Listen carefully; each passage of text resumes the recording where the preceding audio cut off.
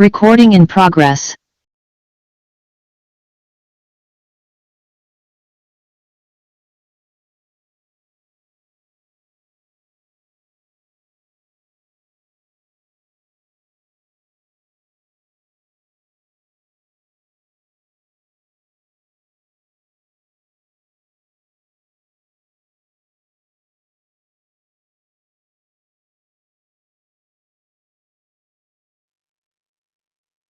Honorable members, good morning and welcome to the meeting.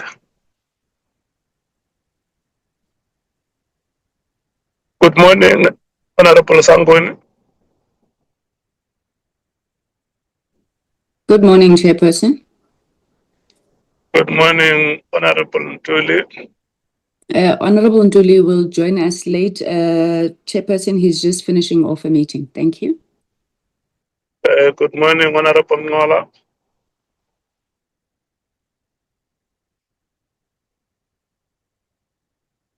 Good morning, Honorable Sokanyile.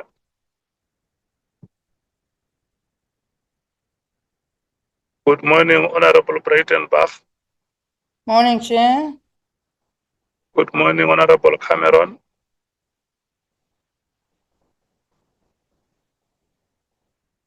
Good morning, Honorable Kalabanat. Chair, sorry, Honorable Kyla Barnard is at the doctor. She will join us a little later. Thank you. Good morning, Honorable Chopper.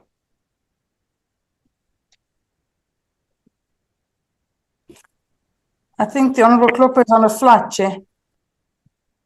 Good morning, Honorable Nombalo.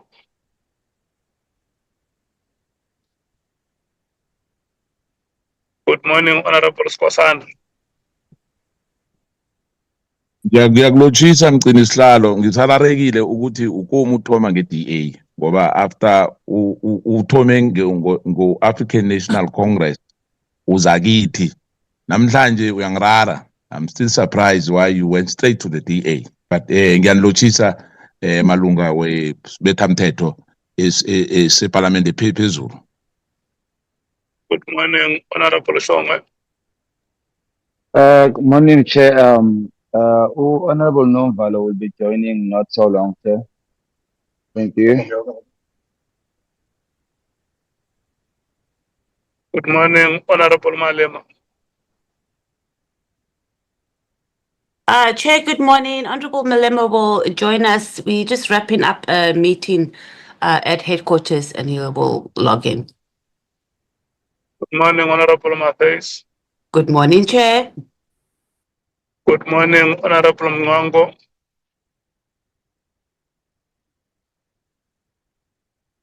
Good morning, Honorable Sols. Good morning, Honorable Vessels. Good morning, Chairperson. Good morning, Honorable James. Good morning, Chair. Good morning, Advocate Arensen. Good morning, Honorable Chair, Honorable members, colleagues. Good morning, Mr. Tejana. Good morning, Chairperson. Good morning, Dr. Tuli. Good morning, Chairperson. Bonani, good morning to you. Good morning, Chair.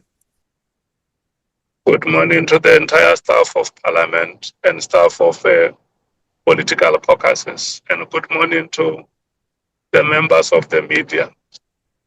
Can I rotate and hear if we have apologies for the purpose of recording them? The African National Congress.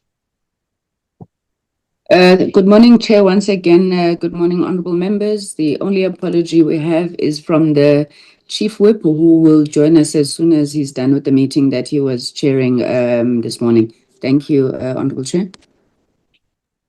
The MKP.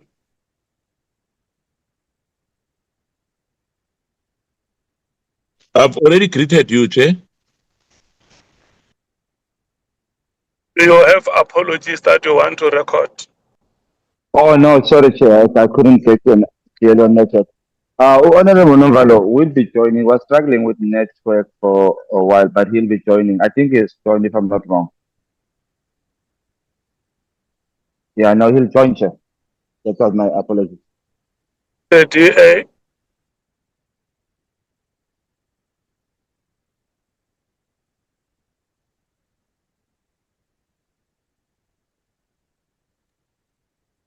Sorry, Chair, what was that? I kind of lost you. Do you have apologies that you want to record?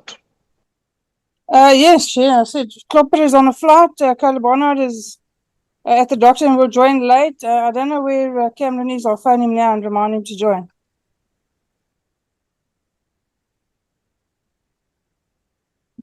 The EFF. Thank you, Chair. Honorable Malema will join us as soon as we wrap up a meeting at headquarters. The IFP.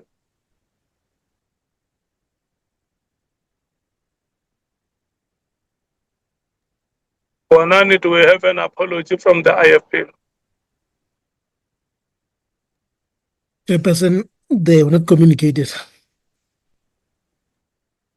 The PA.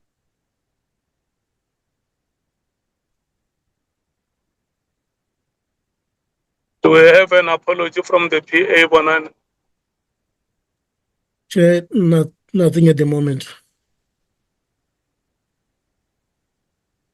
The FF plus. Do we No have any apologies. apology, Honorable Vessels? No apology, thank you, Chair.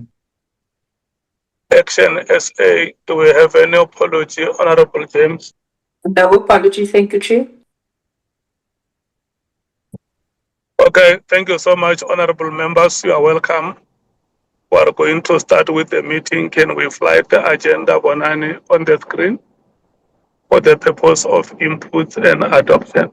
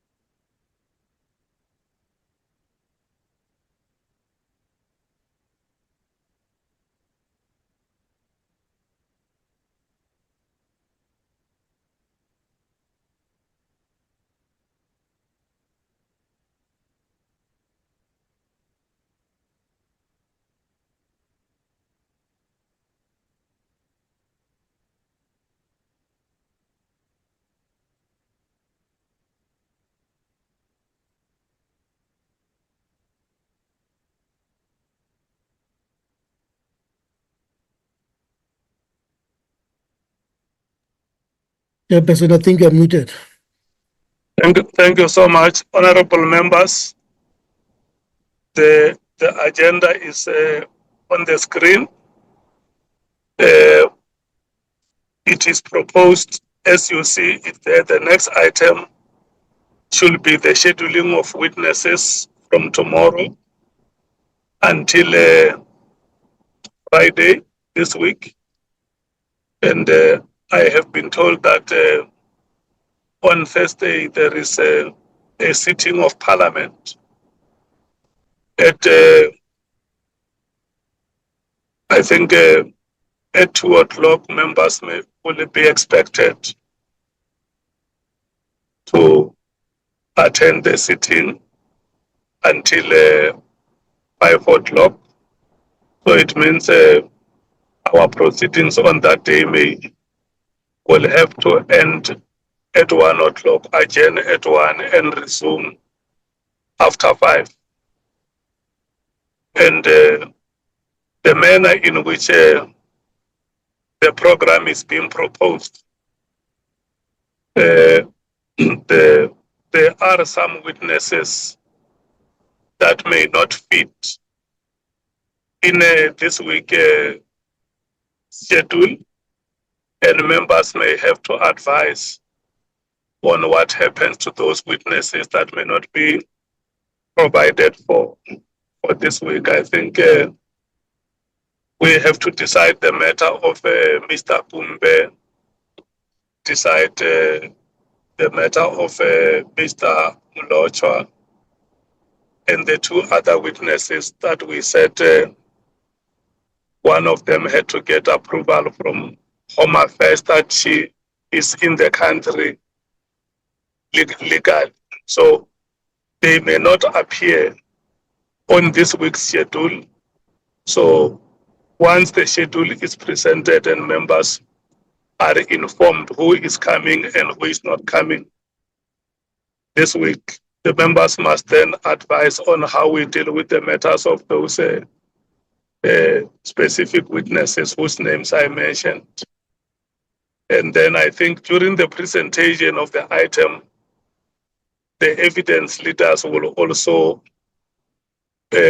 present an approach on how we are going to deal with the appearances of General Masemula and General Mkhwanazi, because it may not be possible to produce new statements for them. They have made statements with the committee. They will present a proposal on thematic areas that they will want to further probe with the two witnesses.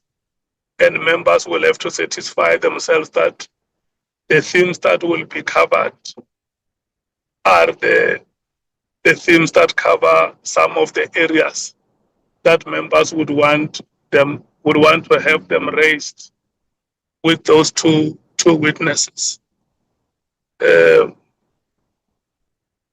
Bonani, I'm no longer seeing the agenda.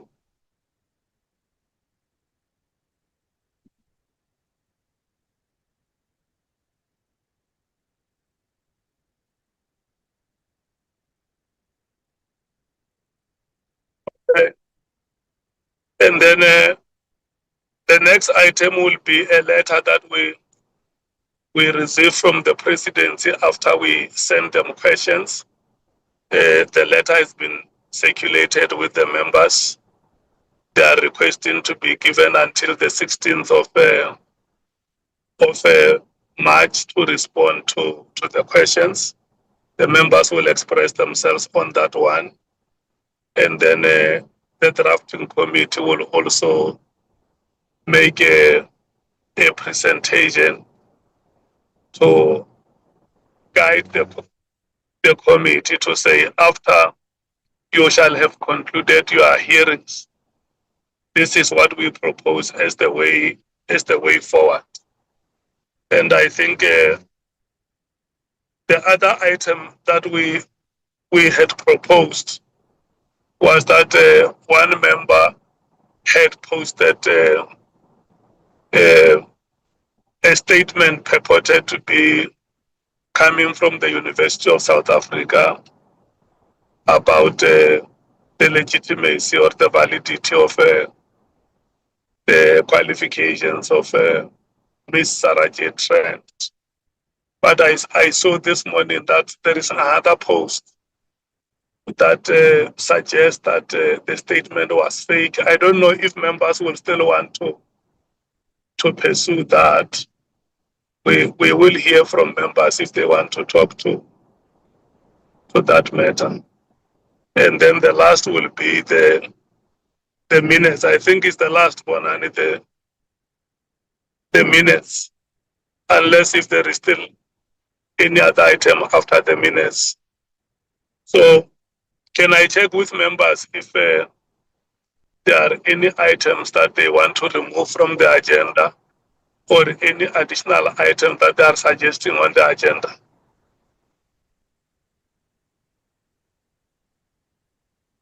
Chair, my hand's raised. It's Leanne. Honorable Mathais. Thank you, Chair. I would like us to get a report about the Speaker on whether the case has been opened against Paul O'Sullivan. We made that decision and resolved in last week's meeting, and we haven't had feedback. It's like now 7 days. And then also, we also haven't gotten an update on the report that we gave to the Speaker. I think it was in October, November last year about O'Sullivan threatening a witness. So we don't know, and we're about to conclude, and we don't know what action has been taken. So if we can add that to the agenda. Then also, Chair, if you'd remember that we had submitted, or you asked us to submit all the follow-ups that we need, particularly all people that we need writing or documents that we needed from various state institutions. So can we get an update on how far that is? And as we continue with hearings, there's also things that come up. So I think we must just have some mechanism outside of us raising it during proceedings to be able to send to the Secretariat to be able to follow up. Like there's things that came up last week that I think we should follow up with, because it's going to assist us when we are doing our deliberations. And it's not necessary to call a lot of witnesses, but we can ask them specific questions for them to be able to respond to. So I think that all falls part of those follow-up processes. I think we were doing it at the same time with the questions to the President. So if you could just, if we can put that on the agenda. Thank you, Chair. Thank you so much. Mr. Tejana, I think you have noted those items on the opening of cases and the threats that Mr. O'Sullivan made to Mr. Nkabinde. And then the next would be on the questions that members would have forwarded to the Secretariat, which should be passed on to state institutions that would have to respond to such questions in writing. Can I see if there are further hands?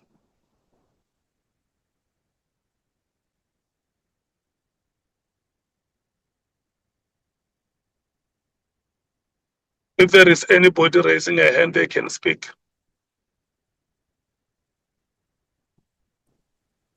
Thank you, Chairperson. I move for the adoption of the agenda with those additions. Thank you. Thank you so much, Honorable Sangoni. Do I hear any seconder? Second that, Chair. Thank you so much. Can we move to the second item on the agenda? Advocate Arens and Mr. Tejana on the schedule of witnesses this week. Thank you, Honorable Chair, honorable members, colleagues. Could the witness schedule please be flighted?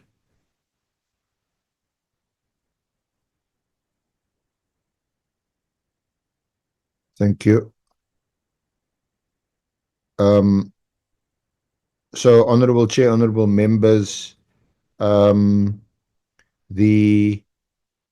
schedule appears from, or the list of witnesses appear from the schedule.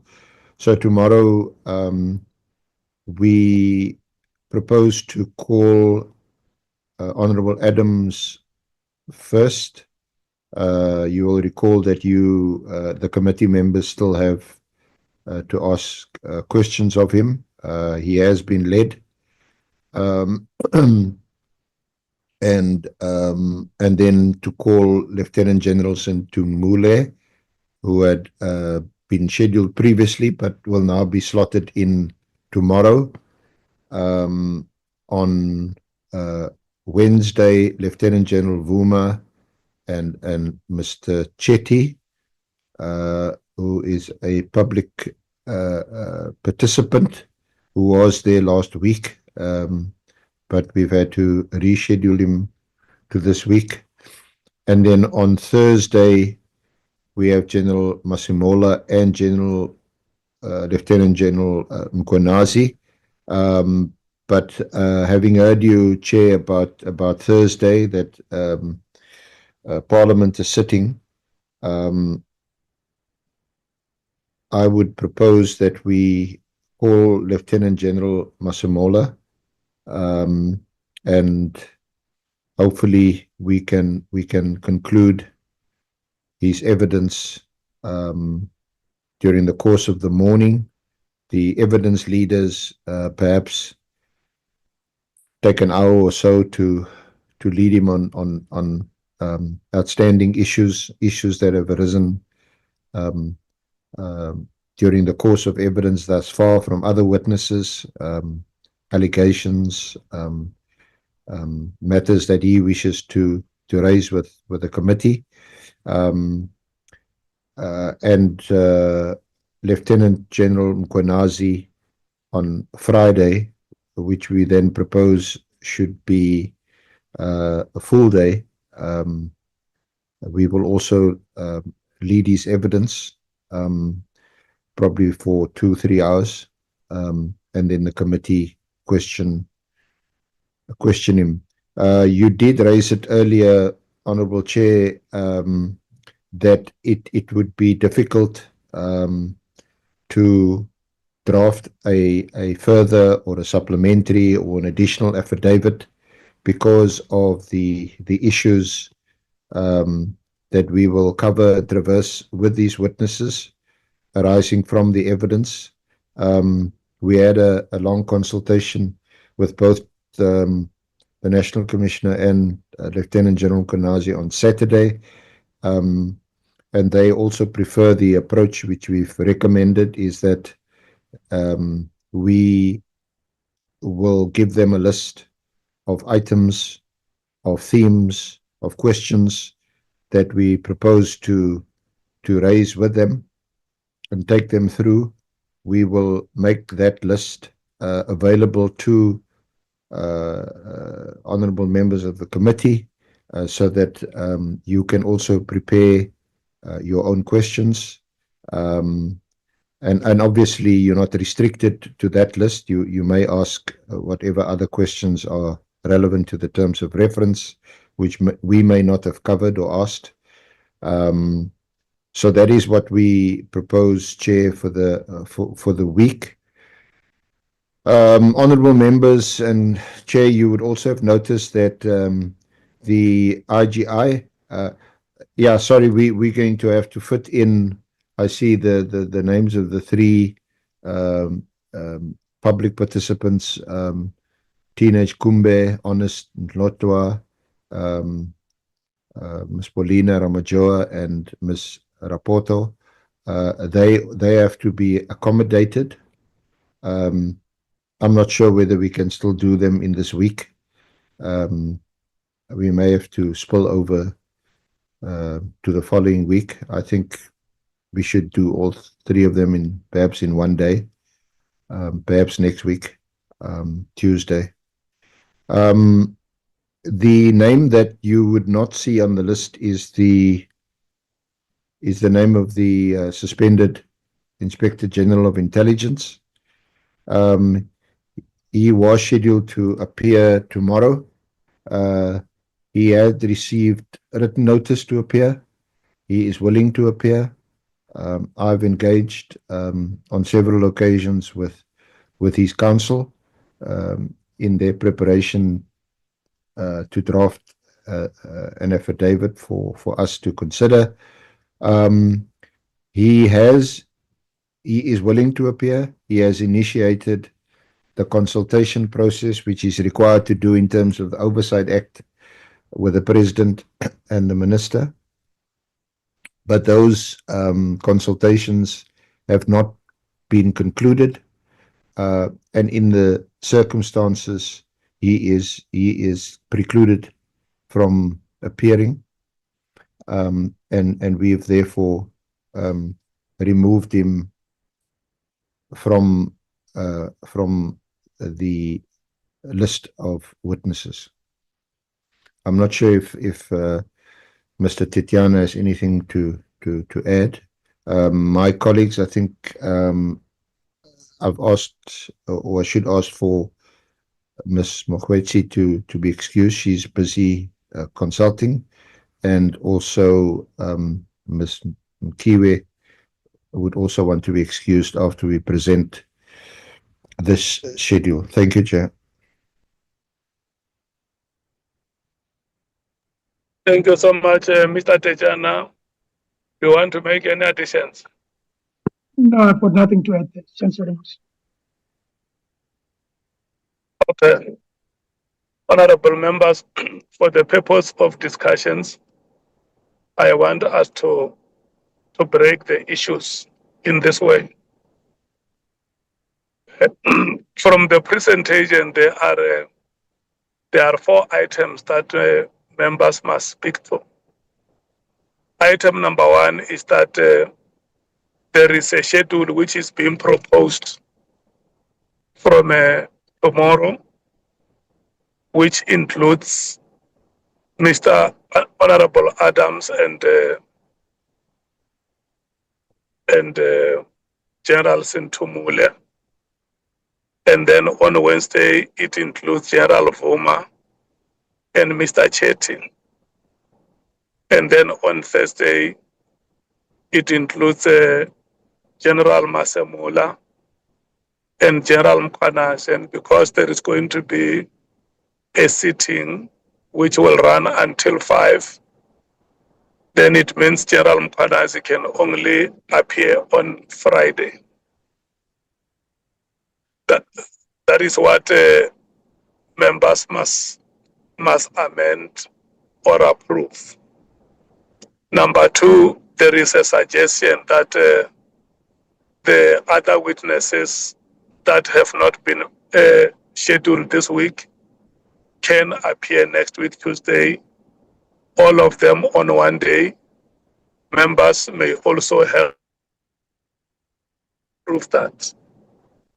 Number 3, there is a report of the IGI, which has been presented here, and then we want to hear what members are saying regarding that report, and maybe even before members discuss it, I want you to clarify it, the evidence leaders and Mr. Tejana, whether the IGI has shown you a letter that he is seeking approval from the president, because when a witness must appear before us, a witness who is a subject of intelligence or SSA regulations, the witness must get approval from the authorities, and it is the responsibility of the witness to apply for such approval. If we can check if that approval has been sought in writing, so those will be the issues that we were circulating before the members to talk to. The issue of the scheduling of the witnesses for this week, approval to have those other outstanding witnesses done next week, Tuesday, and the issue of the IGI, which has been presented here.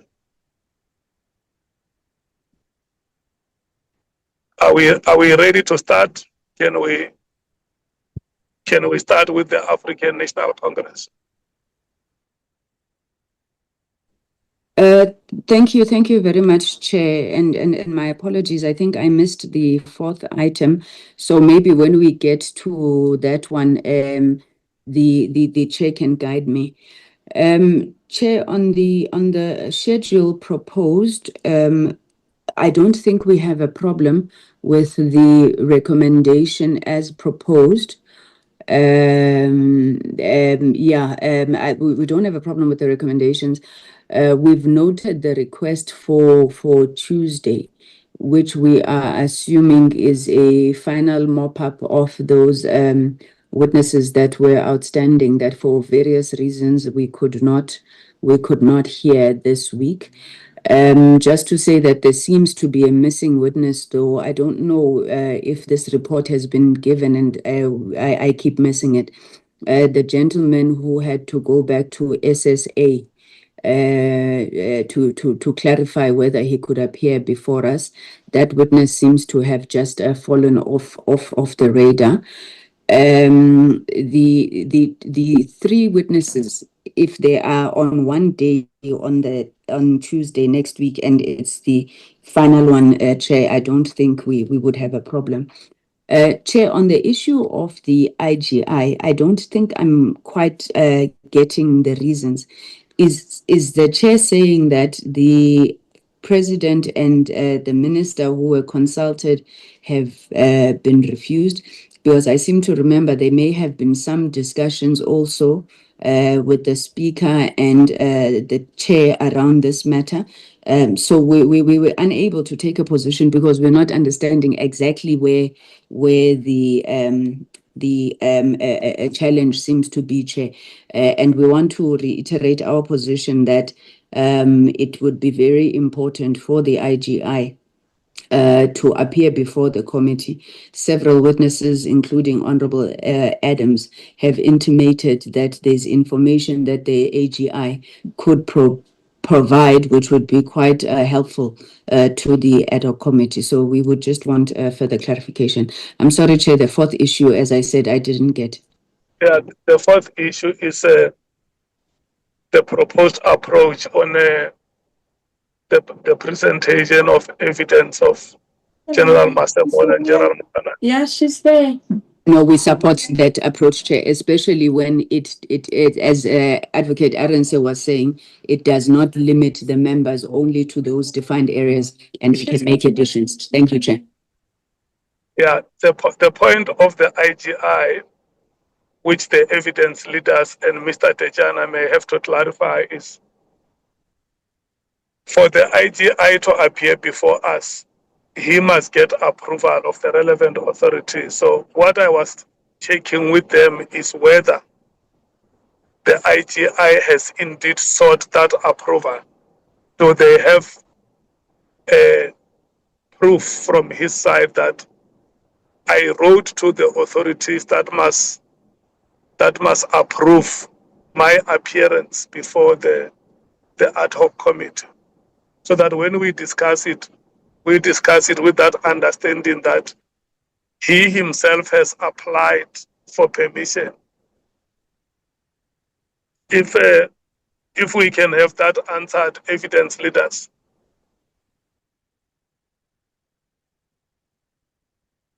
Chair,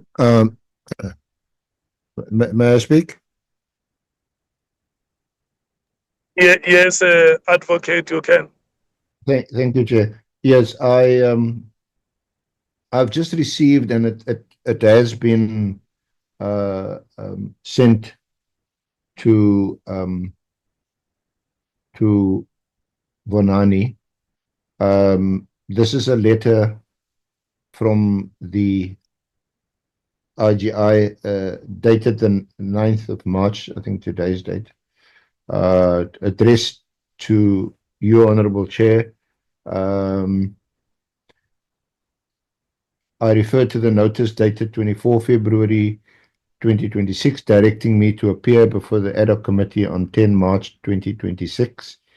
As you are aware, Section 78B of the Intelligence Services Oversight Act 40 of 1994 requires me to consult with the President and the Minister responsible for the service in question before I can disclose classified information. After receiving your notice, I initiated the consultation process with the President and the Minister of Police. The Minister of Police is the responsible minister in this context because the information that is relevant to the ad hoc committee's terms of reference relates to the Crime Intelligence Division of the South African Police Services. Copies of my letters to the President and the Minister dated 25 February and 24 February respectively are attached. I've also attached the response received from the Minister of Police. I've not yet received any response from the President. Since the consultation process has not been concluded, I am not lawfully entitled to disclose the relevant classified information to the ad hoc committee or answer any questions that may be posed by members of the committee. On Friday, 6 March 2026, I received 2 letters from the Joint Standing Committee on Intelligence containing letters from the Minister in the Presidency and the Acting DG of the State Security Agency. Copies of these letters are also attached. It is clear that both the Minister and the Acting DG are opposed to me appearing before the committee at this stage. In the circumstances, I cannot appear before the committee until the consultation process with the President and the Minister of Police has been concluded. And these annexes are all attached, Honourable Chair, which I'm sure, with your leave, Vonani can copy the members of the committee. Thank you, Chair.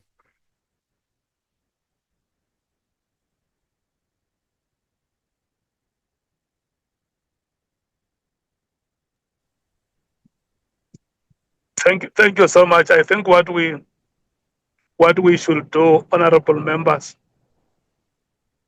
because the council has now confirmed and has made the documents available to Mr. Ramano.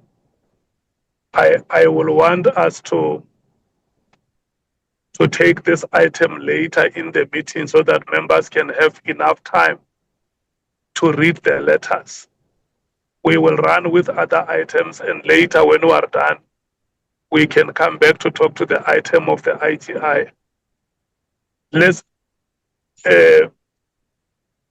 So let's continue to rotate the 3 items on the schedule and the proposal to conclude next week, and as well as the approach on the evidence of General Masemola and General Mkhwanazi on their second appearances, to hear if committee members agree with the approach that has been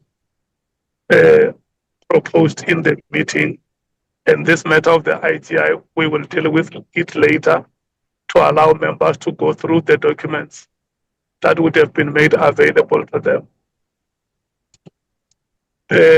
Honorable Sangoni, do we still have any speaker from the ANC on the 3 items that are being discussed?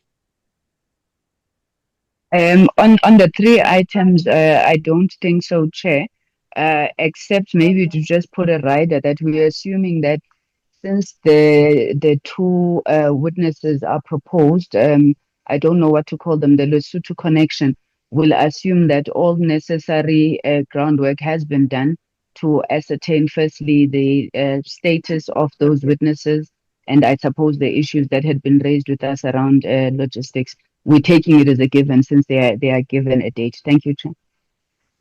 Yeah, we wrote to Home Affairs. Remember, the other witness is a South African who was in Lesotho up until the weekend. She should be coming back to South Africa, or she should have come back by now. And then the other one is a Lesotho national who is in South Africa currently. And we just have to check to confirm with Home Affairs that she's in the country legally. So we wrote to Home Affairs, their letter has been sent out.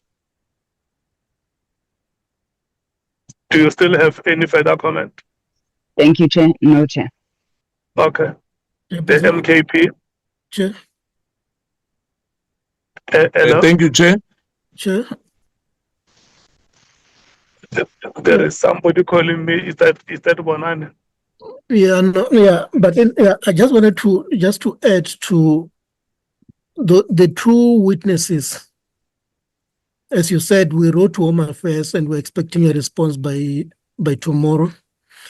And then the second lady or the second witness actually wants to come and support the other one from Lesotho. So they are not raising two separate matters. It's one issue, and I don't know if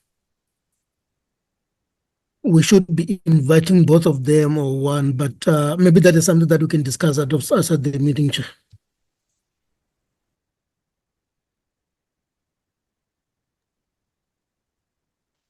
I think what is important is that their matter must be presented, because the committee has agreed that their matter must be presented. Whether they come, both of them or one of them comes, what is important is that the right person or the right persons must be before the committee.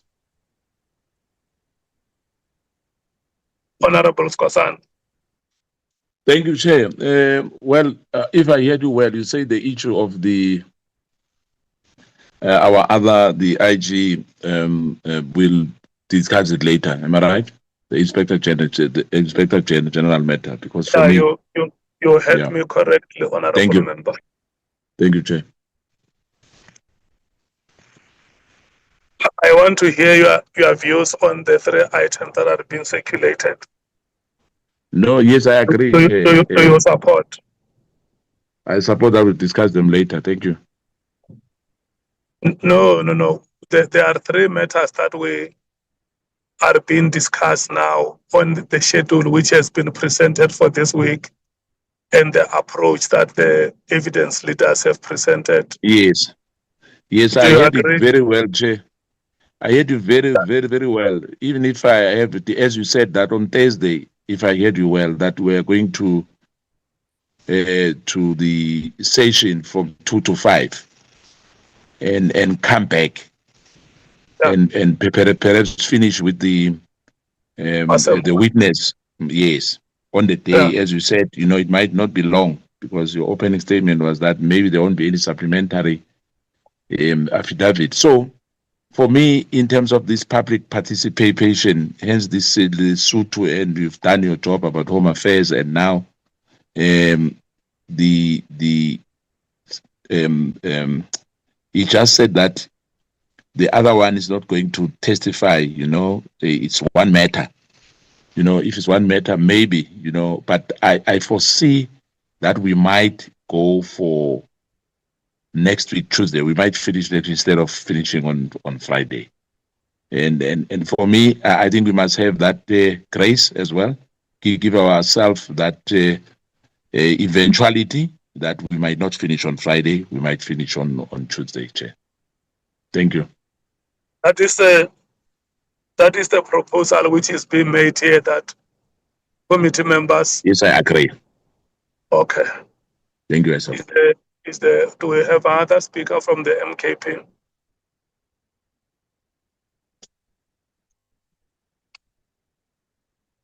Okay, the DA. Thank you, Chair. Chair, I'm struggling with network. It's strong, Chair. I'm struggling with network, but I'll come on a better place. Can I apologize for that? When I get proper network, I'll engage with you so that I can speak. Okay. The DA. Morning, Chair. Thank you. Chair, we agree in principle. I think we just continue to caution that we don't run overtime again. We cannot afford another extension of any kind. But we're comfortable from on the proposal by the evidence leader and the team, as well as we'll engage later on specifically on the IGI. So we're comfortable with everything that's been proposed up to now, Chair. Thank you. Thank you so much. The EFF. Thank you, Chair. On the witness scheduling, I think we are reaching, as we've proved over and over again, by scheduling, especially we have, I think it's former Lieutenant General Vuma, and I just don't have the list in front of me right now. along with who was it scheduled with? I just can't see at the moment. So I think those high profile. I just Mr. need to Chetty. grab my phone to look at it because it's not on the screen. But It's Mr. Chetty.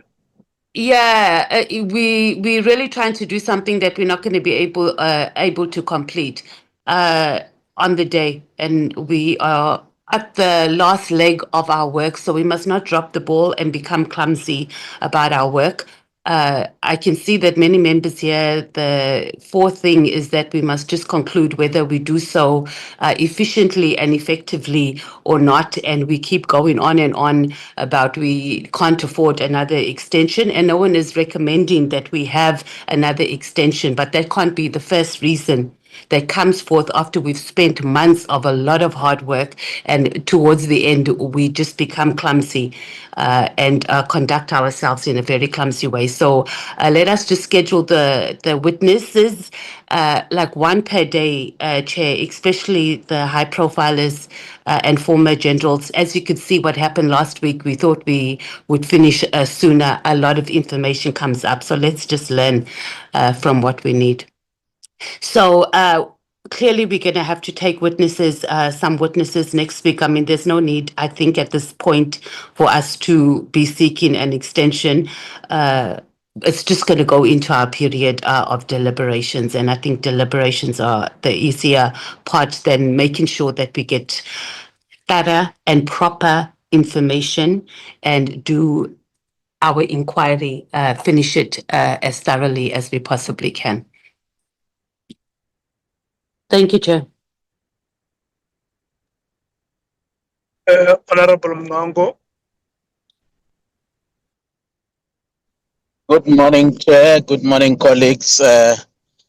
Now we are in agreement in respect of the three matters that actually have been or that are currently under discussion and the proposals that actually have emanated from that discussion.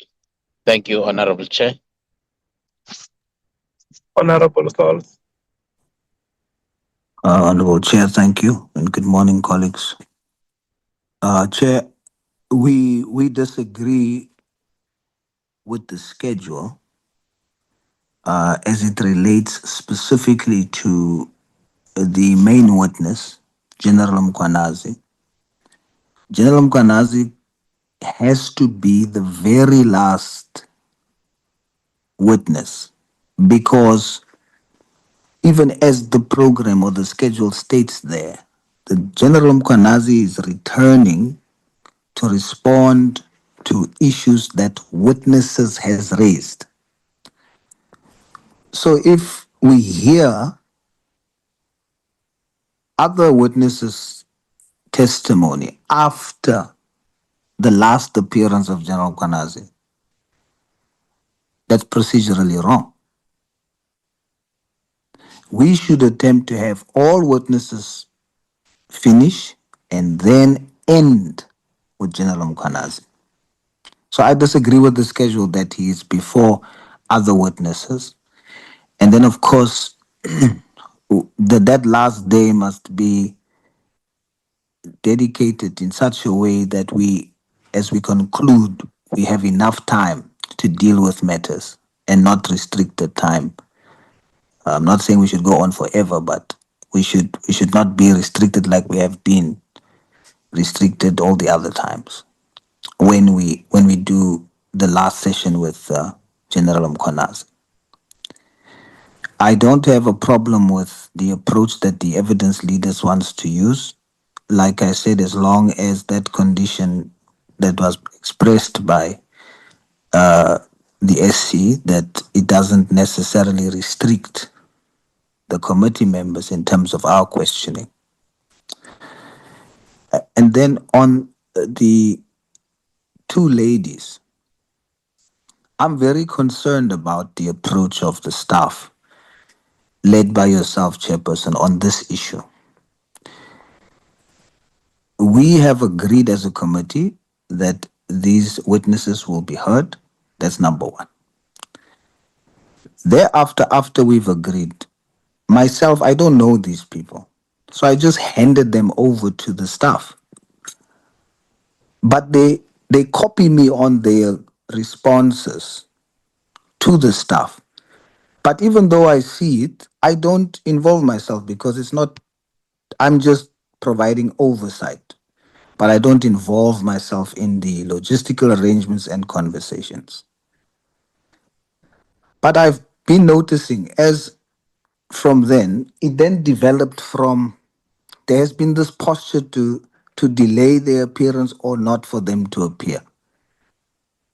Every single time there's different reasons for why they should not appear. Now it is the one person, the one lady, of course, the one who is a South African, had to go for work to Lesotho, but she communicated to staff that she's willing and has then confirmed that the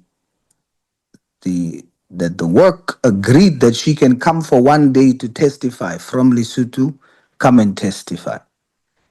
Then staff changed that arrangement. And instead of her coming from Lesotho to testify, she will now come when she returns. But when and she has no problem with that. It's actually much easier. But when she comes in, when she returns, this now affects our time. But my question is, why did the staff not push for that arrangement? Then a second reason then arises after the affidavits is shared on our group.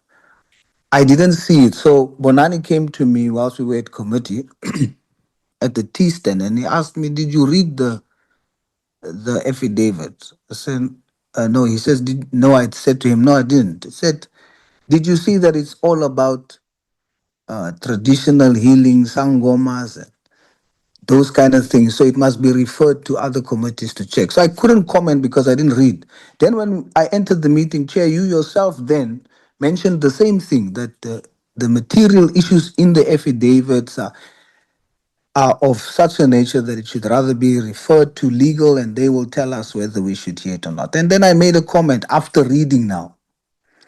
And then I said that when I read, indeed, there is issues of sangomas. I don't know who Maweni is. And I said that the important thing for me is not about the issues of traditional healing. And we zoom into what are they saying about interference and defeating the ends of justice. That's where we zoom into.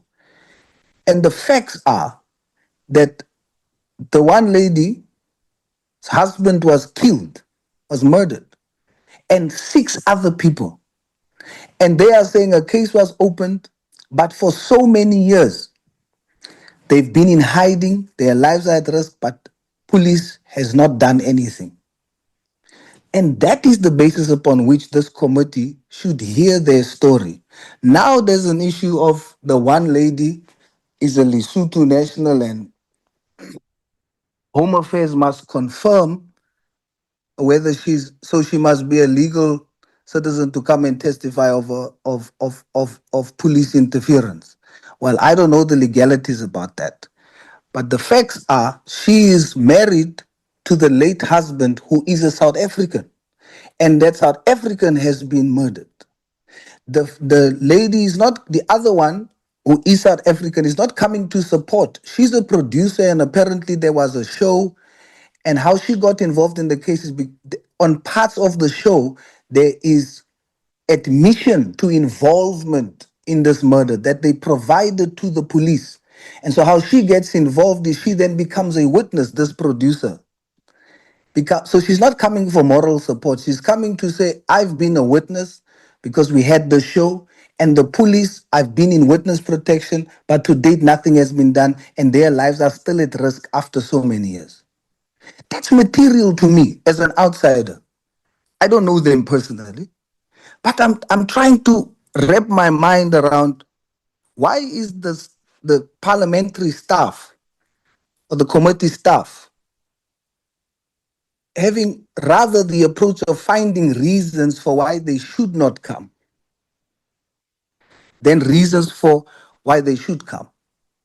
Secondly, the second witness, the third witness, okay, but it's the second case. The sergeant, is it Molotswa? This sergeant, when he heard the testimony of Nhlanhla to say that a bribe was offered for him to withdraw the case that he made against General Mkhwanazi. It's a huge allegation. He comes and he says he's that person that Nhlanhla came to. It makes sense for the committee to hear that and test that allegation. It doesn't mean he's speaking the truth, but our approach is we are investigating. So he must come. The gentleman says, and he's copied me to his emails to Bonani, the parliamentary, the committee staff. They haven't communicated with him. He is frustrated. He's asking the latest message, email that I've been copied on, says, good day, as per our last conversation on WhatsApp, this is to Bonani, you've promised to send me a confirmation of my appearance before the committee on Thursday, before lunch, and today it's Sunday, still nothing on my email. Please update me because last week Thursday when I called you, I was already in Pretoria and planned my week. I don't mind paying for my own flight tickets as long as I'm going to present my evidence. Now, is this not the kind of posture we want from the public and from witnesses? Why are we frustrating the process for them? So I don't understand, Chair. Then I must be honest with you. I shared a TikTok video on the group the last time where, Chair, you were interviewed and you said, I quote, the government is run by the mafia.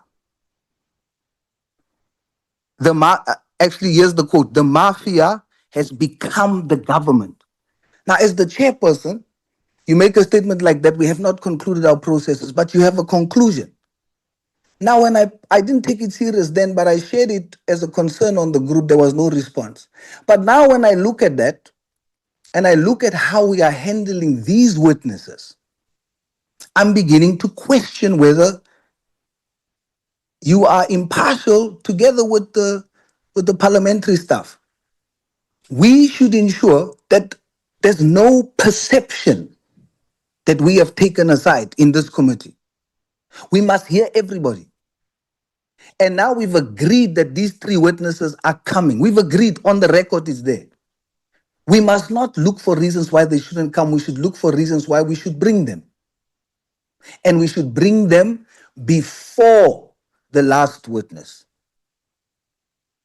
So that's my submission, Chair, and my concern towards statements you've made publicly and that linked to now the perception by how the stuff is relating to these other witnesses. We should work hard to bring those witnesses before our main witness comes back, because there's material issues that if we interrogate them, we should find clarity from General Mkhwanazi, whether it's true or not. That's most the process that we are following here.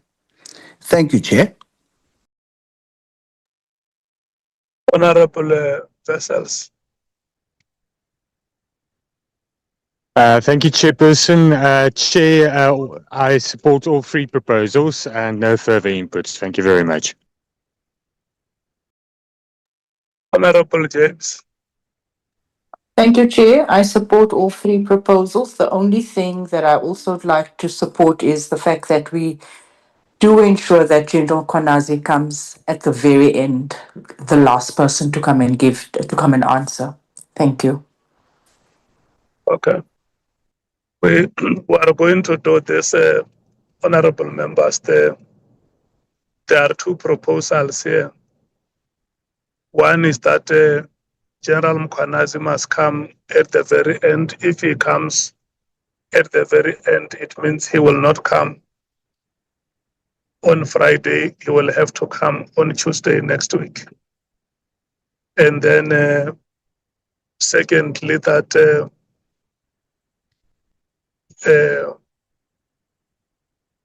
Mr. Chetty may not have to appear on Wednesday, given the profile of the witness that will be appearing on on Wednesday, that is general form. So it means the two proposals which we were circulating is that General Mkhwanazi appear next week, and whether members agree that Chetty must not appear on Wednesday with general form. But before I circulate this,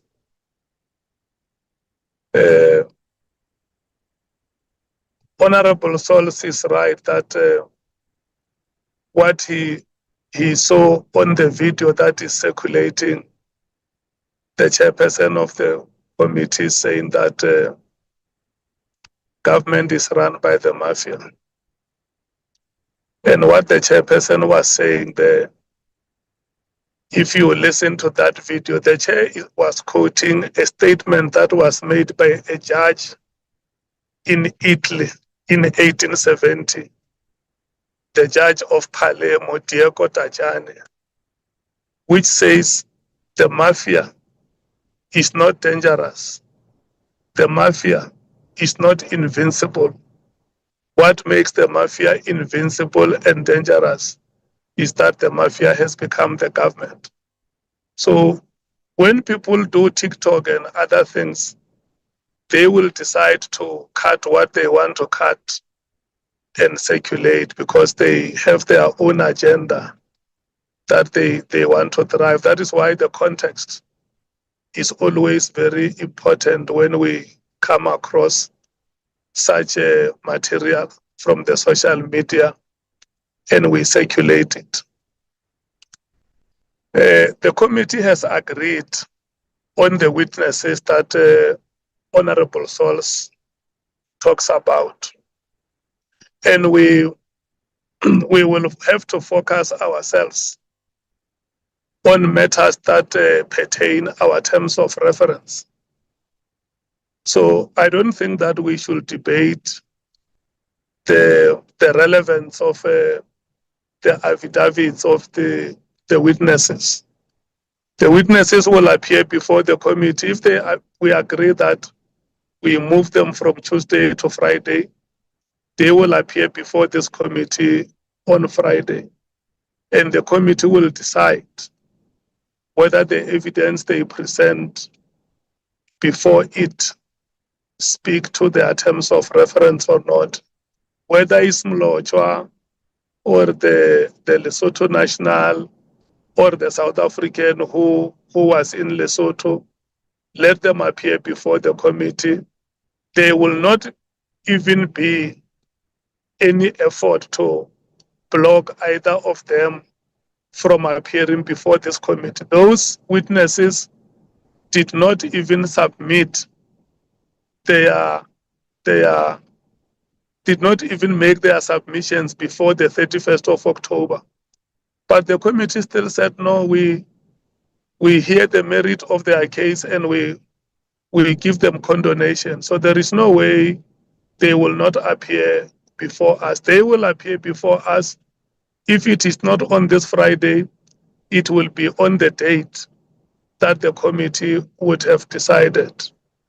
And furthermore, we are right that we must confirm that the Lesotho national who is in the country is legal. If she is married to a South African husband who is late, unfortunately, may his soul rest in peace, Home Affairs will confirm that. And that is not a reason to delay the appearance, but is to make sure that the committee does its work in compliance with the laws of the country, especially immigration laws, which we have received very abrasive criticism on how South African borders are porous, on how government is handling immigration issues. So it will be very, very controversial for us as a committee, with our eyes open, to decide to bring a foreign national without confirming that the person is indeed in the country legally. So let's go through that exercise no matter how laborious it may be, but let's satisfy ourselves that the witness that must appear before us is in the country legally. And the second witness that must also appear, we state it here, whether she appears or she does not appear, we want the case of those people to be presented before the committee. And if she is a witness of substance, let her appear before the committee, come and present what she knows, the evidence she has, and the committee will listen to it. But the witness was not in Lesotho for work. The witness was in Lesotho for an event which is called the King Moshoeshoe Walk, which ended on Friday or over the weekend. So the witness should be back in the country and should appear before the committee. So with that said, honorable members, let me circulate and hear if you agree with the proposal that General Mkhwanazi must not appear. Hello? Chairperson, before we go over to that, I think Honorable it is, Sol. yeah, Chair, it's important that, as you say, I do agree with context. Even on this matter, there should be context. On the issue of the clip, remember when I sent it, it was then important, because that was seeking for context. It was then important for Chair to explain the context. Even now, I think it would be good if Chair also do a statement that says this thing that is circulating, put it in context, because it can be misinterpreted that you have made a conclusion before we've concluded our work, so that we control that narrative. On the issue of those two ladies, the one lady went to Lesotho for work. She has a contract with the organizers of that event and some international people, and so it was for work. She didn't go for leisure or anything like that. And that's the reason why she had to get permission to come, and she got the permission to come and witness or to come and appear. And then with regard to the confirming whether she's the witness is a South African national, the immigration status, I definitely agree that we must confirm her immigration status. No problem with that. But I'm saying it should not become reason that hampers the appearance. Because contextually, after the committee has given condemnation, that should have been a done issue. But post the condemnation being given, this item has been continuously raised as to should they appear or not. Ultimately, the question became their affidavits, because of the format, it should be sent to legal to decide. But we've already decided. I'm saying contextually, some of these things becomes reasons why it is delayed, but our posture to it should be different. So contextually, I am not saying we're refusing. I'm saying these things that we are doing, we should posture ourselves to find ways and reasons for us to get them to testify before the committee so that we can do our work to try and get to the truth. And that's all the only point I'm making, Chairperson. Contextually, so thank you. Yeah. No, honorable member, you and I are not differing in terms of understanding. What we are saying here is that we are reaffirming that the witnesses are the decision of the committee, and the witnesses will definitely appear before the committee no matter what. So there is no problem, Honorable Sols. We 100% agree that the witnesses must come and appear before us. So let's allow those processes to be concluded, and hopefully by Friday, the witnesses should be ready to appear before us. Can we rotate, honorable members?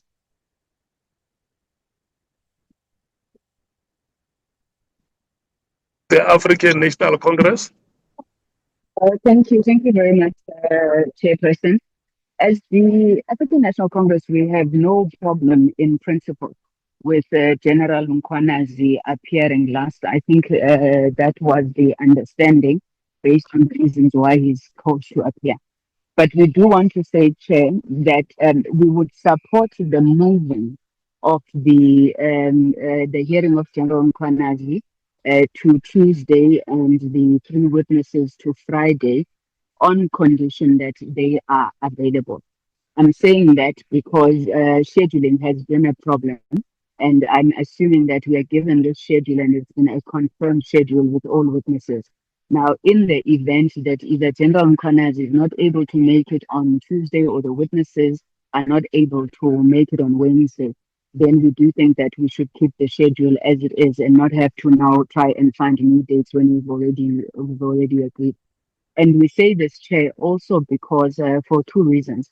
One, General Mkhwanazi is the Provincial Commissioner of KwaZulu-Natal. Now, while I would not have had a chance to go through all of the witness statements, I'm not sure if any of those witnesses are necessarily implicating him or his team that he personally, as a Provincial Commissioner of KwaZulu-Natal, must respond.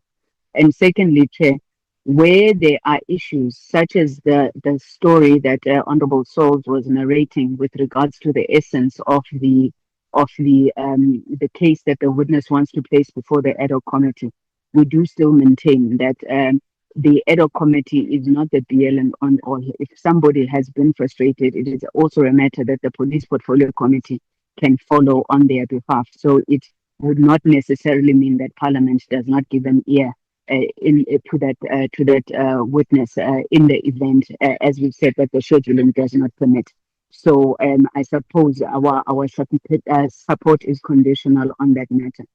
And the other issue, Chair, that I want to raise is to really truly appeal and discourage Honourable Souls from casting aspersions on the chairperson as well as the parliamentary staff.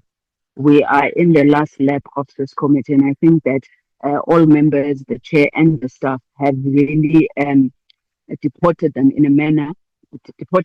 in a manner that has shown impartiality, objectivity, and it would be really unfortunate if at this point of the process now we want to question people's bona fides.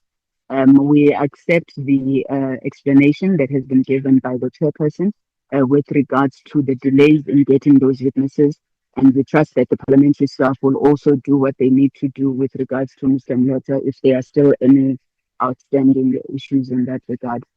Chairperson, on the minister or on the matter of Mr. Chetty, again, we take the same posture. If on the days that we have agreed to, we're able to then have Mr. Chetty appear, by all means, let us do that, but not to start opening up now for other days of hearings. I think as the ANC, we would be prepared to stay late to finish like we did last week, rather than seeking to extend the days. And this case, because there's a lot of work that needs to go into the report. And our extension gives minimal time even for that report to be considered, deliberated on by the committee. And we are quite opposed to any additional days beyond the 1 day next week that has already been agreed to. Thank you very much, Chairperson. I'm not sure if Honorable Nhlanhla wants to add. Thank you, Chair. No, I'm covered, Chair.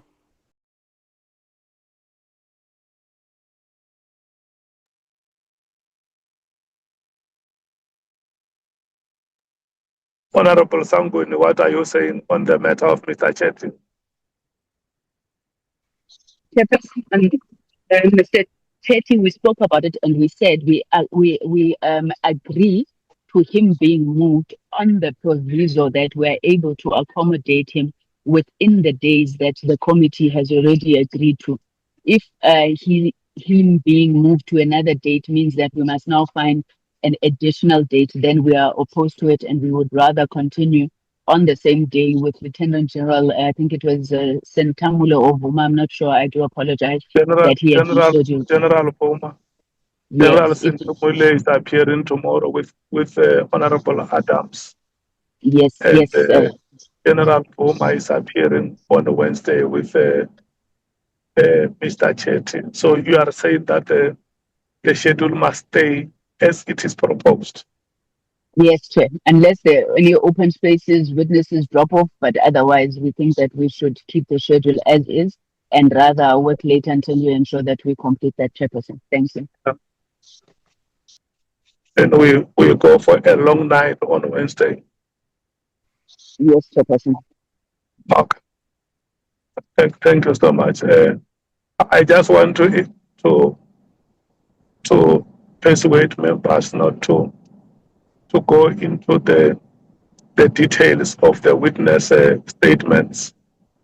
It has not been our convention here to discuss the details of the witness statements.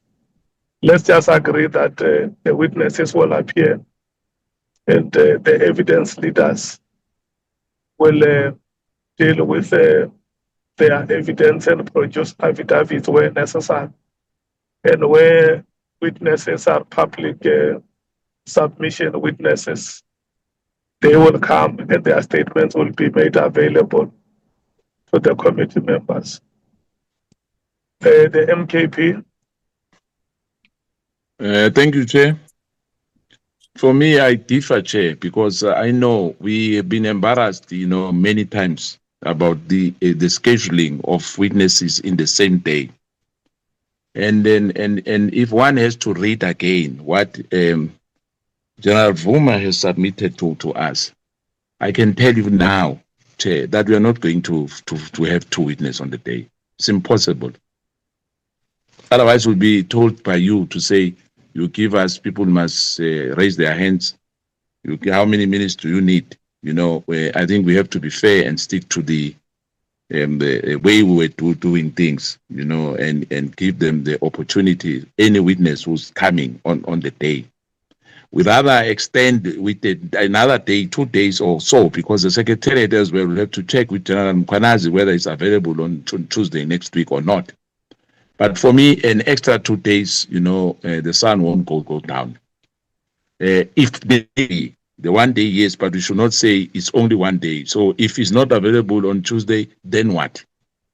But for me, from Mkondo Wesizwe Party, I guess that the issue of scheduling witnesses and thinking that it's going to be possible on Wednesday to have General Vuma and Chetty on the same day, I can tell you for free, Che, we are going to be embarrassed, because we might even end up with General Vuma at that, around 10 in the evening or 8 in the evening. What are we going to do? Are we going to rush things or what? Because if we do a rush, we are not doing justice to the witnesses who submitted their affidavit to us.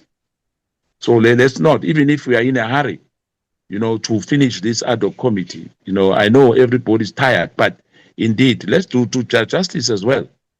For us to make a rush job is not going to help us. It will reflect back on us on the day. We'll call a witness to sit there. At the end of the day, we are unable to proceed with her or him. So it's unfair, Chair. I don't think it's for us to say, definitely we are going to finish with the witness on General Vuma on the day, then we'll have another witness. For me, of what I've seen before, let the Secretariat work hand in hand with you on this matter, but and us as well as committee members. But let's not say that it's possible, even if we end up at 3. We can end up at 5 if need be. But remember, the next day we have to come back again. But the General Vuma one, that they are going to have we're going to have 2 witnesses. I can bet my last dollar. No chance, Chair. Thank you. On the others, I agree. Okay. That Maybe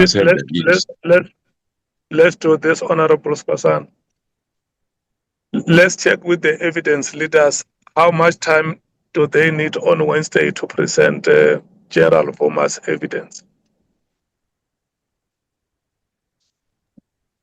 And Chetty. Yeah. Yes. Honorable Chair. Yes, Advocate. I think we would need at least 3 hours.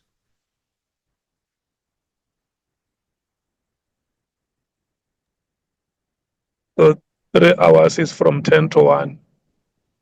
Yes, Chair.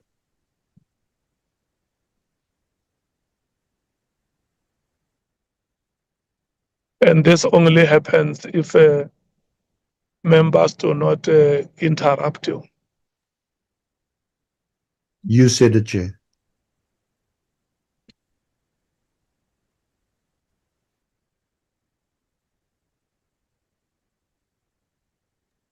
The witness will be led by Advocate Mkhizi, who's been consulting on a regular basis with General Vuma. And with Mr. Chetty, how many hours do you need to present evidence? I would say at least 2 hours.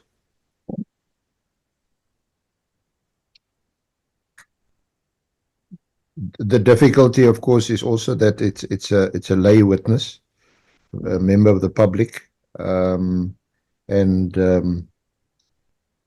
perhaps you should also from time to time just intervene so that we can stick to his affidavit. Okay. So if you need 5 hours of evidence, it is not possible to have the two of them on one day. What is your advice to the meeting?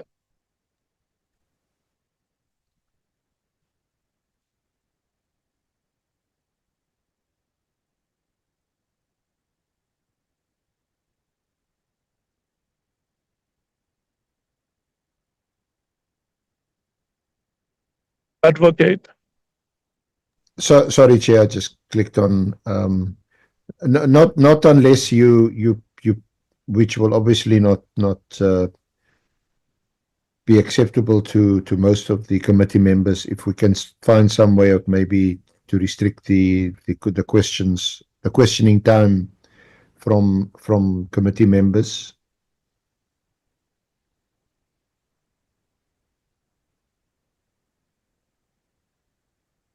Yeah, I mean, what I hear is that the contentious matter is that one of time allocation. So I want us to stick to the 30 minutes allocation of time. So if you have 11 committee members speaking, it means you need full members, you need 5 hours and 30 minutes. 5 hours and 30 minutes from 2 o'clock or from 1:30. If we start from 2 o'clock, 5 hours is until 7, and you still have 5 alternates who will need 15 minutes each. So it's another hour, it's after 8. So if you are going to take the evidence of Mr. Chetty after 8 o'clock in the evening for 2 hours, it's until 10. And if members need 5 hours of questioning, 5.5 hours from 10 o'clock in the evening, if you add 5 hours,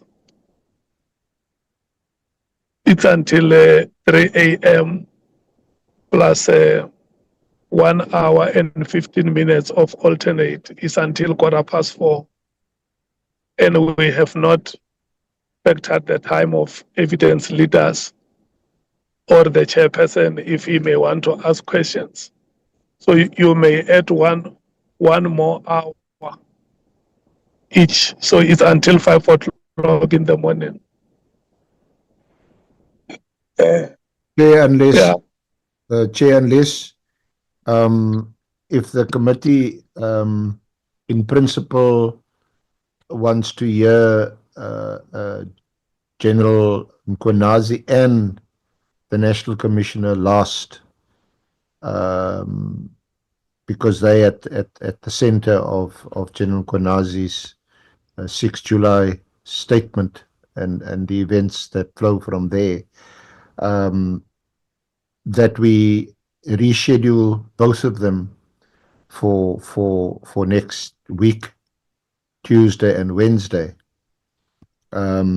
because you already indicated that on Thursday we're going to have just a morning session because Parliament's sitting on Thursday, and that we can then deal with any overflow from General Vuma and Mr. Chetty's evidence on Wednesday. So sit until late if there's any overflow. So we deal with General Vuma on Wednesday, and then we bring Mr. Chetty on Thursday. Yes, Chair. Because we are going to have about half a day there. He appears in the morning, and then you break and come back at 5. Yeah. Yes. Okay. That's right. And then you suggest that we move. So all these other witnesses must happen this week, and then we do the generals next week. Yeah, I maybe think Tuesday and Wednesday. It seems to be what honourable members is agreeing. Okay. Let's deal with all the lay witnesses, the public participants this week, and the two generals next week, and finish off. Okay, let me go back to the members and hear the revised proposal from the senior council, honourable members, that we wait, that we move the generals to next week, and then we deal with all the other witnesses this week. We move Mr. Chetty to Thursday. Can I start with the African National Congress?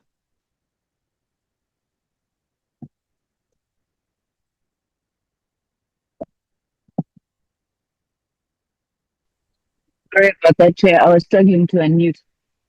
Chairperson, I think. Can you hear me now, Chair?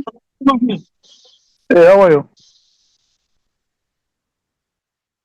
Chairperson, can you hear me?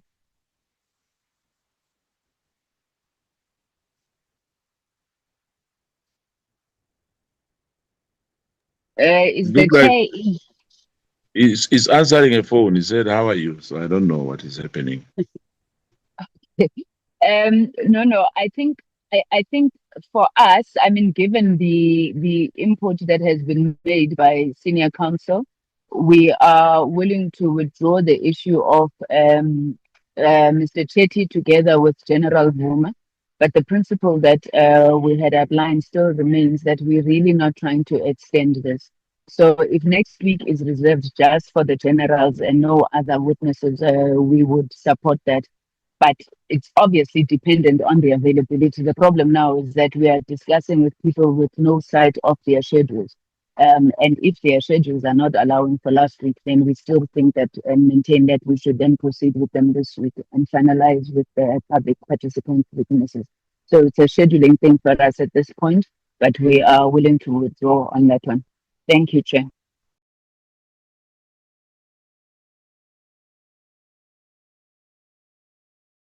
Okay, let's take Honorable Skhosana in the meantime. Yeah, thank you. And as I said, and now at least we have discussed this matter, and the evidence leader is agreeing with me to say, in terms of hours, we should not get embarrassed. And I'm happy that at least now, whatever happens, if there's emergency which we might find ourselves in, that we have to go in for next week, Tuesday and Wednesday. So be it. But for us to rush to say because we want to finish now, I mean immediately, not now. The let's be practical. Let the people who are busy with our programming do justice to us as members, and make sure that we don't find ourselves scoring our own goals again, sitting there with embarrassment, egg on our faces to say there's a witness, he has to turn back, he must come back next week. Let's put our house in order. Let's finish in, like we started, and not have negative things about us as ad hoc committee members. That's what I can say. For me, this rescheduling will help us, and let them do what they have to do, consult those generals to find out whether they'll be available next week, Tuesday or Wednesday. But if we can end this committee Wednesday or next week, whatever, so be it. Because there's a lot of things we won't be able to finish, Chair. There's a lot of things happening around the core committee. And I think everyone is tired. People now, they've got excuses of not attending for that matter. So the sooner we get finished, the better. Thank you. Okay, the DA. No, Chair, we're still on the floor, Chair. Sorry, Honorable Nomvalo, I'll wait for you first. Yeah, we're still on the floor. Yeah, thank you. Greetings to everyone. No, I just want to echo what the honorable member said, Honorable Skosana, that we understand that everyone, Chair, wants us to finish as in yesterday, but that must not compromise the quality of our work. We agree fully with a proposal that says let's reschedule the two generals, and we must not put them under the same day. Must have General Masemula today and General Mkhwanazi on the following day, because their responses are going to be very vast. And this thing of piling up witnesses on the same day, Chair, especially witnesses with huge statements, is compromising the quality of our work, because we end up doing work for the sake of doing it, not in an effective way. Working until 3 o'clock is not healthy for anyone, because our concentration have a particular lifespan. And two, there are staff members here. I don't know if there's somebody who negotiates for them to be paid for overtime, or who are just saying no because they are desperate for work, they are going to take it as is. There are staff members here who work with us until we finish. We must be considerate of all those factors. We're opposed to this thing of working until the morning. It's not effective for everyone. It's not healthy for witnesses who come, because giving a testimony while you are not fit and proper psychologically, that on its own is a shortcoming which should never be espoused in our traditions. So we must put one witness, if that witness has a voluminous or a sizable statement, that witness must come alone on that day, because we don't want our time. And what the senior counsel has said is also wrong, to make a suggestion that maybe we must consider restricting members. I don't know how many times we've been saying this, that this is our committee. We've never spoken about restricting the senior counsel's time. So that thought alone is unacceptable. To even think that as a way out, we must restrict members from asking questions, that is unacceptable. We must never allow that. This is our committee, and we said in our terms of reference that members must be dominant in terms of asking questions. So we can't compromise the quality of our work on the basis that we are rushing to finish our work. Sometimes we allow this thing of being cut while the witness is responding because of progress. But we don't agree with it, because sometimes you got cut while you are getting a very helpful response from a witness. A response which maybe is more valuable than the responses that the witness has given prior to that response. So we just keep quiet because we don't want to appear as people who are inconsiderate and as people who are not cordial. But we disagree. We disagree with that that thing of being cut. Even when a witness is giving a very helpful and valuable testimony, you got cut. But it has never happened to a senior counsel. So we must never do this thing of piling up many witnesses on the same day. Then the last point, we engage with the media on numerous occasions and as politicians because here we are members of this community, but outside this community, we are politicians. So when we engage with the media, we've got every right to share our sentiments about societal issues. So we can't bring those issues here. We can't discuss about what somebody said in a podcast. I don't know if it was a podcast or what, or it was just an interview. We can't bring such issues here because we're going to lose focus and focus on things which do not matter for our terms of reference. So I'm saying allowing the matter to be brought here is out of order. We avoided creating some heated discussions. We just kept quiet, but I don't think the matter was relevant to be brought here. What the chair said, it's none of our business. He was invited, and when he's outside of Parliament, of the precinct of Parliament, he's a member of the ANC. I've got no business in defending the chair. There's nothing I can benefit from that. But I'm saying, as a matter of principle, we can't bring interviews which are done outside Parliament here and said somebody said this and want to make it an issue for a particular subject in this committee. Thank you very much. So, Honorable Nombalo, you are firmly supporting the proposal that the two generals should move to Tuesday and Wednesday. Yes, Chair. The DA. Thank you, Chair. Chair, a few things. First of all, I think I would like to differ slightly from the Honourable Nomvalo. Not so much, and I don't think speakers should be restricted, but I think we need to ensure that our questions stay focused and on point throughout, and that we don't unnecessarily run over time, but that's a small difference.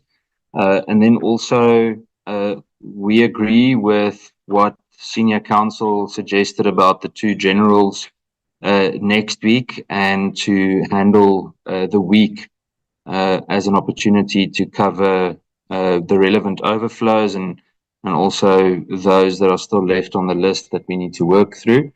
I think it's important that we don't sit in a situation where it goes into the early hours of the morning. I don't think it's fair to the witness, and I don't think that any questioning at that time is in the kind of quality, or of the kind of quality that we would like to have. I can't believe I'm saying it twice in 1 week that I agree with the Honourable Matthys and the Honourable Nomvalo and Skhosana. But I think it's important that in terms of the work that we do, that it remains quality. And it's very difficult to maintain that standard, at least for me, at that time of the morning. And again, I don't think it's fair to any witness to have to speak or try and be alert and focused at that time of morning. Thank you, Chair. Thank you so much. The EFF. Chair, thank you.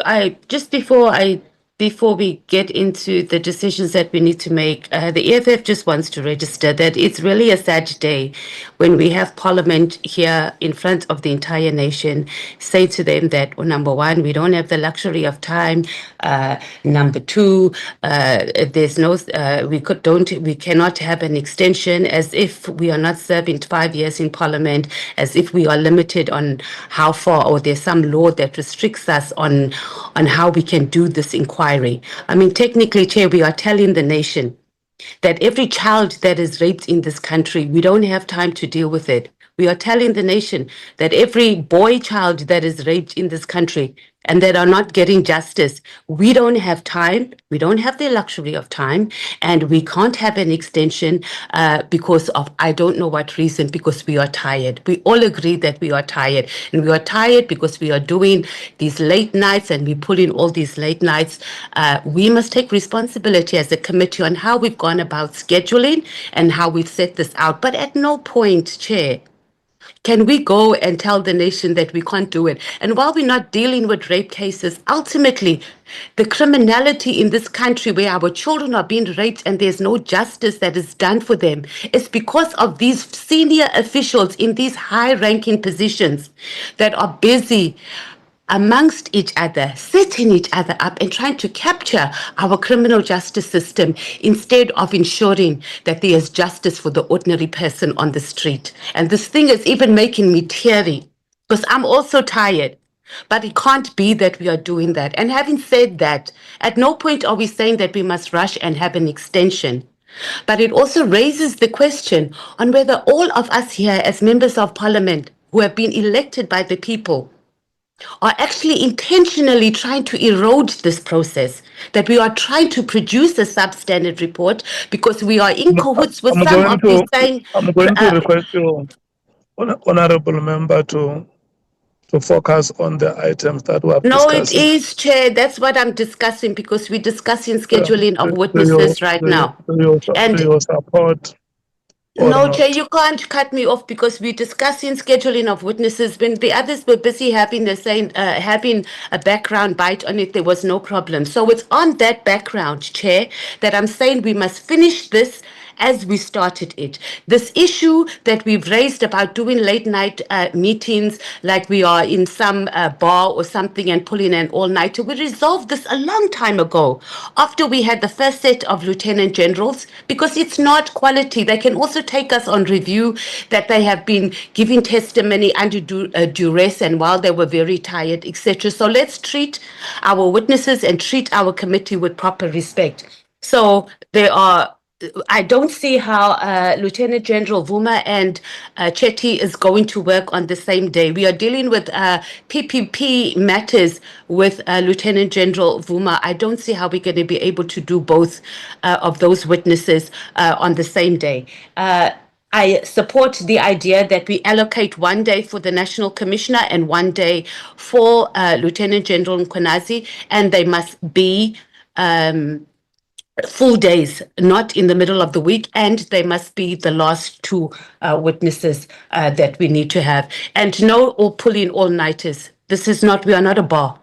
So no, we must schedule and we must schedule properly. Chair, I also hope that we have covered all our witnesses because we don't want something to come back and show that there's witnesses that we met, and because we've made a decision that we've closed, we are going to ignore witnesses.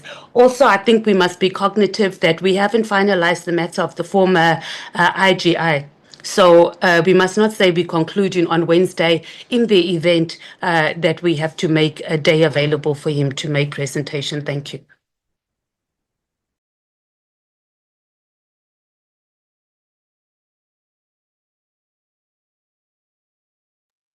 The IFP. Thank you, Honorable Chairperson. One, we support the rescheduling of the two generals, namely General Masimula and Lieutenant General Mkhwanazi. Two, we support that each of the generals be given a full day for us to be able to interrogate the issues with them, given the fact that these two personalities are very central in the whole matter that we are actually investigating. And the third point is about, working until very late in the night. I think also it's not productive. The span of our concentration is actually limited to some extent, and therefore, dragging on beyond midnight actually is no longer productive. So I just wish that we would not actually get into that situation ever again. And the fourth point is that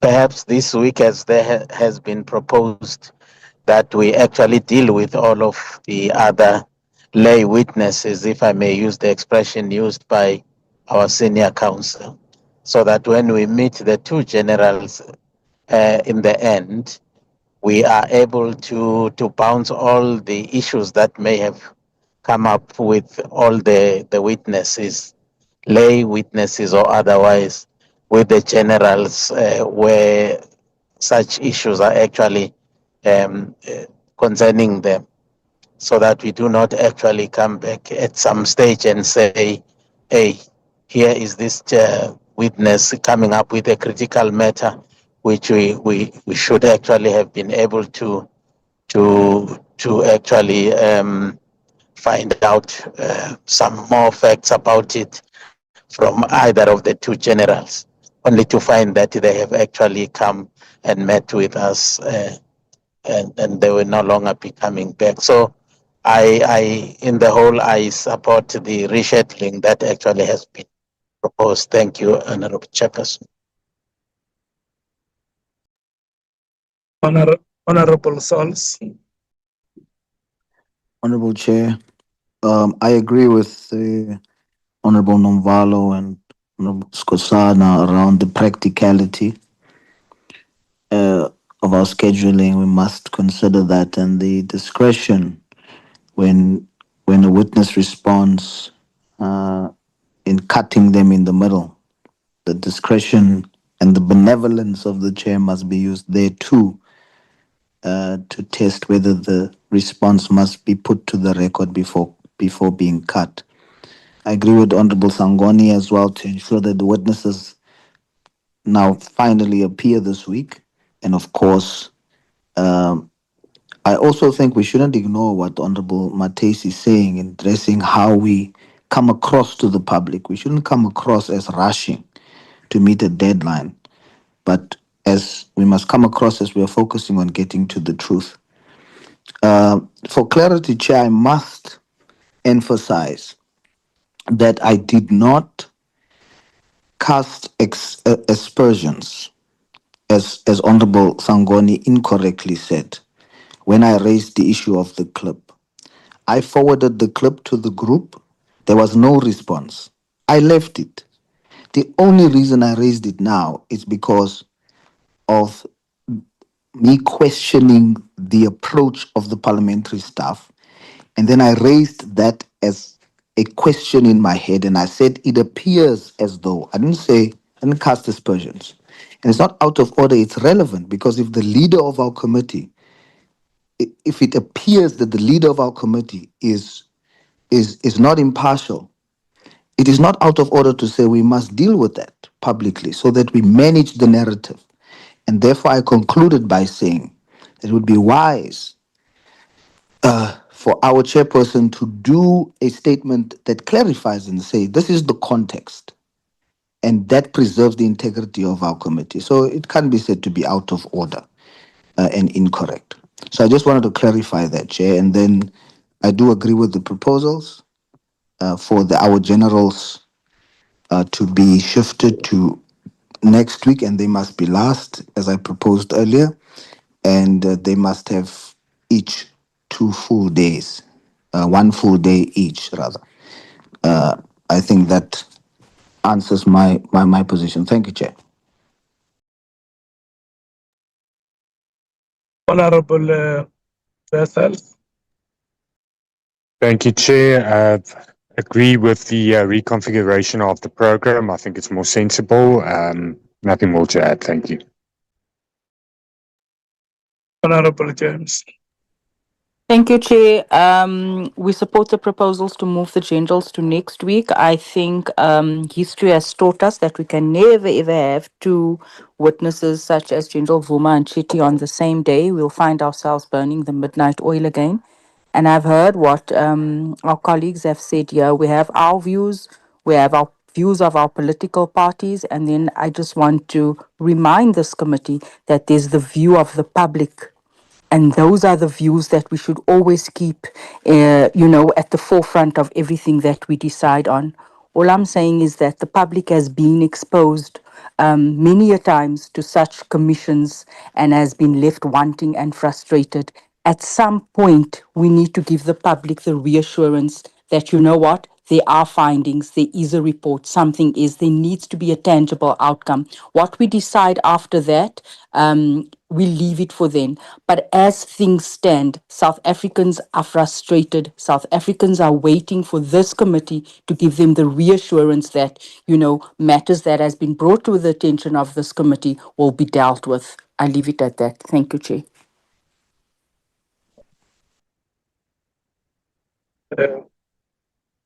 Thank you so much, honorable members. The scheduling of the witnesses will be revised. And then we will have Mr. Chetty come in this week on Thursday. And those other witnesses, the public submission witnesses coming on Friday. And the evidence leaders and the parliamentary legal team will go back to General Masemola and General Mkhwanazi to reschedule them for next week. Bonani, let's move to the next item, which is the letter, the correspondence from the Office of the President. Let's get the agenda on the screen so that I see what were the two items.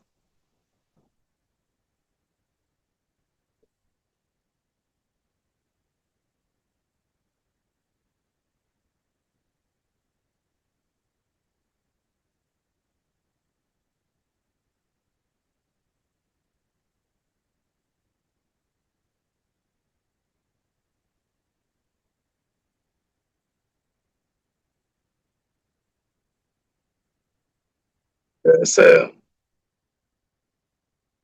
the parliamentary councillor to the President, Honorable Korenhoff, has written to us to request that the Office of the President be given until the 16th of March to respond to the questions that members of Parliament have submitted to, or members of the committee have submitted to the office.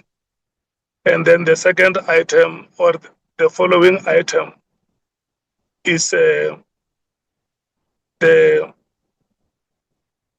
presentation by the drafting committee on what is the way forward once we have concluded the appearances of General Masemola and General Mkhwanazi. So they will give an indication of the activities that will follow once presentation of evidence is concluded. I don't think we are going to present the letter. Members have heard what the request from the letter is. Can we then invite Nicolette to advise the committee on the activities that will follow the presentation of the conclusion of presentation of evidence. Nicolette. Chairperson, it's Christine Silkstone. Nicolette is not available at the moment, so I'm also part of the content team. I'm the content advisor for the PC Justice, and I've been supporting the committee, the ad hoc committee as well. Banani, I prepared 3 quick slides. I'm going to try and share those if you can just give me sharing rights.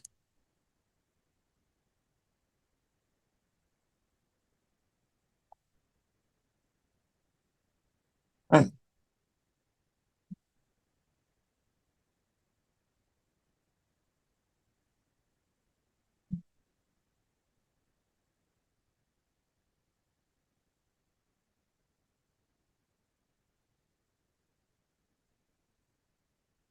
Banani?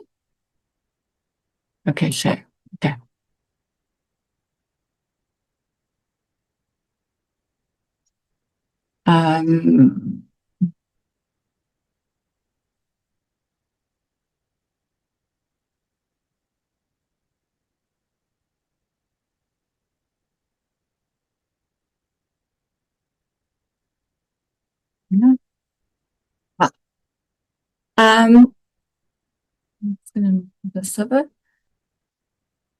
Chair, I see that Advocate Orance's hand is raised. Does he would, yeah. Should I continue? Let's hear first if Advocate Arance wants to say something. Thank you, Honourable Chair. Thank you, colleague Christine. I'll be very quick. I've been in touch with both the generals and Major General Van Rooyen, their legal advisor. They have rescheduled whatever meetings they've had for next Tuesday and Wednesday to accommodate this committee's request. So they will be available next week, Chair. Thank you. Okay, thank you so much. May you continue, Ms. Silkstone. Thank you, Chair. You see the first slide is about, just sets out where we are in the process. The committee's established, we've got our terms of reference, the evidence has been led, and we are contemplating wrapping up the process in the next week or so. So the next step would be that our evidence leaders actually present a consolidated evidentiary overview, and that will take into account the multiplicity of witnesses, the documentary material, and all the members' engagement in that process as well. I'm sure that our evidence leaders would want to talk to that. What the content is doing is they're preparing a discussion document report, which highlights the governance concerns and reform priorities to support the deliberation. So our role will be at this immediately is to provide that background papers to help our members go forward in deliberations.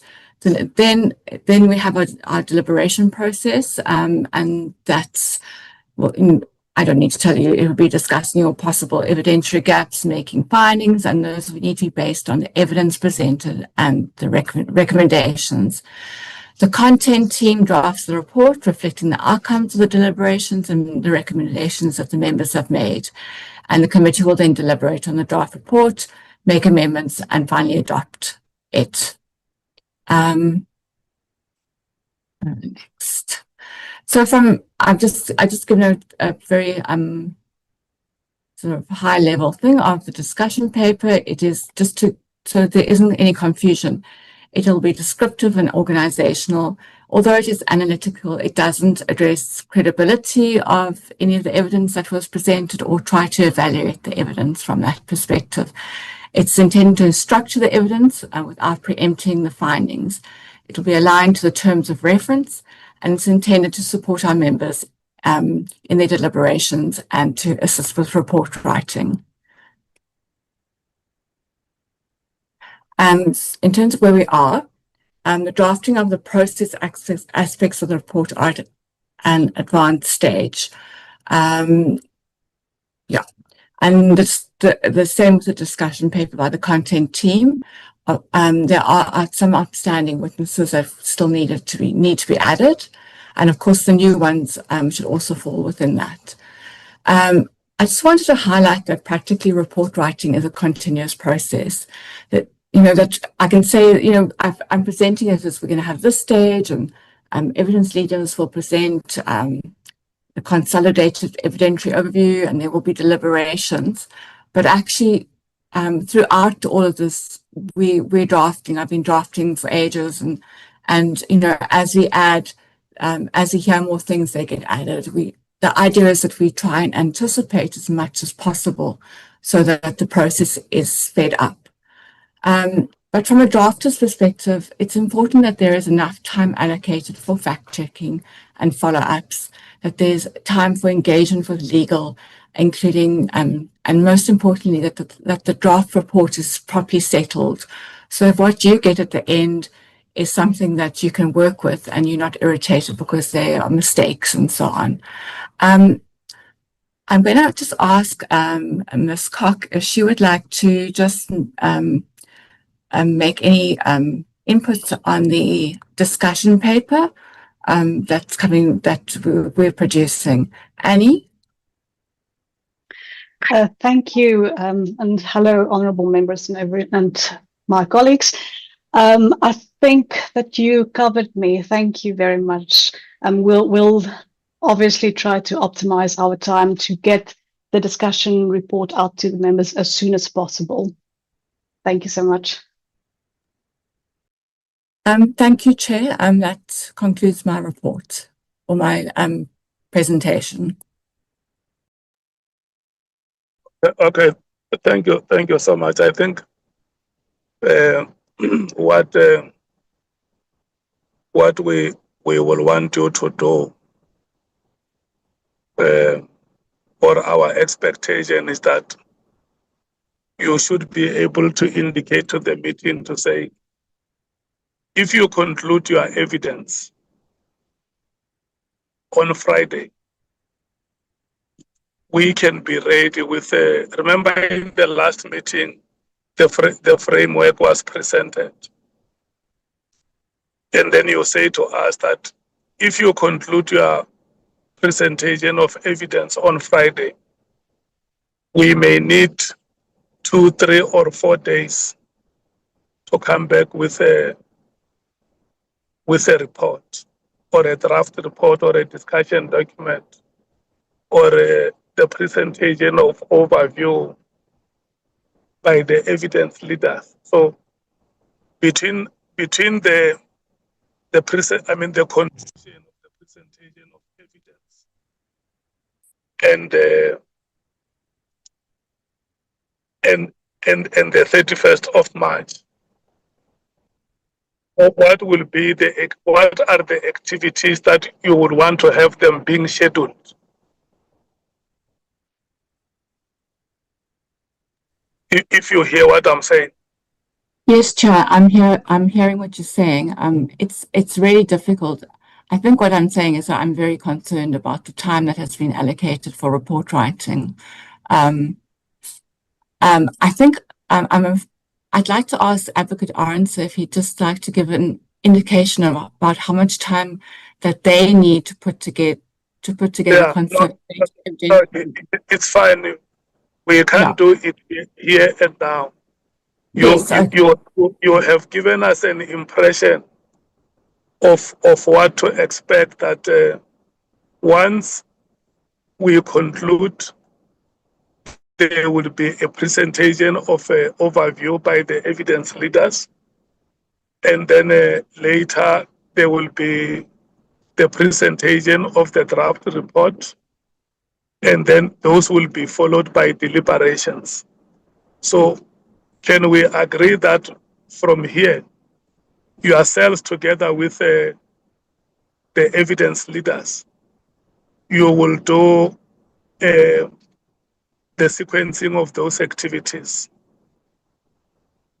and then maybe before we conclude the presentation of evidence with the generals next week, you can circulate that with the committee members so that if they have inputs, they make those inputs. We know which days the committee will rest, and then how many days you need yourselves and the evidence leaders to produce the overview report, to produce the draft report of the committee, and when can the committee start with deliberations.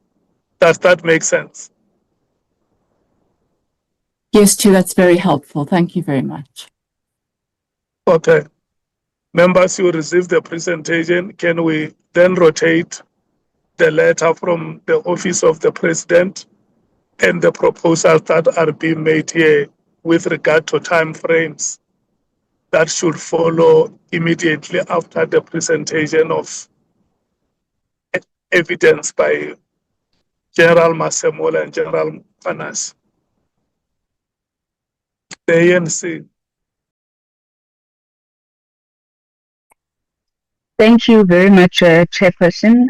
We find no fault with the letter of the President. I think the request that they submit their responses on the 6th of March is acceptable, so we have no problem with that.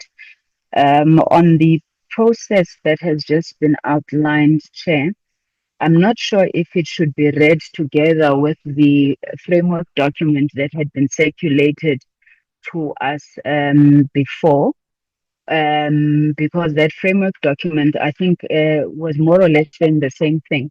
We just had a question that arose from the framework document where it said, and I suppose the question arises again now, that the document, it says findings, it will make findings which differ from what the initial document said, that it will make no findings of wrongdoing and so forth and so forth. I just don't have the right phrasing in front of me now. I think we need clarity on what we mean by findings, given the fact that some of the evidence would be in dispute. What mechanisms would we be using to test which of the evidence is accepted? I don't know what the legal terminology for it should be, but we just want to get a sense of how do we come to certain conclusions on matters where some of these evidentiary gaps do exist. How is the committee going to handle that? But insofar as process is concerned, Chair, we have no issues with the process. Thank you very much. Thank you. Ms. Silkstone, are you able to clarify the question that is being posted? Yes. Well, I can try. I think that we need two things. First, well, the first is just to say that in terms of the discussion paper that the content team will put together, when I talk about we won't make findings, or what we're talking is we won't make findings as to the evidence. So if we say witness X said Y, we won't say, well, witness X is guilty of. That would be, we don't have the authority. That's completely out of our thing. But in terms of what the content paper does is that, we feel comfortable with like looking at, say, governance concerns. So it's clear that looking at the evidence, this is an example. I'm not saying that this is necessarily clear, looking at the evidence that there is a problem of communication between this agency and that agency. So if it does that kind of, I hope that sort of assists in terms of where we are. In terms of what evidence and how the committee should accept evidence, I think that's something that our legal team should advise the committee on, because the evidence is contradictory. We have many hours of witnesses saying things, and putting all of that together is, it is difficult. Thank you. I hope that assisted. So what you are essentially saying is that the committee does not pronounce on the guilt or the innocence. of a witness? I mean, that is for the committee to decide, but that would need to be advised by legal. I'm just saying that from the content team's perspective, in our discussion paper, we won't be making those kinds of that kind of analysis. Listen to what I'm saying. The committee is in the main investigating 4 pillars in the terms of reference. And committee members want to know if we must separate between issues.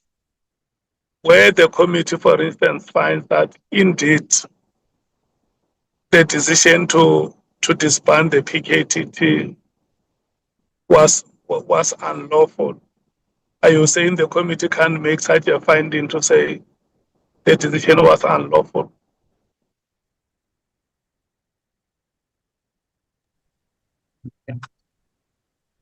No, that's not what I'm saying at all. No, that's not what I'm saying. You are saying such findings can be made, but on the criminal part of allegations that would have been made against certain witnesses, the committee doesn't have judicial competence. Precisely, Chair. So in your first example, on the unlawful, yes, precisely. On the unlawful things, you would obviously give your reasons, but yes, you wouldn't be able to pronounce on innocence or guilt. Because when you arrive at the innocence or guilt of a witness, obviously you must follow the Criminal Procedure Act or any other relevant legislation, and you must also be consistent with the Constitution when it says a judicial authority in this country is vested with the judicial. So a committee of parliament cannot pronounce on the innocence or the guilt of a witness, but a committee can make findings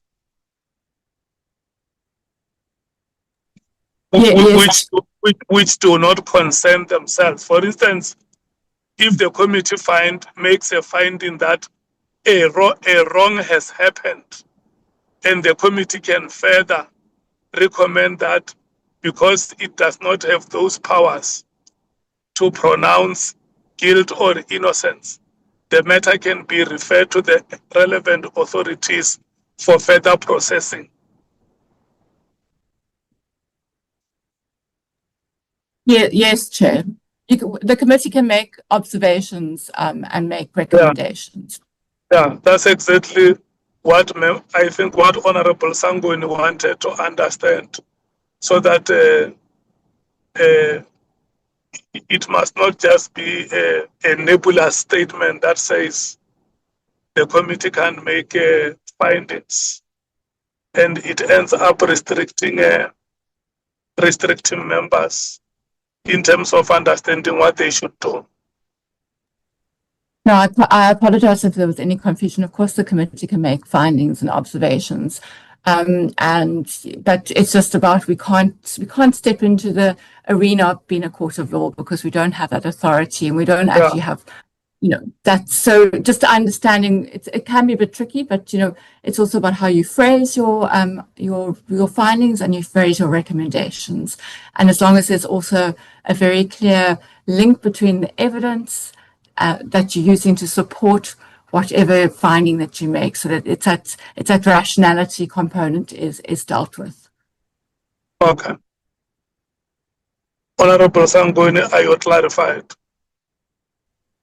Yes, Chair, I'm clarified, although I suspect that the boundaries, we'll probably have to keep going back to them, and it may be useful if, we could just get, I don't want to ask for additional opinions or anything, but almost, how far our powers as Parliament co-chair in relation into this matter, because I don't want, when we are now discussing the matter, we get drawn into a temptation of overstepping our boundaries, and then people are accused of either protecting, not protecting. We just need to be very clear in terms of what our boundaries are, so we all operate within that framework. And lastly, Chair, whether anybody who has an adverse observation made about them in the report, they will be afforded an opportunity to comment before the report is finally put before the National Assembly it's tabled before the National Assembly. Thank you, Chair. Okay. The MKP. Thank you, Chair. Before Honorable Nomvalo comes in, I just wanted to say the one, Chair, if I may ask, the lady who was speaking here, is she the chief, is the chief legal advisor we started with, or is somebody else? No, she is part of the content team, the team that will be writing the report for the committee. So where's the chief legal in the here? Is she here? Mr. Dajana is present in the meeting. Yeah, no, Mr. Dajana, I understand. Remember, we had the chief legal. There was a lady who was the chief legal who I asked many times that, yeah. She's no longer with Parliament. Oh, we've got the new chief legal advisor now. She's on retirement. Oh, so we've got a new chief legal advisor. That I may not know. Yeah, I think the legal team was supposed to tell us about these stories as well, because we were told about a chief legal advice most of the time, and if they are quiet, I think they have to tell us about whether, because now the issue of innocent, we can't say somebody innocent, we can't say somebody is guilty, but I think we can make recommendations, Chair, to say this evidence is substantiated, and we recommend what must happen. Then the rest, obviously, the Parliament will take the decision on that. But we can't do so much job, and then at the end we cannot pronounce anything. It's like now we were just ticking the boxes here. We have to say it. If somebody, for instance, Mr. Honorable Soviet Nhlanhla, the evidence against him is substantiated, and we recommend that the following must be taken. You've broken this act, section so and so, and yes, but we must substantiate that to say if the evidence is substantiated, we must do that. But we can't just say we are mum. We can't say anything. But I leave it to the legal expert. We've got Honorable Nomvalo. I think he'll come in, Chair. Thank you. Then, yeah, thank you, sir. Before, what is your view, Honorable Skhosana, on the letter from the President and I left it for Honorable Nomvalo, Chair. Yeah, but there are two matters which were circulating. The one is that the team must now go back and develop a checklist of activities that will be happening after the presentation of evidence. Do you agree with that? No, Chair, hence I'm saying to you, because I heard you most of the time on the deliberation, asking the lady about, we can't say somebody, hence I only focus on that. And Honorable Nomvalo will respond on those two items. Thank you, Chair. Okay, thank you. Honorable Nomvalo. Yeah, no, thanks, Chair. I think we drew some comfort on how you've concluded with the I don't know whether it's a legal advisor or what, but with the lady who was advising us, because initially we were not comfortable because of the ambiguity. I think the advice was a bit vague, because our understanding, Chair, is that We will do, firstly, we will analyze evidence that we have obtained, and vis-a-vis, we'll cross-reference to the testimonies that have been given, both orally and in writing, and make findings to say, based on this evidence, this is what we have found to have transpired. And based on this finding, this is what we recommend.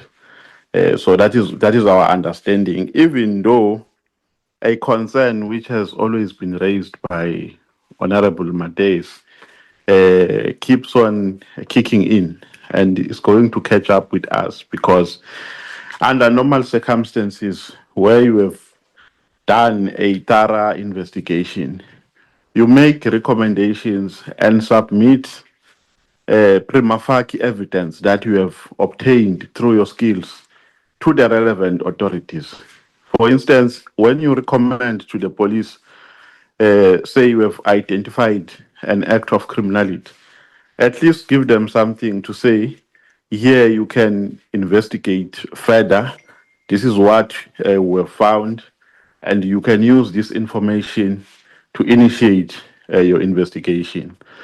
So what Honorable Mates has been raising will catch up with us, because largely we will submit just a written report to say we've analyzed evidence and so on, but with no material evidence, with no tangible evidence that will back up our report. So that remains our great concern, because we believe that there are many matters by virtue of their nature which we should have taken further in terms of investigation, Chairperson. Many, I can mention many, but we have not done so because our capacity was very limited. We didn't investigate further, except relying on oral evidence. The tender, how it was issued, the documents, to get the documents of all these committees that sit before the appointments, the bid evaluation, the bid adjudication.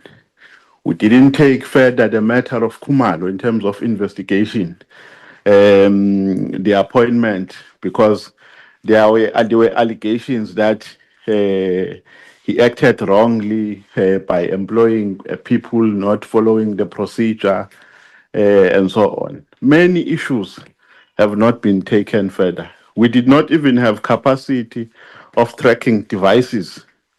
So that is a shortcoming that we must be alive to say, when we complete our work, we must know that we have only done 10% of what we were supposed to do, because we had limited resources.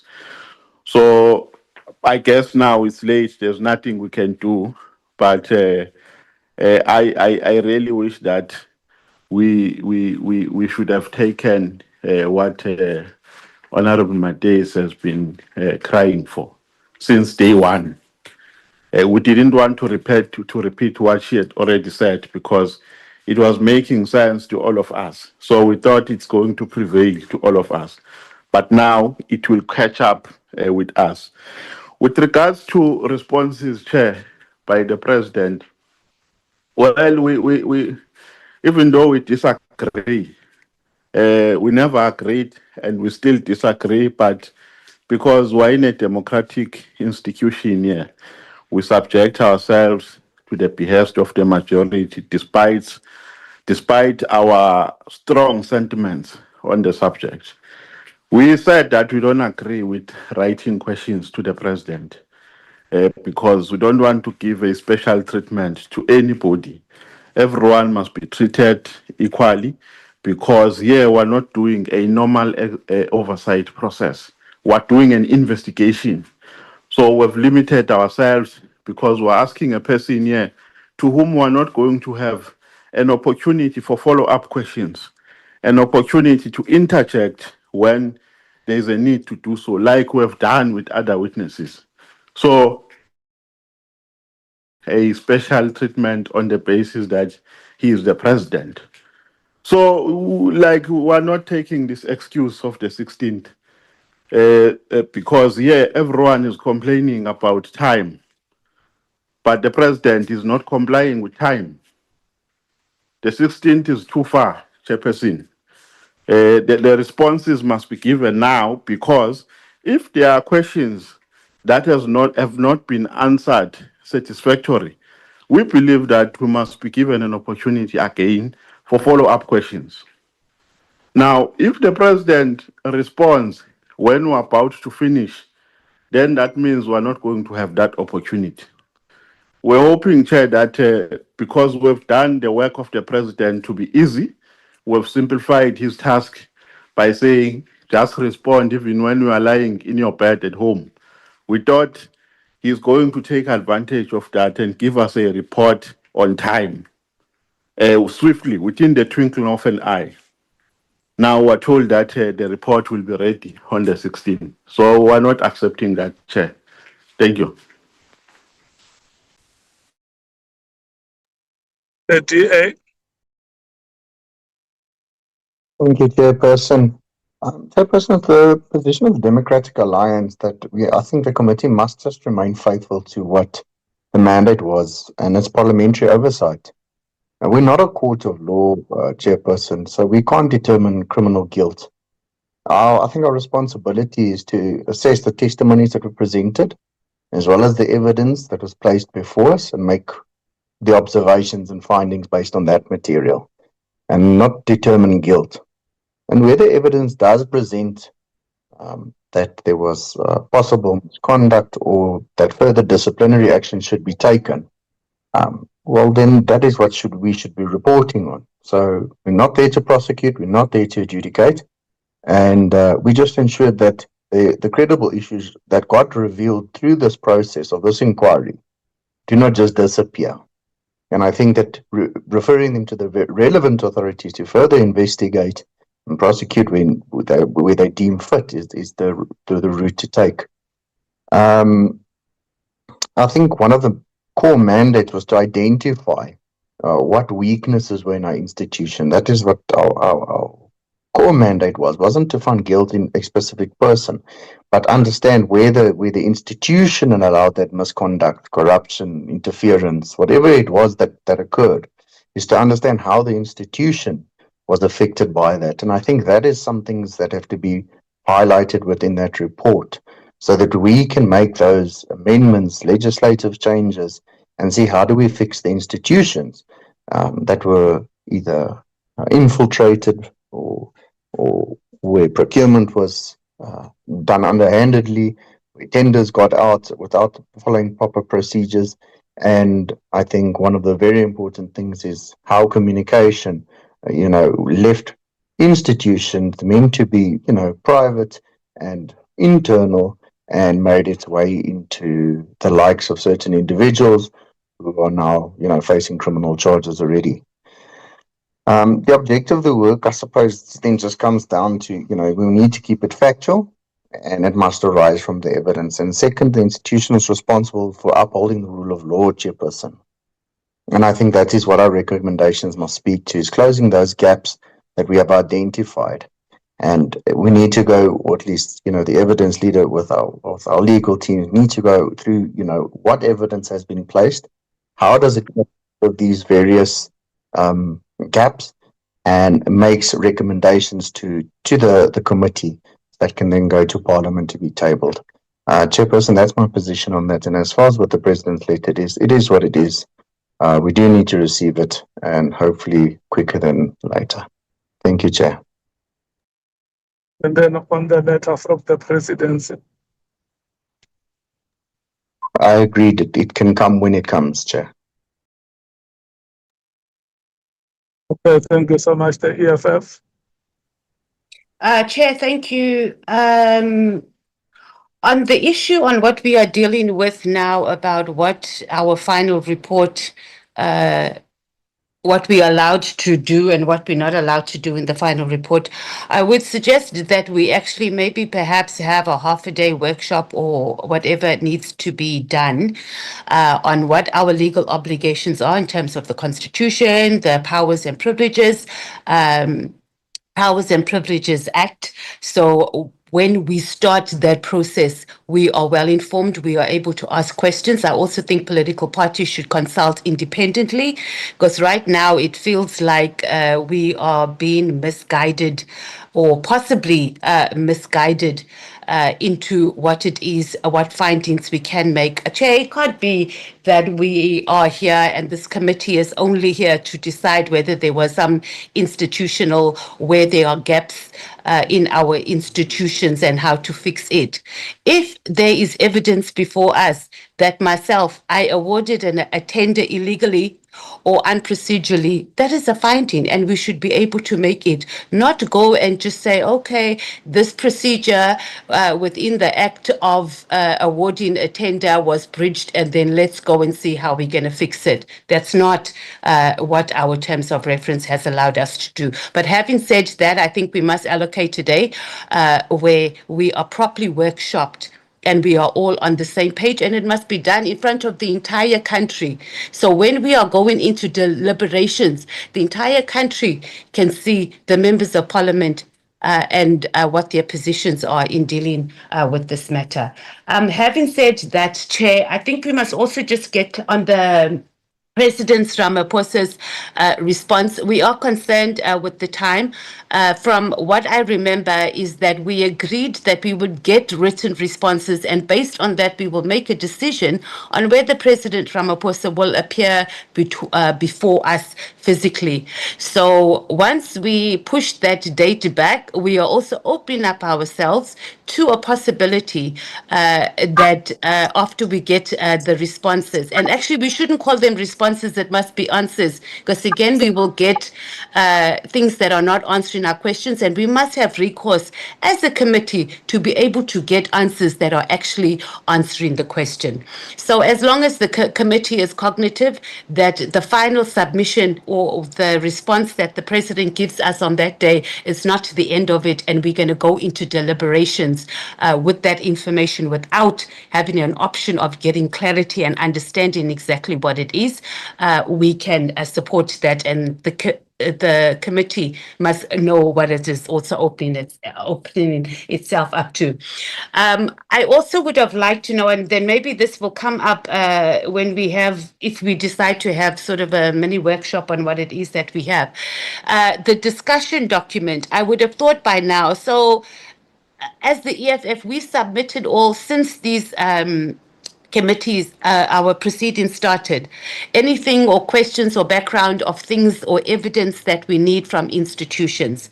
So I would have thought that perhaps even in the discussion documents, that those that are leading that perhaps they can highlight and say, if we get evidence or if we get a letter from, let's just say, the Auditor General that confirms or states what this witness says. Remember, we have access to every single institution. They can't lie to us, and that will be able to assist us in our process. We cannot go into deliberations, and it can never be intentional that we as committee members can make a decision to go into deliberations without being able to say, let's get information from this institution, and we just say that we can't decide because we have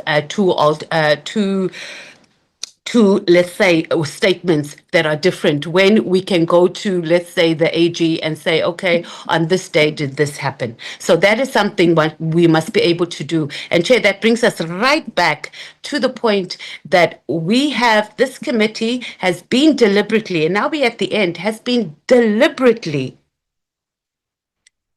denied resources that were in the terms of reference, so we can be in this position. So when we go into deliberations, and it's another sad thing that we must be alive to, when we go into deliberations and we are unable to make concrete findings because we have been denied the resources. And Honorable Nombala, we must be clear, we mustn't say we lack resources. It was deliberate.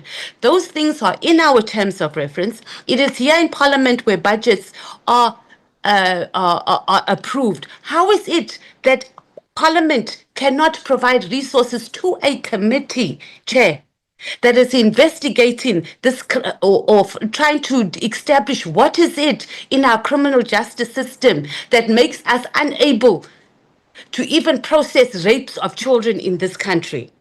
And we have been denied that. And now we are here. So, Chair, I'm pressing on this committee right now that you, as the Chair, go and engage the Speaker. And now we're probably going to need more than one forensic with whatever information that we need, and that would come up from the discussion documents or where there are gaps in evidence. We must be able to, and Honorable Sangoni brought that up. There are going to be gaps. What is it that we need to close the gaps? Because it cannot be that we have spent so much time and so much energy on this committee for the nation. The nation has been watching this. Some have called us clowns, but at the end of the day, we still need to complete this and do it efficiently. And we must hold our institution itself accountable for not providing us with resources. And now they're going to have to come to the party, and wherever there are evidence gaps, we must be able to get forensic investigators or whatever it is that we need to be able to fill those gaps as much as possible. Thank you, Chair. The IFP. Thank you, Honorable Chairperson. On the submission of the President, the 16th of March, well, even though one would have appreciated an earlier date, but we will be able to actually receive that information on the day stipulated by the President's office.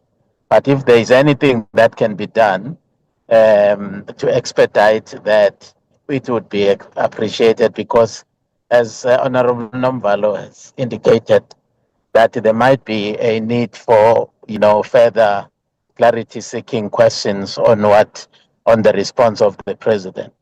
Now, there would be no sufficient time to actually engage into that.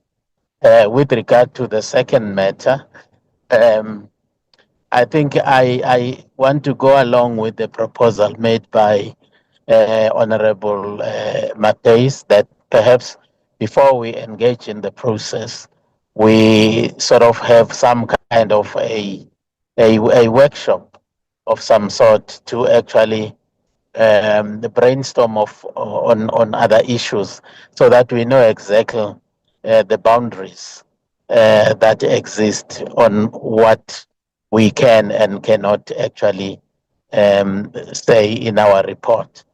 But I do want also to express a concern that there are some evidence that we actually have listened to, have received from some witnesses, which actually leaves much to be desired.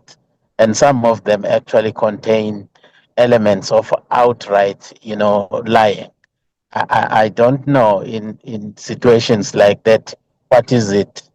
How do you put that in the report other than to say that, witness X actually presented, a testimony which had serious gaps on certain instances, which might actually lead us to a particular finding on the weight of that particular evidence.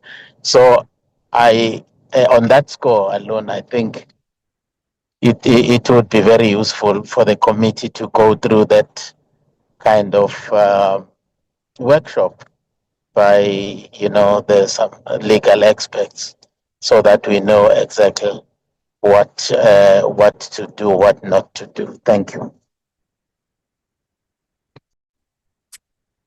Honorable Sals. Chairperson, thank you. I think, firstly, it's important that we take serious the lack of trust that the public has in our institutions including ours. And we must restore that trust in our processes. And one of the ways we can do that is by how we do this report. Because there's a general sentiment amongst South Africans that nothing's going to happen after this. This is just a show, it's just theater, it's just theatrics. Nothing's going to happen. So our country is crying out for justice, they're crying out for action. And we should ask ourselves, what does the Constitution empower us to do to ensure through our report that there is action? That should be our question. Yes, we are not a court, indeed, but we are a constitutional oversight body. And the Constitution gives us the power to demand, not request, demand accountability. And I feel that this must come through in our report. We must use oversight language. We mustn't use, we must use mandatory language, for the lack of a better word. We mustn't say, we mustn't come across as it's optional. We must come across as our language must be directive. We must avoid words like the committee suggests or the department should consider. We should be directive in our approach. Say the committee directs that, or the committee mandates that.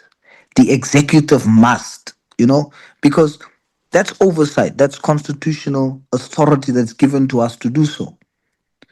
Yeah, we don't deal with evidence in terms of what the courts does, but we can establish prima facie evidence. We can say on the face of it, these are prima facie violations that we've discovered through our process. So instead of pronouncing guilt, we state that the evidence gathered on crimes such as fraud or contraventions of the PFMA or whatever, we've established prima facie evidence to that. And then the legal institutions that are responsible for investigations can then take that on the face of it and dig deeper. Are we correct? So this creates then some sort of a legal handover point for the police. They have some place to start from. And then we demand accountability. We track the progress around that. Our report must be an evidence file. You see, where we provide information and we point you to the proof or the evidentiary documents that we've received during our processes. And this makes, the report sort of trial ready for the NPA. We must use that approach. And then we must set hard deadlines for feedback. You see, every recommendation must be tied to a time frame. And that's my submission, Chair, to say we must ask ourselves, what can we do that's action driven to make this report be action driven?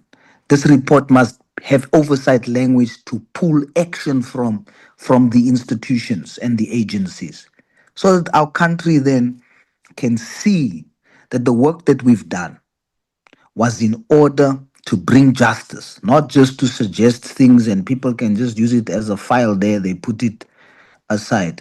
And then we must also not just give our report to the speaker and the speaker to the president, whoever. We must also have a formal resolution that our report must be an evidentiary file that we give to the NPA, or we give to or we give to crime intelligence. Say, here's prima facie evidence that you can use for investigations into this matter. I think in that way, we have done our best based on our constitutional function to assist the process of justice.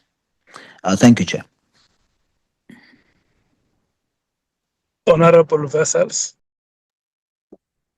Thank you, Chairperson. With regards to the letter by the Office of the President, I think obviously it would be better if the answers could be forthcoming earlier than the 16th of March, but and I think maybe the response by yourself to Dr. Koornoff should try to highlight that if it is possible that it is earlier than the 16th, that would be appreciated and would assist our process. But the outer deadline of the 16th, we accept. And then, because it is, as other members have also said, that follow-up questions will most probably be, we will have to ask follow-up questions most probably, and we will have to have enough time allowed for that. With regards to the presentation on the drafting, we welcome that. And yes, Chair, I also agree that it would be good at the onset, when we start the process, to have a, let's call it a workshop or a brief discussion to set the limits and to be on the same page with regards to what our findings should entail and what it can't or may not entail and what it may entail, and also how we should frame our recommendations so that it leads to action, so that it is executable, and that it's not vague and does not lead to any action. Because as other members have also said, people out there, the public want action, and our report should not just be a report that gathers dust. It should lead to real solutions to the problems and actions that are executable and can be taken. So such a discussion at the beginning will be fruitful. Thank you, Chair. Honorable James. Thank you, Chair. I'm going to support the input given by Honourable Vessels with regards to the response from the Presidency. It would be appreciated if we could get a response a lot earlier, so that we are even able to ask further questions. And then on the report, I'm going to support EFF's proposal that we have a workshop, because even though we have our pillars of investigation and probing to which we should give recommendations on, I think this committee has extended itself beyond which we set out to do. And at this point, before we give any input on what should happen and how it should happen, I think it is important for us to get guidance from the legal team. There are those issues that requires immediate intervention. We will be able to give recommendations on immediate, tangible, actionable change. And then there are also those reforms that won't be able to happen overnight. You know, that's going to take years to implement. So I think for us to start with that workshop, that's a good space.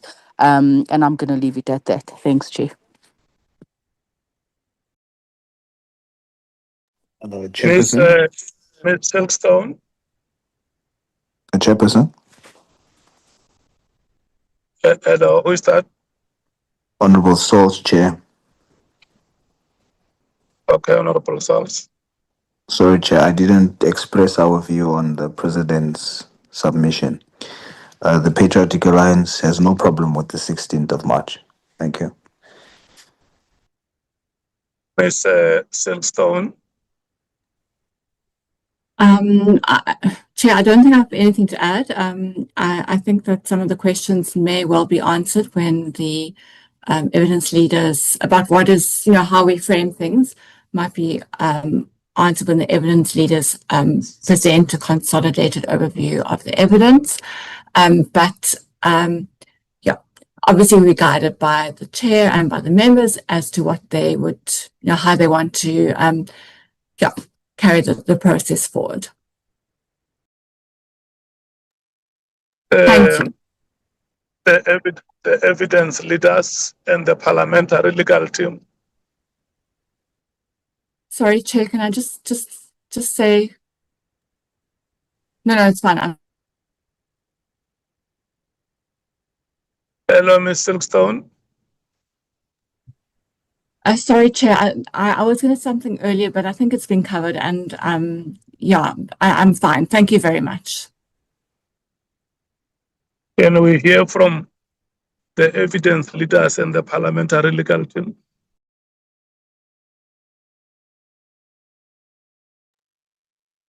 Chair, this is Andy. Yes, Chair. Can you hear me?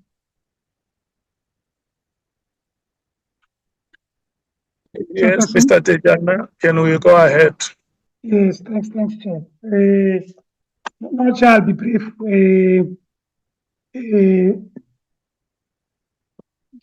Chairperson, I think the issue of what Parliament can do, I mean, in terms of the Constitution, Chair, I think is clearly spelled out, I mean, in the Constitution. And I think primarily there are three key functions which Parliament is mandated to do in terms of the Constitution. And I think the first one, Chair, is that the institution makes laws. And of course, the second one is that the institution facilitates public involvement, I mean, in its processes, including in the lawmaking process. And of course, the third one is that Parliament exercises oversight over the executive. And I think the third pillar, Chair, that's where we are in terms of the inquiry that we're doing.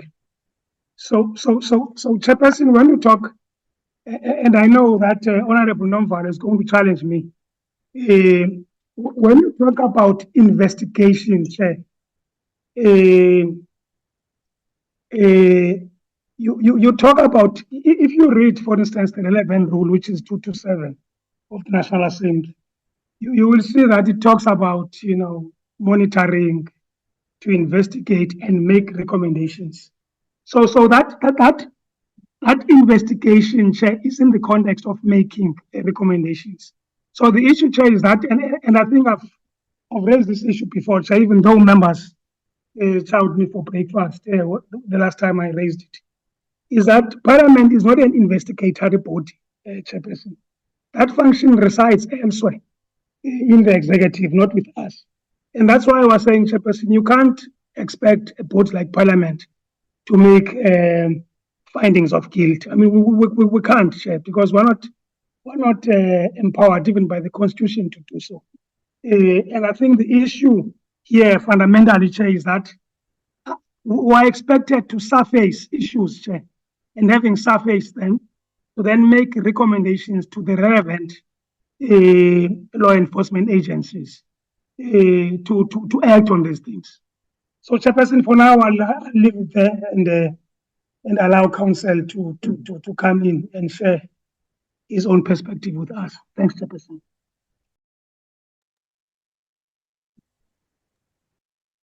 Okay, Darren, sir. Chair, I have my hand up.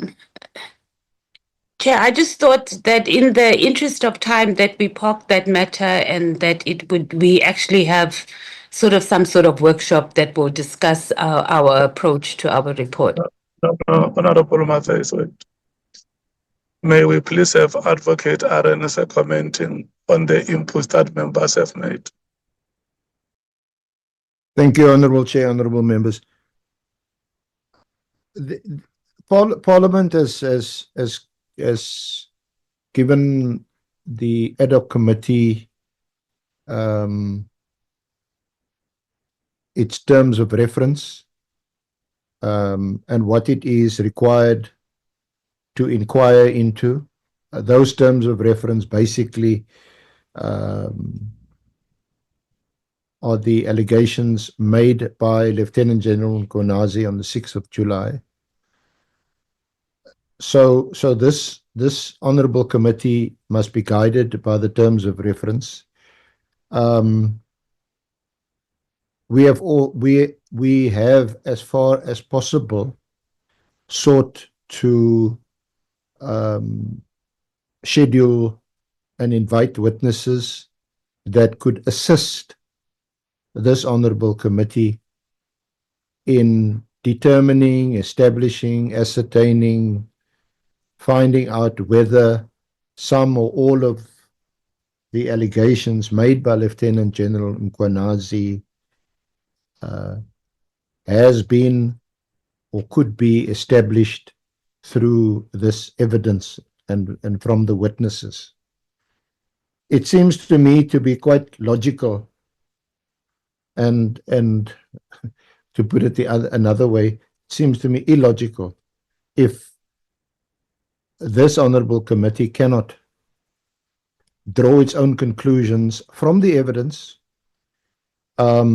The standard of proof in any civil proceeding is usually on a balance of probabilities, and make its findings in relation to those issues that arise from the terms of reference. So, for example, on infiltration and capture, I think in some instances we already have some very clear evidence of that. For example, in relation to IPID. And there are other examples that one could use. I think the National Assembly will expect this honorable committee, given the time that it has spent in interviewing and witnesses and hearing evidence, that they would want to hear what the evidence was, albeit in summary form, and what's come out of the evidence, what the findings are of this committee, and what recommendations this committee will make. The recommendations is obviously limited, given the separation of powers, limited to, albeit very, very important, any remedial action that Parliament should take in terms of, for example, the appointments. We've heard evidence which certainly, in my own respectful view at this stage, clearly demonstrates that there are issues with the appointment of the National Commissioner, provincial commissioners, deputy national commissioners and their portfolios. We have clear evidence relating to procurement deficiencies that we've heard from General Fani and Dimpani in finance. Those are the issues that has troubled this honourable committee, and we need to inquire into it, and we have.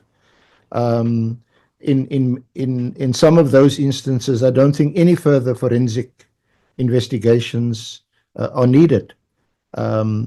So, what from our side as evidence leaders, we would want to assist, because obviously this honourable committee may not be at idem on particular aspects of the evidence, may have different views, and which they may want to add or delete, but we will make our best and an honest effort to summarize the evidence for the committee in an objective way, with reference to the evidence, with reference to statements that have been sworn statements that have been deposed to, and in that way assist. And as long as you don't hold us to what we recommend and suggest and propose, that it's a draft, and it's for this committee to finally settle, either it could be unanimously, or it could be by majority, or in the way you usually decide matters in a parliamentary committee. Thank you, Chair. Thank you so much, honorable members, for the enriching inputs that you have made here. We are going to do this. We have agreed that a checklist of post-evidence presentation activities must be drawn, so that committee members can know what are the activities that we are going to embark upon until the report of the committee is adopted and made available to the Office of the Speaker for presentation in the National Assembly. So what you have been doing now is what we should do in the meeting that will be called, where the evidence leaders, the parliamentary legal team, and the content advisors will come and present constitutional imperatives that underpin the report. So the evidence leaders and the legal team of Parliament, the content advisors, will sit down and develop a guide which they will come and present before the members. Because my assumption is that, like if you heard what Honorable Sauls has said, we are Parliament, and Parliament is charged with three main tasks by the Constitution of the Republic. When we have done our oversight work as a committee, we have the power to recommend to the National Assembly as to what reform should happen in the laws that we have in the criminal justice system, what legislative interventions have to be made. But there are also principles that are outlined in the Constitution and doctrines. For instance, the doctrine of the separation of powers, the trias politica, which all of them, this is not a new report that will be written by a committee of Parliament. Our report must be structured in such a way that they encapsulate constitutional imperatives and principles that we all know, in such a way that they reaffirm the constitutional mandate of Parliament as the superior locus of power in the country. So I don't think we have any difficulties in terms of understanding what work should be done. What is very important is that that guide must be developed and the principles are presented before the committee. Each one of us understand what are those principles which underpin the report, and then from there, the overview of evidence, what informs it, the committee report, all of them will come before the committee, and committee members will go into deliberations having understood the principles behind the overview and the report. So if you can go, Advocate Arendse, Mr. Tejana and Ms. Silkstone, and develop that guide so that at the time the overview is presented and the draft report of the committee is brought before us, we have walked the road on the constitutional imperatives underpinning the report. Honorable members, thank you so much. We must get back to the other items on the agenda. I've raised my hand there, Chair. Honorable Skosan. A quick one, Chair. I just wanted clarity because I heard Advocate Tejana saying that it's the work of the executive. I think it's completely wrong to say that. Even if it's not our work of, we are not judging people, but as I said earlier, that the recommendation or recommendation which those substantiated evidence before us. And my clarity, my last one, when the evidence leader, the SC, said that the term of reference, Paul O'Sullivan, I'm not sure whether I heard well. Maybe you can clarify if I heard him well, that he gave us term of reference.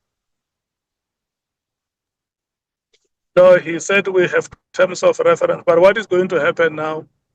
We will not discuss those matters now because the principles underpinning the report will be presented in a committee meeting, and where members have any issue that they want to clarify. Yeah, so are you saying he did not mention Paul O'Sullivan? No, he did not mention Paul O'Sullivan. Thank you, Chair.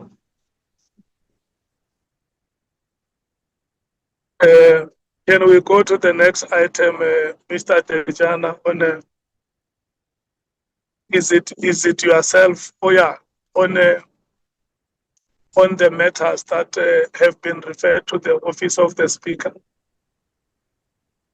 Oh yeah, yes, Chairperson. No, it's only one matter, the matter of Mr. O'Sullivan. Chairperson, we can confirm that the Constitutional and Legal Services Office received an instruction from the Speaker's office that was on Friday, Chairperson, in the afternoon, on the 6th of March, to put together affidavits in respect of the two incidents, i.e. the one of the 19th November 2025, which I referred to as the Nkabinde incident, and the one of the 26th of February 2026, which we refer to as the walkout incident by Mr. Paul O'Sullivan, for purpose of opening a case against Mr. O'Sullivan in line with the prescripts of the Powers and Privileges Act. And Chairperson, we hope to finish that during the course of today. Thanks, Chairperson.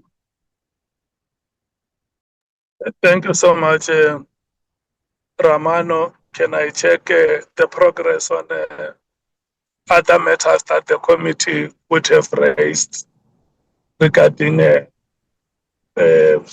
questions to other institutions? Chairperson, I humbly request that I be given an opportunity to put the responses together, and I will share that information with members before the end of business today. Okay. Can I then rotate and hear what the members are saying on those responses? The ANC. Thank you, Chairperson. We welcome the report as given by Mr. Tekiana on the steps that the Speaker has taken to give effect to the committee's request directive that the matter against Mr. Paul O'Sullivan be pursued. You'll remember that we had said, even after he had appeared and apologized, that there are two separate incidences that we are dealing with here, and the fact that he did commit an offense by threatening witnesses and walking out of Parliament means that there's common cause on the offense. So we welcome that report. I think Mr. Romano's request is fair, Chair, given the fact that he had no advance warning for this meeting. I mean, there are a number of issues that, as the African National Congress, we had asked that institutions are followed up with, including SAPS on General Mfaz. So as and when that report is then presented, we will engage it at that time. Thank you very much, Chair. Okay, the MKP.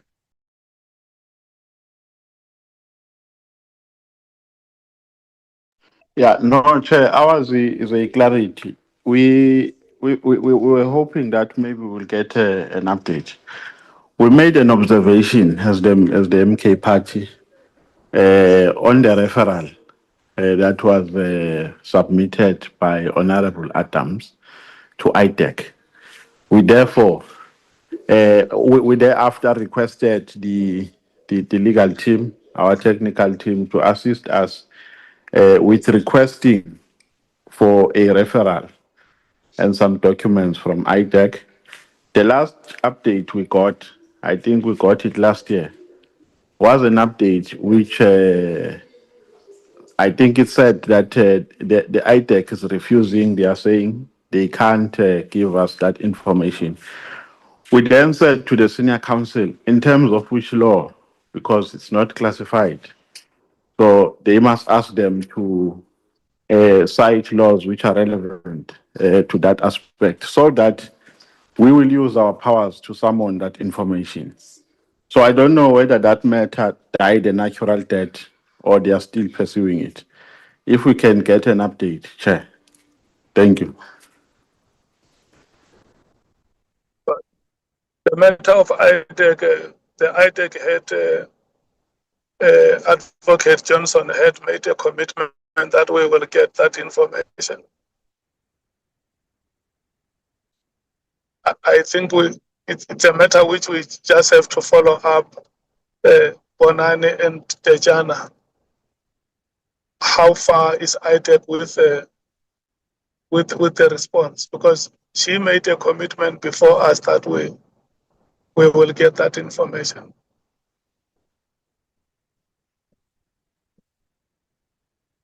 Mr. Dejana or Mr. Raman?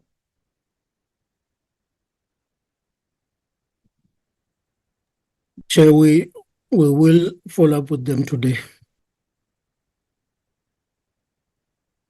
Okay. Honorable Nombal. No, it's fine, Chair. You can pass to Honorable Kosana. Honorable Kosana.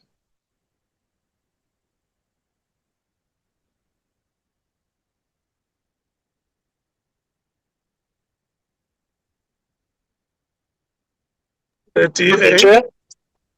Chair? Hello. I've got a problem of my network is giving me trouble. I just wanted to find out. I did not hear you there. And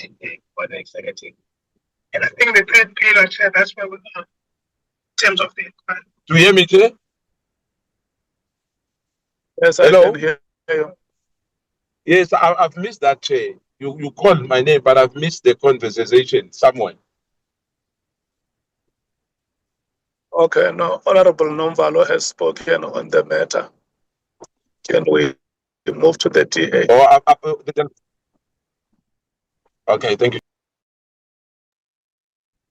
Thank you, Chairperson. As a Democratic Alliance, I think we do welcome the report and we'll await the report before we comment.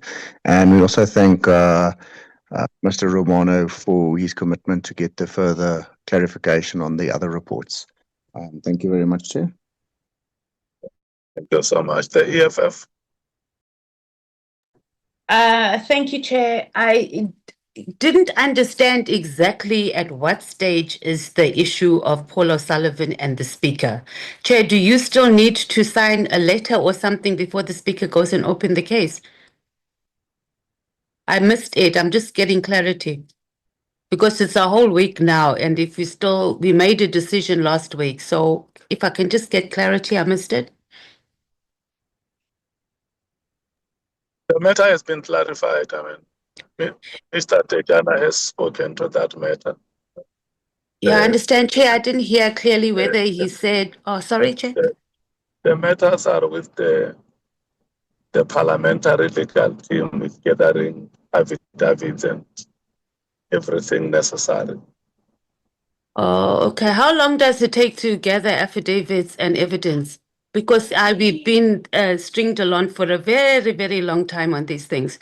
I mean, we were able to open a case. We did an affidavit. I don't know. So maybe, I mean, there's quite a huge legal office that we have. So can we get some indication on how long it's going to take to get affidavits and download videos? Because we also need to put deadlines on what we need to achieve as well, Chair. Can we be guided on that? And we do welcome the Speaker's decision to proceed with it, but we just like to have a date.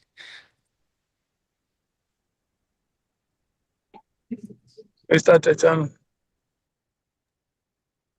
No, Chair, as I said, we received this at past 3 on Friday. And of course, I made a commitment to this meeting that from our side, we will finalize the affidavits today. And of course, you know the process, because at the end of the day, as per our rules, it's the secretary who must effect these things, not Andile Tejana himself. Okay. And then what's this, through you, Chair, what is the Secretary saying? When is he going to be available to do it? Because we're going to come back again, Chair, next week, and we're going to hear stories, or there'll be something that the Secretary was not available, and this is kind of what we've been dealing with. So it's unfortunate that we have to address this in the meeting, and our confidence levels is not as it should be in the processes. Because even last week, we were informed that the Secretary needs to do it. And I understand due diligence, but due diligence must not be used to deflect from us doing our work efficiently and effectively. So has the Secretary of Parliament been engaged that this is something that he needs to do? Because next minute we're going to hear that he needs to write a report or there's something. So if we can get clarity on that, please. Thank you.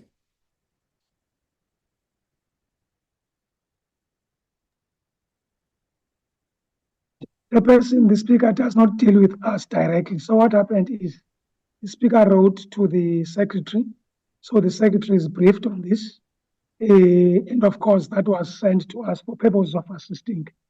Otherwise, we received the correspondence from the secretary's office. Thanks, Chairperson.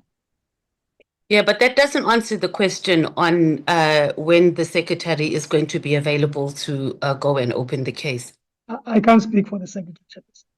So, Chair, have you engaged the Secretary of Parliament to check, or whose responsibility is it to find out when the Secretary is going to be available? And I'm very sorry, Chair, to ask this, but we've been taken for a ride for a long time. That case of the intimidation of Paul O'Sullivan, it's months later and nothing has happened because we've just let matters just go. So I'm very, very sorry, Chair, that I have to ask these questions.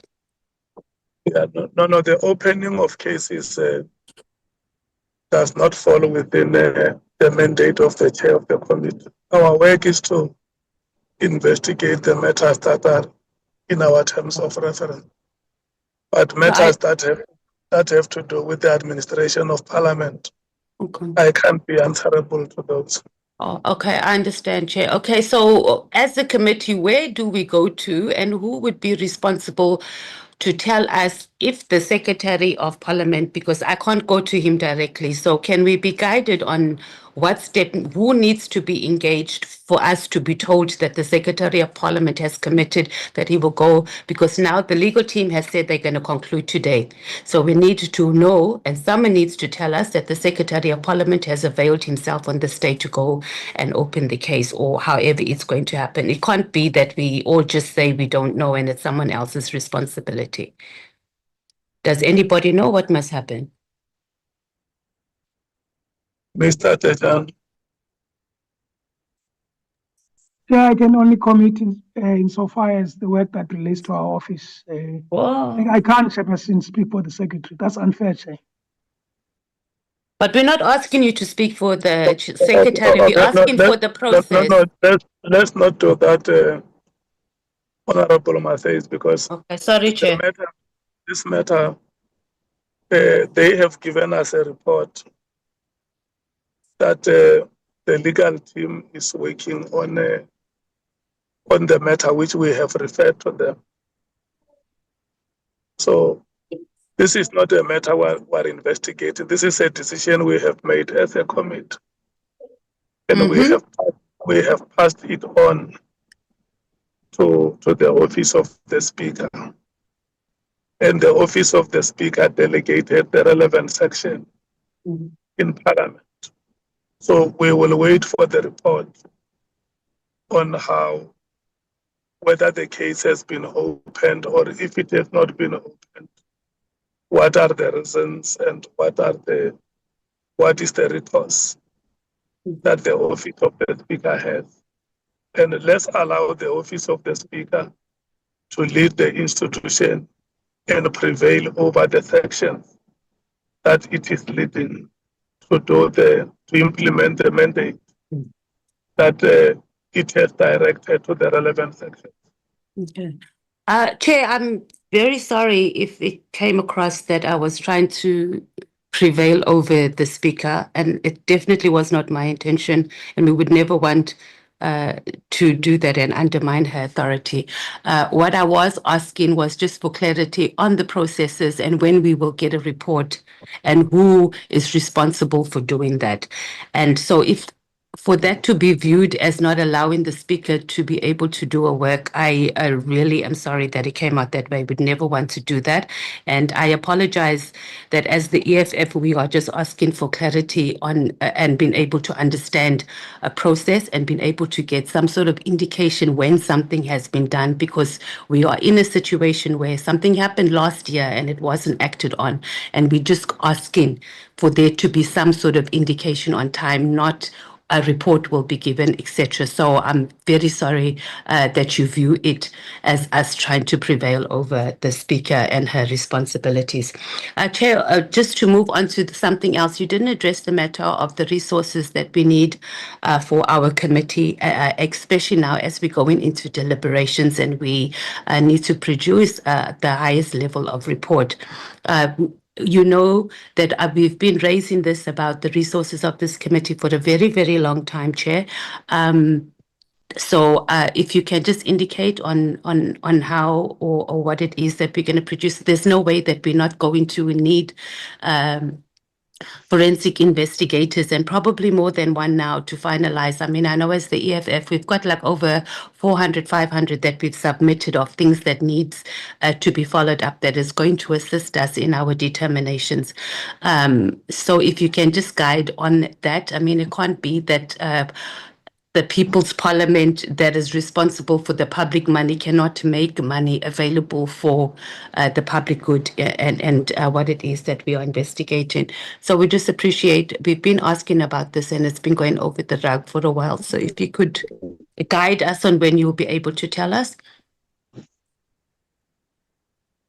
The Office of the Speaker has responded to that matter with a letter which was made available before this committee. Yeah, she said there was some internal thing, but I'd raised a matter now that we should re-engage her because that's not a sufficient resource, and it was also not within our terms of reference as well. That it was supposed to be, we actually said an external forensic investigator. So would we consider re-engaging her on the matter, Chair? Yes. If we have to make a follow-up with the Office of the Speaker, the committee must tell us what are the things that they need those services for, so that we are able to motivate and make submissions on the motivations that we should advance. Let's go and retrieve that letter that the Office of the Speaker has sent to us and make motivations on why we think something different has to be done. Okay, we'll do exactly that. Thank you, Chair. Appreciate it. And on the issue of Mr. Romano requesting time to give a report, that's no problem. Thank you, Chair. Okay. Chair, I've raised my hand. Chair. Hello. Nomvalo here. Hello. Yes, Honorable Nomvalo. No, Chair, I think what you have done with Andile to Honorable Mates is condescending and it's unfortunate.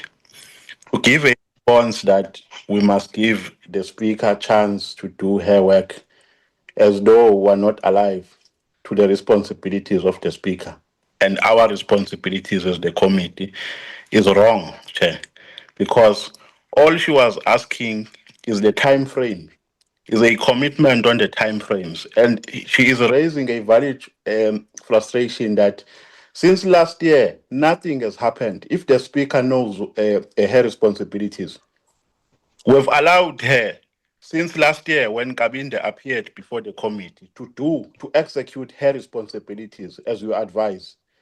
But until today, Nkabinde was threatened in a committee and there has been no reaction from Parliament. So he is vulnerable. He has not been assisted by an institution to which he appeared to come and assist. with information.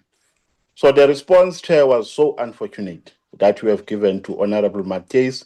It's condescending, and it should not be encouraged, because here we must be given time frames. And for Andile to say it's unfair when we ask those questions to him, because we have no direct access to the speaker. We communicate with the speaker through them. So he can't be a crybaby here and say, no, it's unfair, I can't answer those questions. Then that means we're helpless. It means we have no communication with the speaker, because people who are communicating with her on our behalf are crybabies when they're supposed to give us answers. I was rising on that note, Chair. Thank you. Who Chair, else? I've raised my hand for a long time. For a very long time. Yeah, but anyway, I'll just contextualize quick, because the Honorable Nombalo said it all as well, and Matthijs. But I wanted to say, Chair, as well, that it's not fair. You know, I mean, it's March now. This matter happened last year, and for us to say the Speaker's office that and that, this committee is coming to an end. We don't know what's going to happen. I mean, to open a case, Chair, is so easy. I'm opening 2 cases now in the next two hours once we finish here.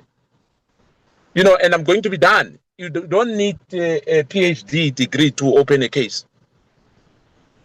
You know, it's not fair. And I think Honorable Matthijs as well, he was correct to say we are not proactive here. We need to follow up things. We don't have a direct access to the speaker. Yes, I understand that. But indeed, if they fail to execute their duties, we must raise this thing up here, because we are members of this committee. We can't raise this thing outside this committee, Chair. So indeed, they've let us down again. We are scoring our own goals. We need that case to be opened. We cannot allow in this country for someone to threaten somebody, you know, and why is it appearing before us and we do nothing about it? We say, no, there's a process, they are still busy. Busy opening a case. No, Chair, we have to be protected by you as a Chair as well. Thank you, Chair. Honorable members, Mr. Tejana has presented a report here that the Office of the Speaker has handed the matters as referred to it by the committee. And the office, the parliamentary legal team is gathering affidavits and sufficient evidence to open a case. And you say that you want to know how long will that take.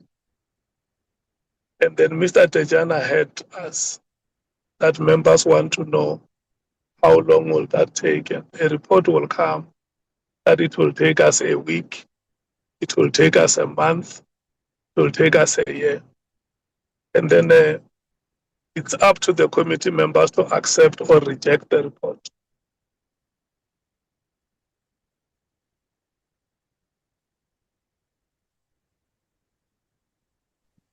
Chairperson, my hand is up. Honorable Sangoni. Thank you very much, Chair. And perhaps maybe I must reiterate, the point that we had made as the African National Congress, that we welcome that report with regards to the actions that the Speaker has taken. Parliament is a creature of statute.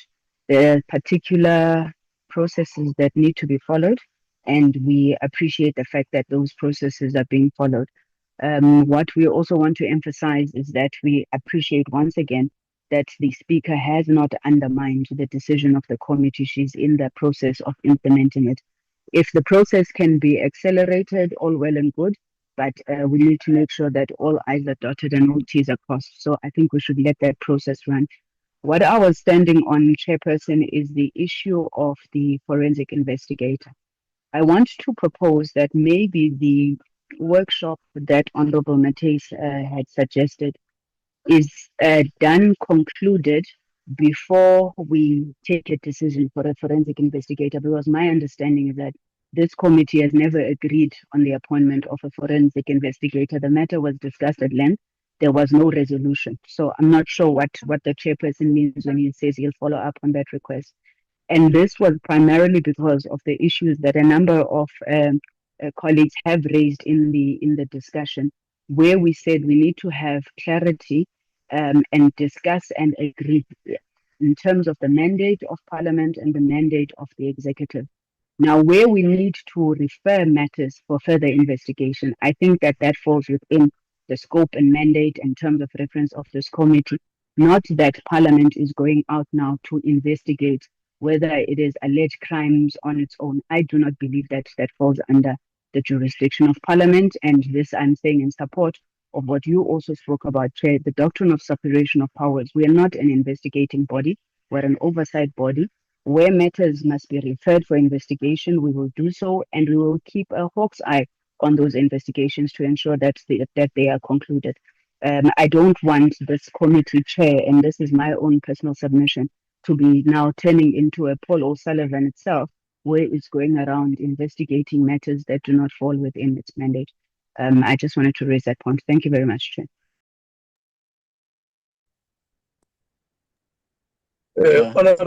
Honorable member, we have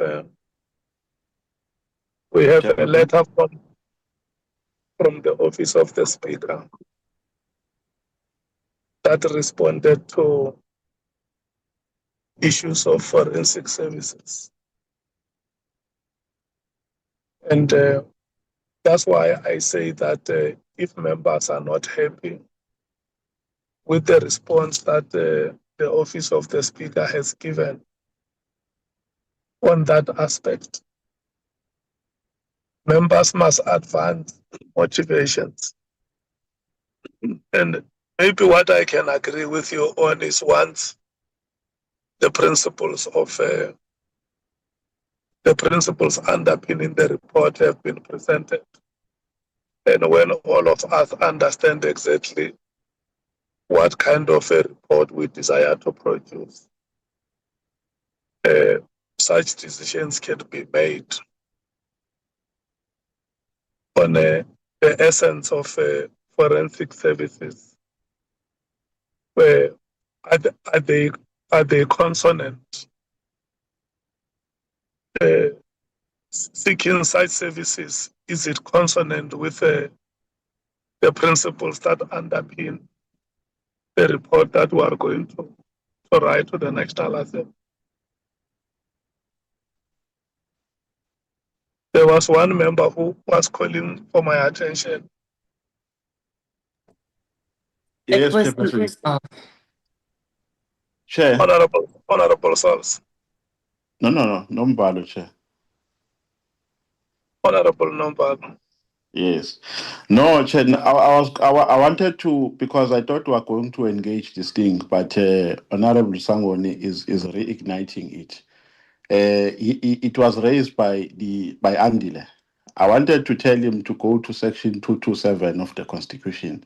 Look, no one has said here this committee can recommend an arrest. I don't think there's anybody, since I've listened to speakers who have said that. But what we said here, we do have powers in terms of section 227 to investigate. But what we can't do is to make a conclusive recommendation on criminal issues, because when you have identified a criminal activity, you make that finding and make a recommendation for further investigation. And a criminal activity can only be investigated by the police in terms of section 205 of the Constitution. We know that very well. But what we are saying here is that we must not act under an impression that we don't have powers at all to do an investigation. What we can do is to make an investigation, get findings, and recommend to relevant institutions under which those recommendations fall. I just wanted to explain again what we meant, Chairperson, so that we're not understood out of context. No, I agree with that. We said that the time will come when those imperatives will be presented before the committee. And then members will understand what are the principles that guide the report. And Honorable Souls has further said that we need to be emphatic and use words like Parliament instructs, Parliament mandates, Parliament directs. So all those will come, honorable members. Can we move to the next item? Chair, my hand's up. It's Leanne. Your hand is up. You are recognized. Thank you, Chair. I just thought I should take this opportunity just to clarify what Honorable Sangoni has said. The services of forensic investigators is in our terms of reference that was adopted a long time ago. The reason for being resourced was for us to be able to access information that is going to assist us to be able to make a sound report. It was not in the light of us being forensic investigators, as Paul O'Sullivan was. So the request for that had nothing to do with us wanting to do criminal investigations, etc. So I think that just needs to be clarified. Number one, that it is in our terms of reference, that the committee be resourced so it's able to make a sound report, that we are able to do so timely. We are now at the end of this matter. We do appreciate, Chair, that you've indicated that we can make a submission if that is necessary, that we respond to the letter that the Speaker wrote in terms of the services of a forensic investigator. But it must be noted that it is in our terms of reference, along with also the fact that we were supposed to have psychological support available, which we didn't have the other day when Sarah Jane Trent was appearing before us. And that was also not made available to this committee. Thank you, Chair. Thank you so much. Can we move to the matter of the IGI? I believe now members would have read the report that the IGI has made an application to the Office of the President and the Minister to be allowed permission to appear before the committee, and that the copies of the applications have been forwarded to the committee members for their perusal. And it appears that the relevant minister has not approved the IGI to appear before the committee. Can I hear the inputs of members on the matter who are rotating? We are starting with the African National Congress. Chairperson, thank you. And unfortunately, we have not been able to give full attention to the correspondence as we're in this meeting. One of the annexures is about 17 pages. So we would probably revise our position once we've given thorough attention to those. Safe to say, Chair, that maybe we misunderstood the advice that was given to us by the evidence leader the last time the matter of the IGI had been discussed. We were under the impression that either permission had been sought or there was a legal workaround that would allow the IGI to present himself before the committee. Since it seems that that is not the case, especially since it seems like there has been outright rejection, I think, by one of the ministers to the IGI, then I suppose the legal position stands as per the Legal Services Act, which speaks to how and when the IGI may disclose classified information. But having said that, Chair, we think it's important to understand the reasons why such permission is not being granted. And perhaps it may not suffice just to say that it is intelligence information. I think we are left confused. We also don't know what happened to the discussions that the chair was having with the chairperson of the JSCI. Because when this matter was initially closed, before it was brought back last week, I think an undertaking had been made, I think by the chairperson of the JSCI, that the message, the issues that needed to be canvassed with the IGI had been done in the Joint Standing Committee on Intelligence and would form part of their report dealing with the same issues that we are dealing with of the allegations brought about by Lieutenant General Mkhwanazi. So I'm not sure why the confusion was created, Chair, because this matter had been discussed and it was closed, then it was subsequently brought back. So if perhaps the the evidence leader is able to give us a sense of where this telephone had broken down, that made us think that the IGI could now appear before us. And as I said, the reasons then being set out, if they are contained in the correspondence, Chair, I do apologize. We've not had an opportunity to fully canvass the responses that have been given. Thank you, Chair.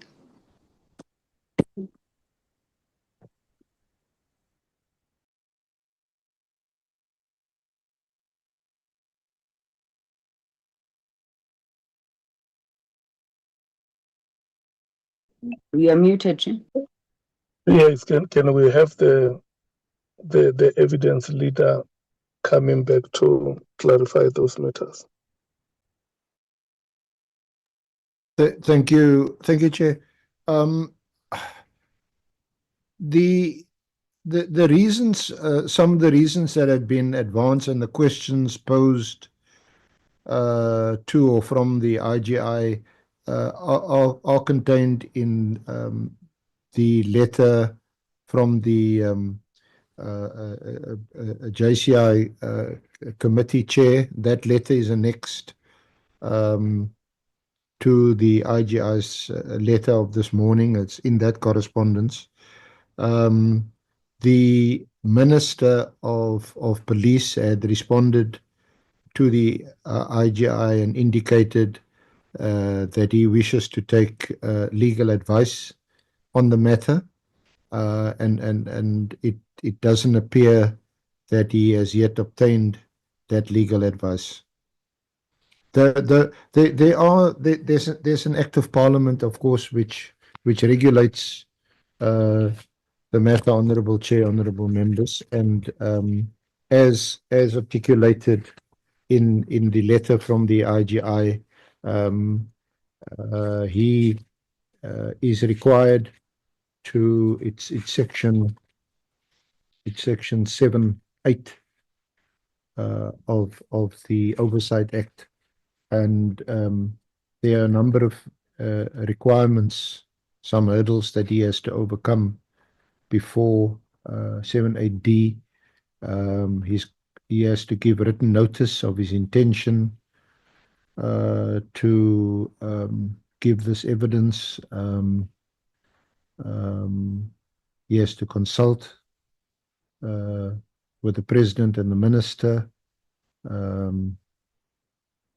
He also has to overcome any restrictions that may be placed on him by his office and the information that he wishes to disclose.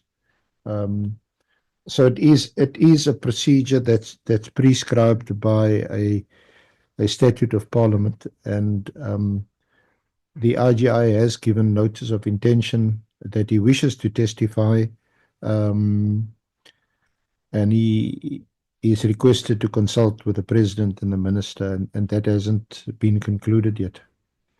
So unless these legal statutory obstacles are dealt with and overcome, I suppose the law does not provide for him to appear before the committee. Off the record, I've attempted to speak to the powers that be about perhaps him testifying in camera, perhaps ensuring that his evidence is as it were ring fenced to those issues only that relates to the ad hoc committee's terms of reference. But of course, it's difficult to get a cast iron agreement on these matters, and of course, I'm in no position to bind the honourable committee in terms of what it can ask, which questions it may ask, and that makes it a bit more difficult. So there have been attempts to try and deal with this on a practical level. Thank you, Chair. I'm not sure whether I'm helping to answer some questions of Honourable Sangoni. Thank you, Chair. Yeah.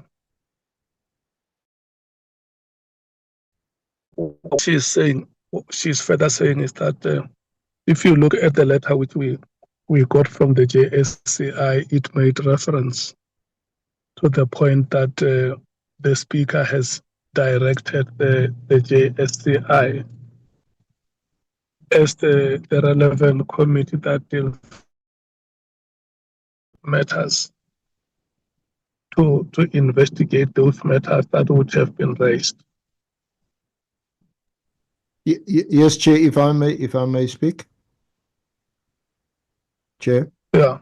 Yes. Yeah. Yes, it's not as if there's not going to be any oversight in relation to matters in the IGI's report, which relates to the terms of reference, and in particular to the generals. As far as I know, and I don't think this is a secret, there has been appearances before the Intelligence Committee at Parliament. There have been attempts to account for what's in the IGI report to the committee, and I think they've called on the IGI and the generals to appear before them. And since it is also a committee of Parliament, I suppose there has been some accountability there. In accordance with the law.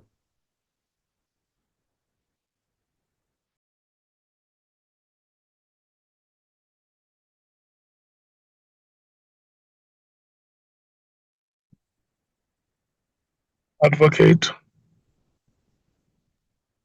Sorry, Honourable Chair, I'm done for the time being. What is the proposal that you rotate before this committee, which it must consider?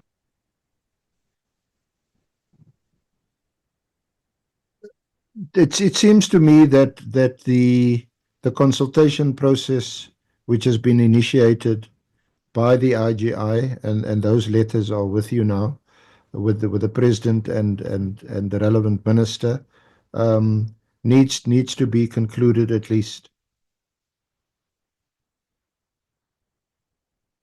So until such time, it seems to me that it would also not assist to, for example, subpoena the IGI to appear, because when in law he knows that he can appear before you, but then he'll raise his hand and say, I swear to tell the truth, the whole truth, nothing but the truth, but you can inquire only to some extent.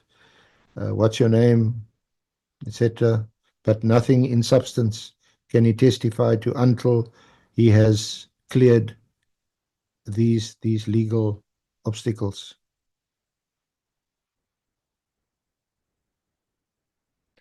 And if it may, I'm not sure now, Honourable Chair, whether I mentioned this, but some of the issues that have arisen in the IGI's report, the purchase of properties, and so on, the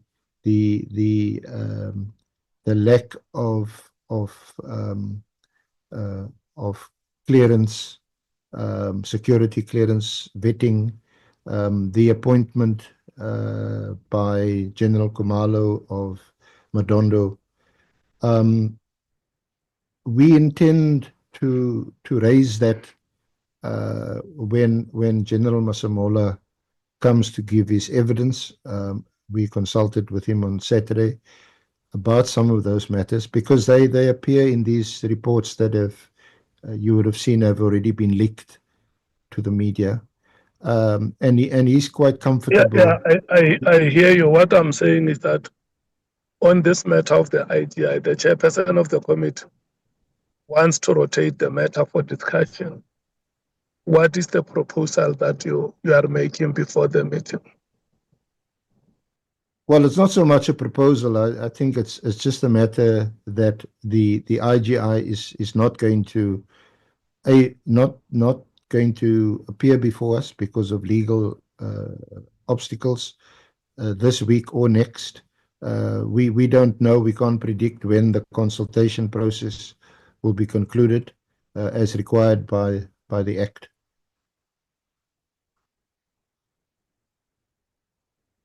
So it seems to me that he has to be excused from appearing before this honourable committee. Okay. The ANC? Thank you very much, Chair.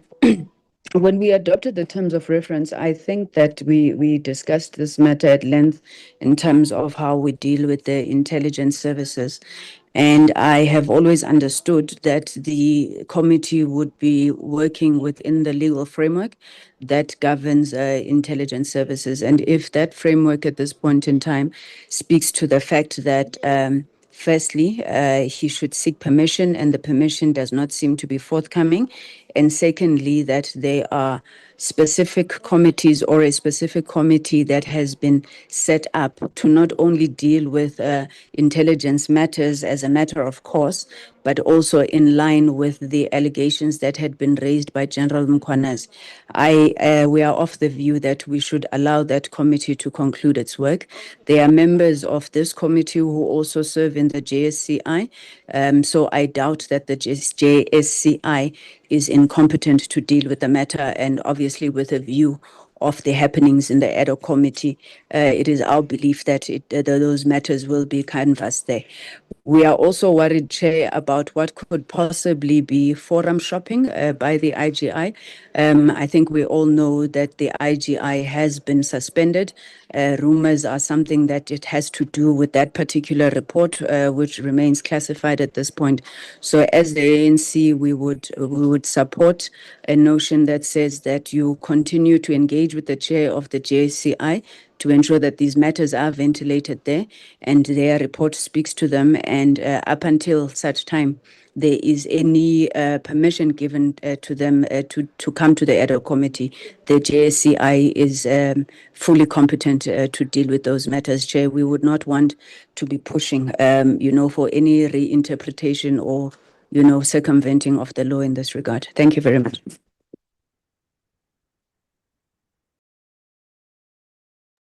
The MKP?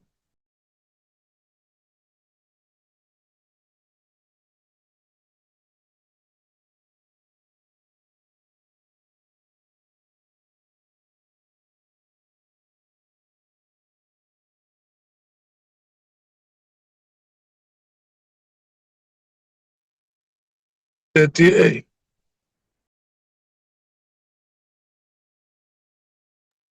Thank you, Chairperson. Okay, Damien, you go ahead.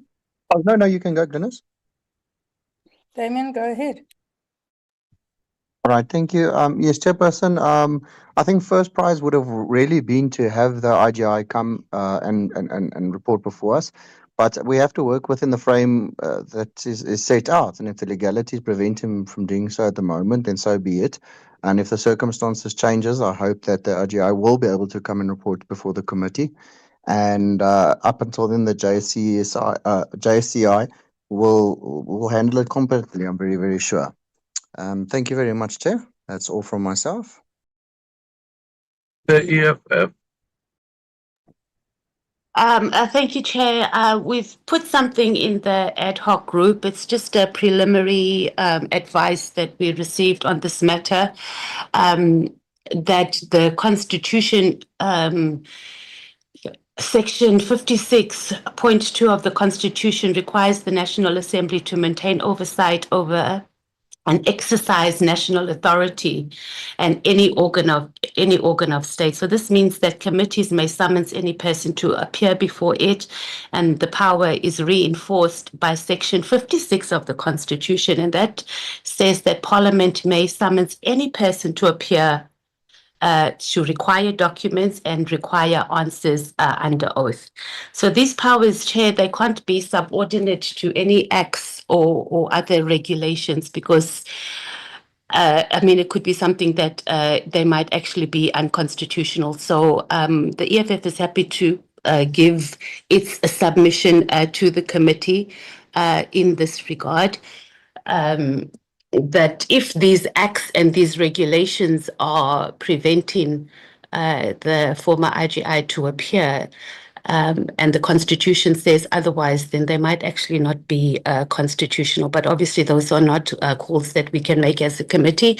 But as the EFF, we will submit or give our submission, and we will encourage other parties also to do the same thing, that we don't limit ourselves to acts or regulations that may very well be unconstitutional. And it wouldn't be the first time that acts and regulations have been deemed unconstitutional by the Constitutional Court. Having said that, we don't doubt the capacity of the Joint Standing Committee of Intelligence. The concern here would be that while the IGI might have appeared before that committee, we are going to be making findings and recommendations without having additional information that is available to us. So we were going to need some guidance on what if we do a finding or we do a recommendation in the absence of this report, and then it's actually contrary to what has been submitted or presented to the Joint Standing Committee of Intelligence. So that's a reality of this matter as well. Our terms of reference, Chair, also allows us to do an in-camera or take the IGI in camera, though it wouldn't be something that would be our first go-to, because the entire nation is interested in this process, and I think they should be or be able to have the opportunity to see what is also going on behind the scenes. Also, we must also just consider, Chair, and maybe our legal team can look into it, what recourse do we have as Parliament if both the President Ramaphosa and the Minister is either refusing to consult with the IGI, or they are dragging their feet, especially given our looming deadline on us having to conclude this process. So one of the options is that we engage both the President directly, President Ramaphosa directly, and also the Minister directly, rather than going through the former IGI to ask them what's the hold up. I think also we should pay attention to the word on consult rather than the word grant permission. And I think those are two different requirements that the IGI requires. So that's something that we should also consider when we make our decision here. Thank you, Chair. Chair.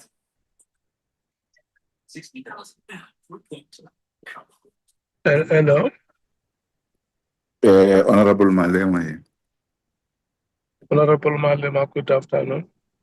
Afternoon, Chair and colleagues. Can I just make a small contribution? You are allowed to. I don't think this is a genuine reason why the IGI is not allowed to attend. Firstly, we are investigating, amongst other things, the interference of a minister into issues of the police and so on and so forth. And which means we are investigating the interference of the executive into some of these issues. Now, when you say the AGI must get a permission from a minister, that will mean Minister Mkhumbuzo Ntshavheni. And she's implicated in those properties that we're talking about. And she must give a person a permission to go and talk about how she might be or not be implicated. Because the minister is conflicted, as it were, and therefore not in any position to give a person who might give evidence that demonstrate that actually one of the properties that were purchased wrongly has got a link with the minister. A minister who must give him a permission to come and appear before us. So we cannot allow that. And then the same thing with the president. The president who suspended, who put on special leave a minister who's accused of interfering in the operations of the police instead of firing him. The president might as well be implicated because we were investigating to what extent has the executive interferes with the operations of the criminal justice system. And therefore, we are not called an ad hoc committee for no reason. And it's not like a police committee calling IG who can actually appear before the committee on intelligence. It's not a normal operation.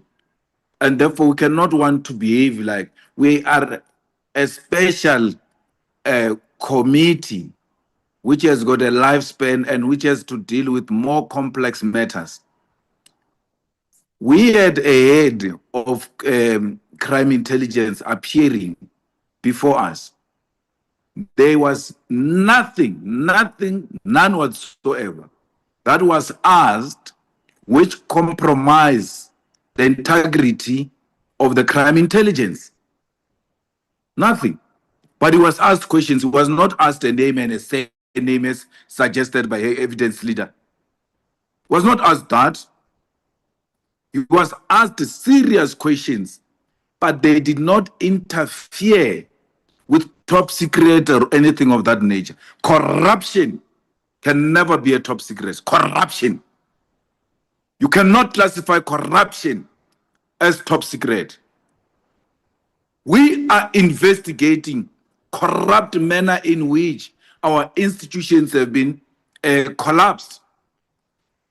And that has got nothing to do with top secret. Top secret will mean an authorized project that has followed the necessary requirement, and therefore, if spoken to, has got the potential to undermine the integrity of such an investigation or even the institution. There are issues, some of which are in public.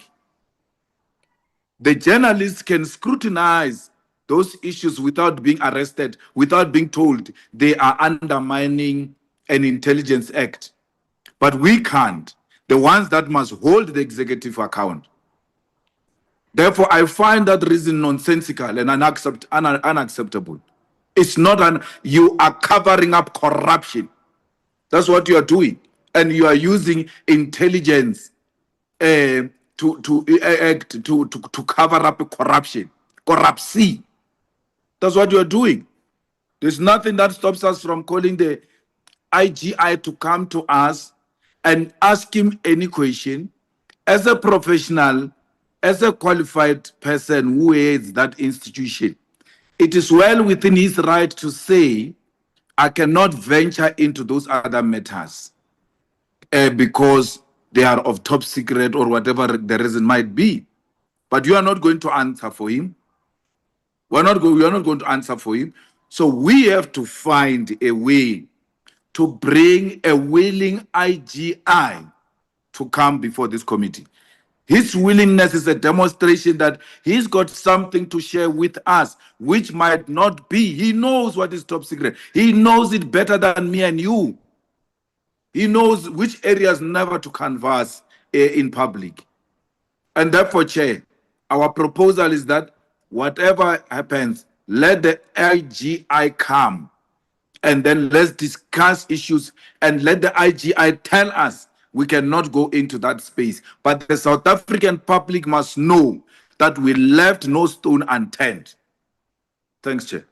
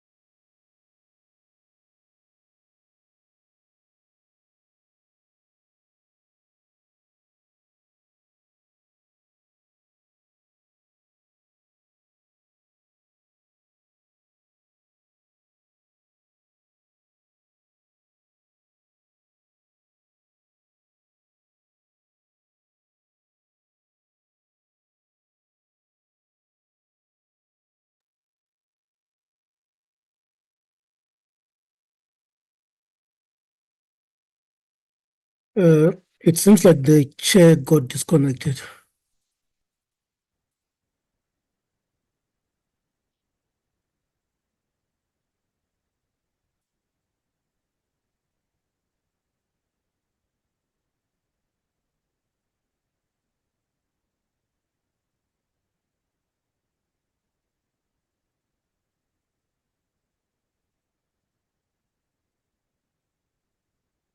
Okay, members, can we get the view of the IFP? Well, so we're still trying to locate the chair. Please don't forget to come back. We are having network problems as well. Thank you, Chair. That's noted on us. Honorable Mwango.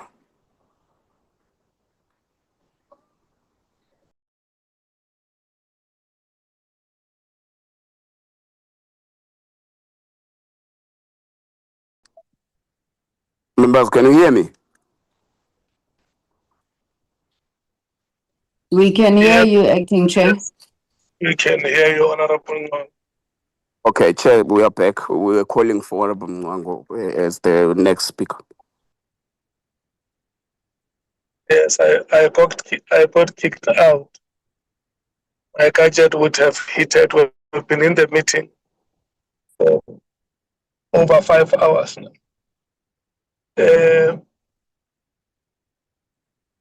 Honorable Mwango.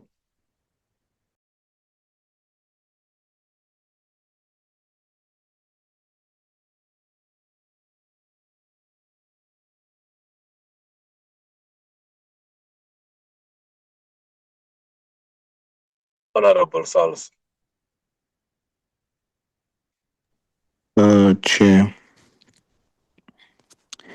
Chair, I'm a bit confused, and legal can advise.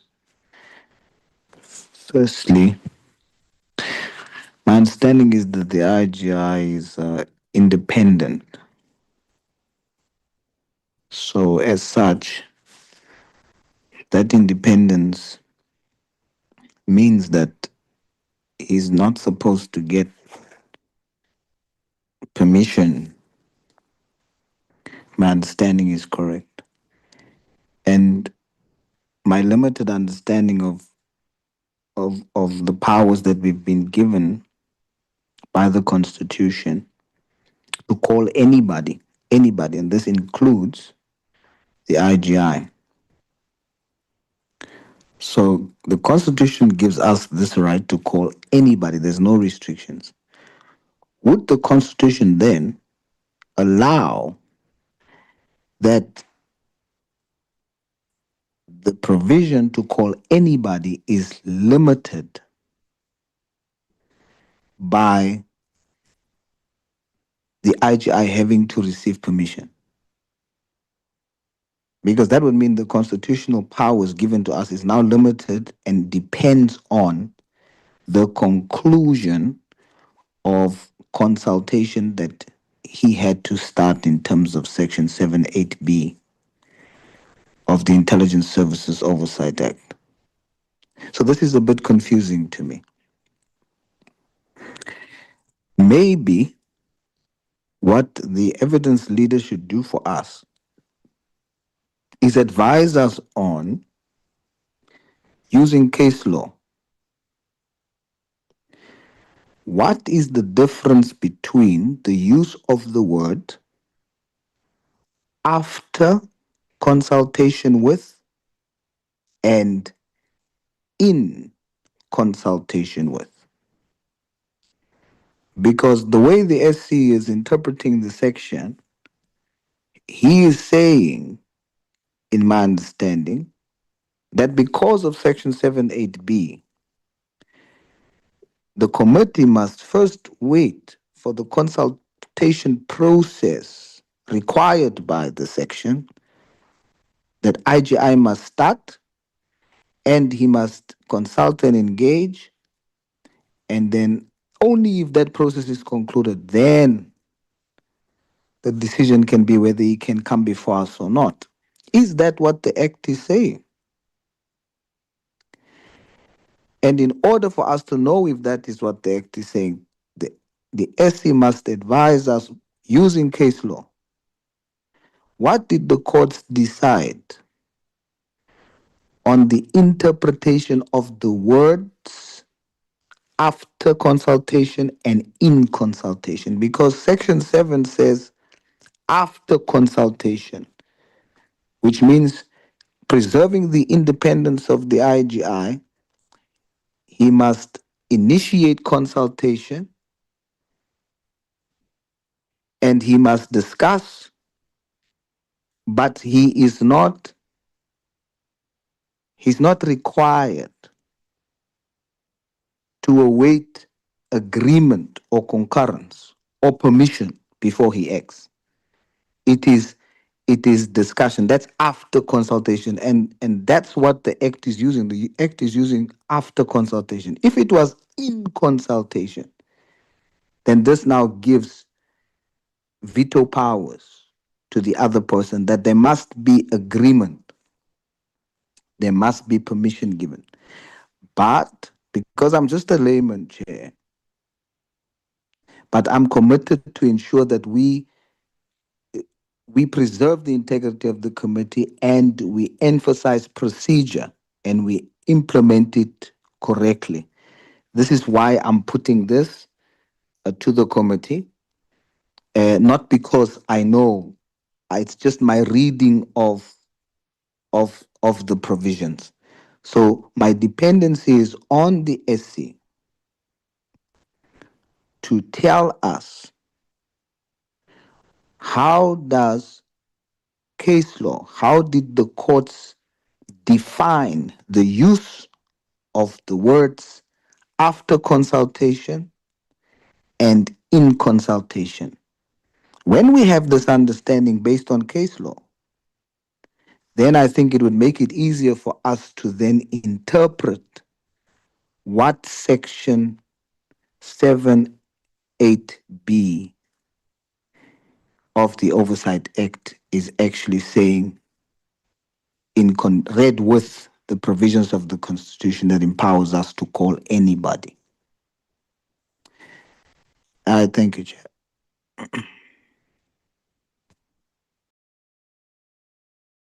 Honorable Vessels.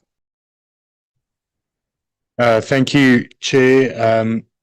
Chair, I agree with previous members that spoke on the fact that we should not be restricted in our constitutional duty, and that the limitations that the Intelligence Oversight Act imposes should not restrict oversight by Parliament. And obviously, as it has been put quite eloquently by the Honourable Malema, crime may never be classified, and we can't allow that. But Chair, as the Honourable Souls also spoke on the interpretation of after consultation and so forth, I think the important part is that what the IGI is telling us is that consultation has not taken place yet. And that is why he can't appear in front of the committee. And a previous member, I can't remember who it was, said that there should maybe be engagement on that issue. And I want to support that. I think, Chair, if yourself, on behalf of the committee, should maybe write to the presidency on this issue to ask for the indulgence of the president so that consultation do take place and that there is that this impediment is solved with regards to the appearance of the IG.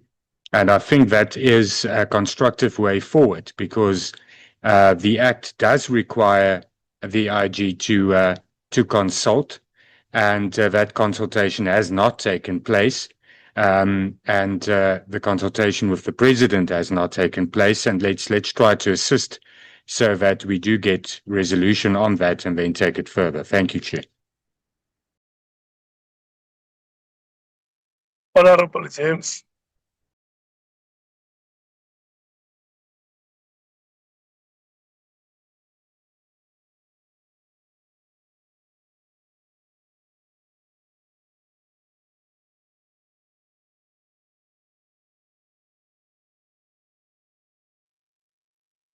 Advocate Aaron, sir.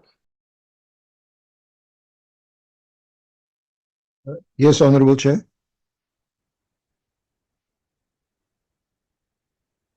You have the inputs of the members. What is your advice on the matter? I don't know why Honorable Souls needs a legal opinion. He's quite correct in his analysis of what the difference is between in consultation with and after consultation with.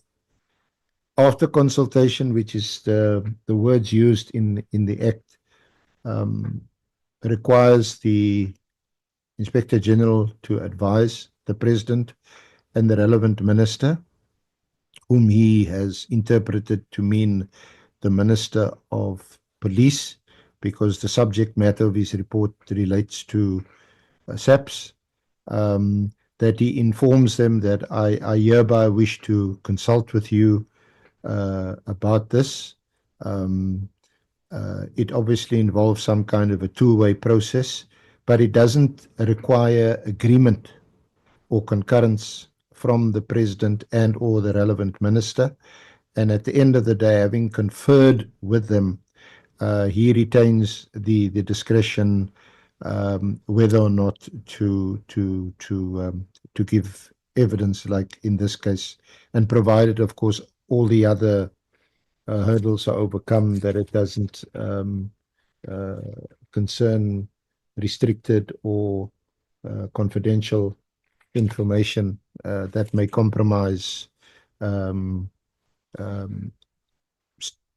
state or government secrets, etc. So that would be the answer to what those two words mean, Honorable Chair. The Chair. Hello. Chairperson, may I? Honorable Sals. Yes, Chair. So if that's the understanding, then that would mean that nothing stops the committee from having the IGI appear. Because it means that the law now protects our powers to ensure that no one from the executive can stop us from exercising our powers by withholding a response to consultation that's required by Section 7. Because his appearing before us is is not dependent on the outcome of consultation.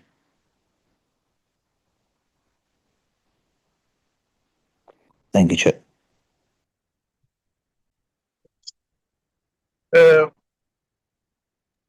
Chair, sorry, I know there's with that explanation that you have made, Senior Counsel, what does it mean to the letters that have been presented before us? What do they mean? Chair. Sorry, Chair. May I just, before I answer that question, just a previous point made, I think, by Honourable Matthys.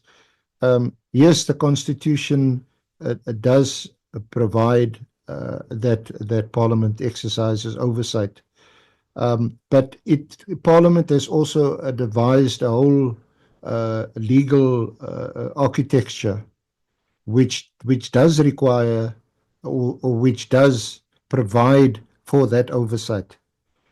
And the argument will be or might be that oversight is done through the Intelligence Committee and the Joint Committee on Intelligence.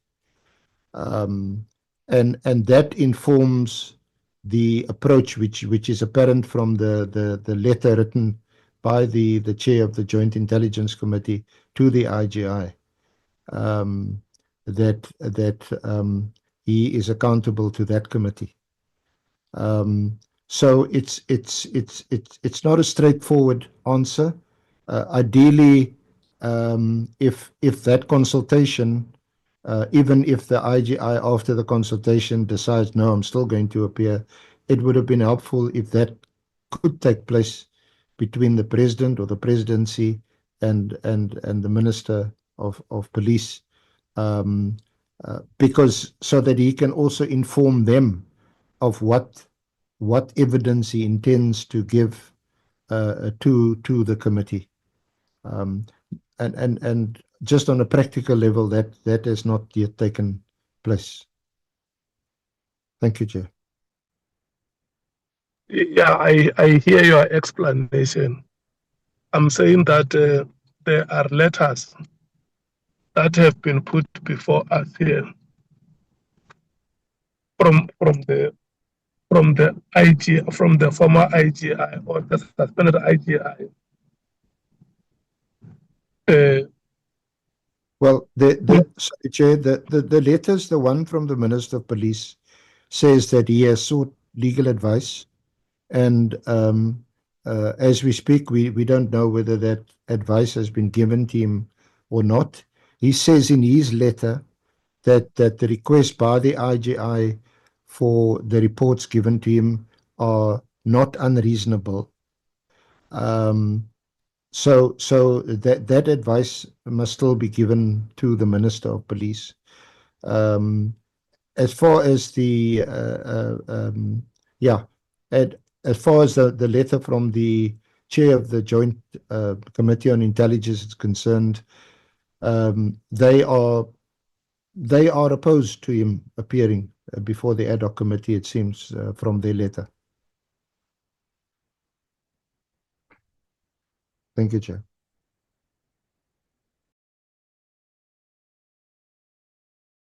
Yeah, but what is the proposal that is being put before the committee regarding the matter? How does the committee move forward on this matter? I think maybe as soon as possible, still today, I think we should we should respond to these letters, and indicate, because it seems to be pretty clear from the majority of committee members that they want the IGI to appear. So it may not, it will obviously not going to be tomorrow as he was originally scheduled, but will have to be. Who do we write to? To the various entities that have written to us, the copies that are attached to the IGI's letter to us. Okay.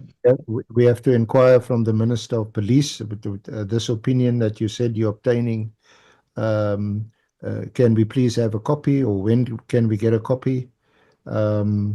Because that opinion may well concur with the IGI's view that he be allowed to give evidence. And that will help. Thank you. Let me hear from the members, what do they make of your proposal that we must write to the respective institutions and hear whether they are playing an enabling role to assist the IGI to eventually appear before. Because indeed, there is national legislation that regulates the conditions of service of any office bearer. So the Constitution may say that Parliament can summon every person before it. But you'll find that there is also national legislation that says, like with intelligence officials, where they must first get approval before they appear. So we have to navigate that.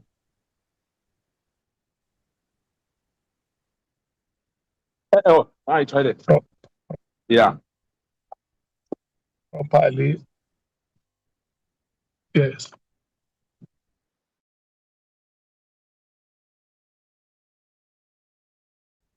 ANC.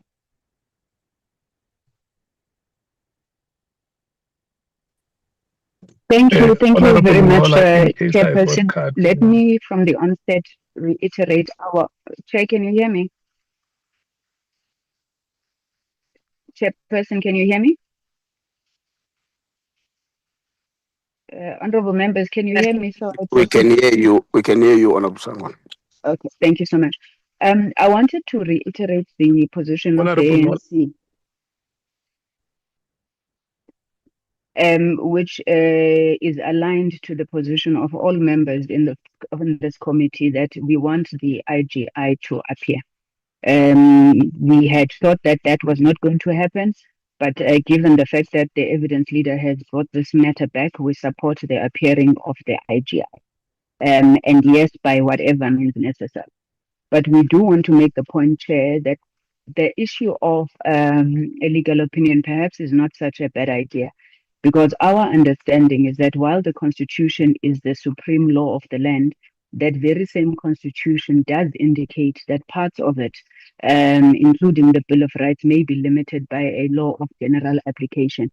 And we would think that the Intelligence Services Act is enabling legislation, and it's also a law of general application, which in this case would limit the rights of Parliament to summons anybody, as what was canvassed in this meeting.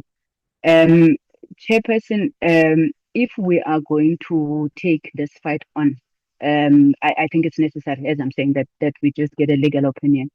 I do not think that there is a country in the world, even South Africa, that would want intelligence services to just be summoned to report or account on intelligent matters outside of a closed platform as the JSCI that we have created in South Africa.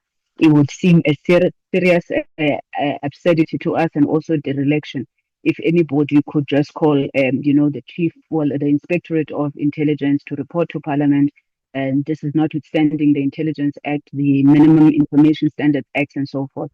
So we need to just ensure that we have looked at that matter closely.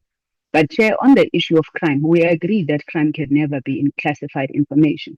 The IGI, seated where he's sitting and as willing as he is to appear before Parliament, like anybody who's aware of a crime that has been committed, should be reporting crime. They must not be wanting to use Parliament when they have a responsibility and a legal obligation to report crime in terms of the law, where they know that a crime has been committed. We support an approach that says he can come to Parliament if he wants to speak about those acts of corruption. I mean, Pleka says he must report it anyway.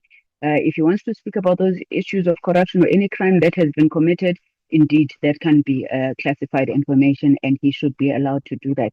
And then, Chair, we also support writing to these institutions. But as I'm saying, I think our legal standing on this matter is quite weak.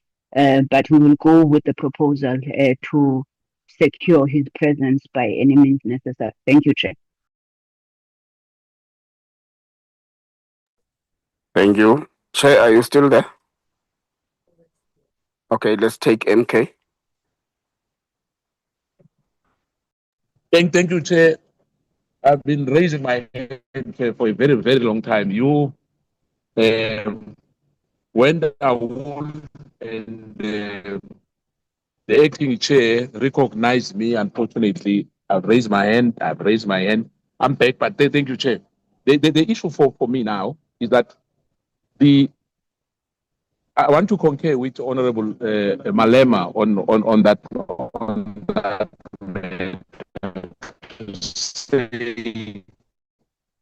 Indeed, we can't allow this bureaucracy that when the decision was made that the IGI will appear before us, did they let us in this? And this issue of them hiding behind, we were watching on the commission, the State Capture Commission. Things of the SSA were revealed there. We were told that the the ministers, I think Minister Mahlobo, there was allegation against him there. There was a person who works there. How was he allowed to give evidence if those evidence are so secretive? Now we are standing here, we had him on our program. Now all these technical things are coming up. What's this? Because we know about the laws in this country. We know all these things. We put this Inspector General to appear, the gentleman to appear before us. Now, what's the problem here? Now, we must seek legal advice. We must seek that. No, Chair. No, Chair. Unless our legal team is letting us down. Why we had him on our program if all these things were not picked up and they are only picked up now? No, they must appear, Chair. He must appear before us. This issue of going to the minister, I can tell you now. By the time he goes and gets that legal advice, next week on Wednesday will be done. And I concur 100%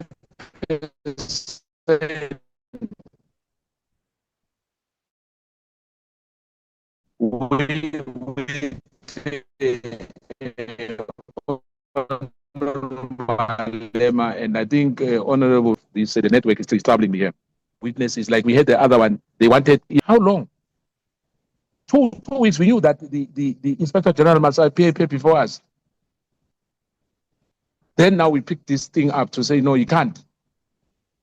You must get an approval elsewhere again. Okay.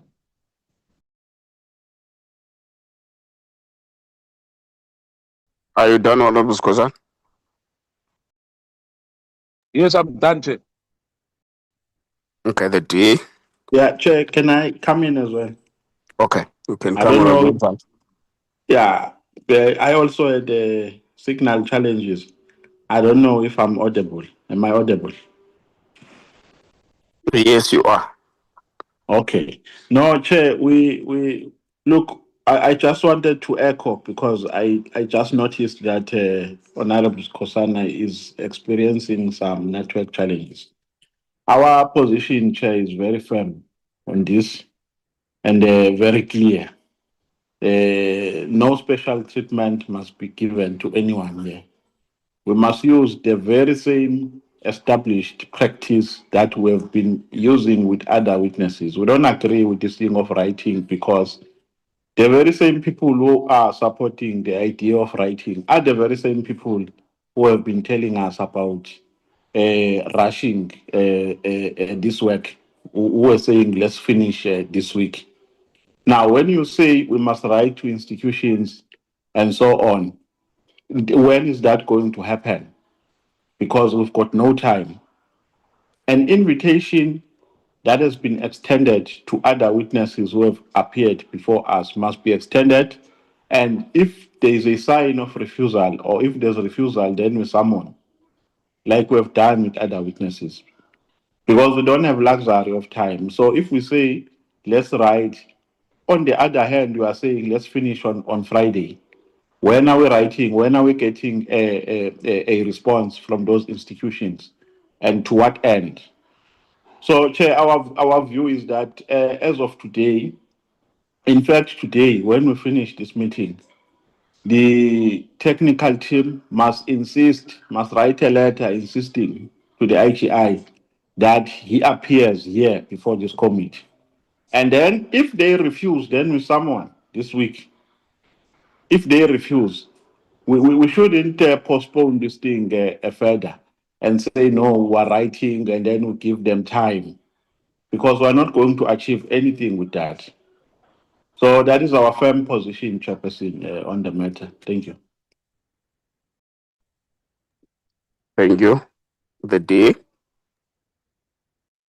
Thank you, Chair. Chair, from our side, I think, in all honesty, if he's denied attending the committee to come and speak, it would in effect hide criminality. So I think it's critical that he comes to speak. It's a critical voice in this whole inquiry that's important to hear. And I also think that we need to make it very clear, as we've done from the beginning with all the witnesses, that there is no executive person that can deny us access to this individual coming to speak to the committee. So I think it's critical for him to come to the committee. I also find it frustrating that now suddenly, as the Honourable Skosana said, there are all these issues. We've said from the beginning that we would like the IG to come and report to the committee. So I don't understand why the sudden list of frustrations to them or for him to come and appear. So I think it's critical that he does appear before the committee. We saw with the Zondo Commission report, or the majority of commissions, we very often see that it's indicated in the report afterwards that under the so-called secrecy, so much is left out, and in effect, it actually denies the relevant institutions the opportunity to fix or to action recommendations to fix some of the problems we've seen. So the IG needs to come to Parliament and he needs to report to the ad hoc committee. Thank you, Chair. Thank you, the EFF.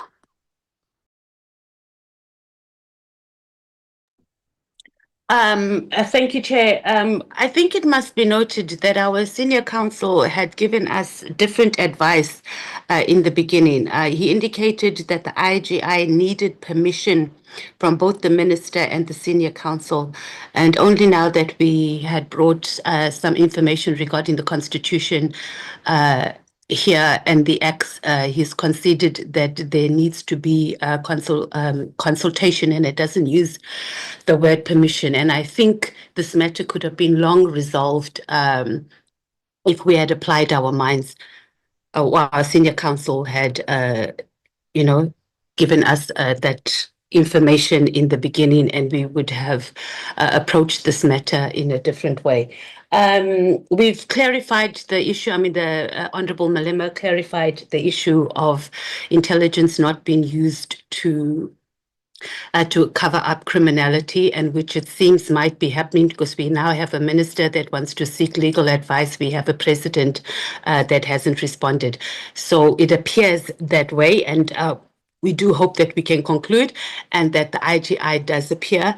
All this technical work that is coming up now regarding the IGI is going to give us grounds to request an extension, and it would be unnecessary for us to do so. So I hope we can proceed and we can schedule the IGI within the time frame that we have now to complete our report. Thank you, Chair. And I don't know if Honorable Malema would like to add anything. Honorable Malema.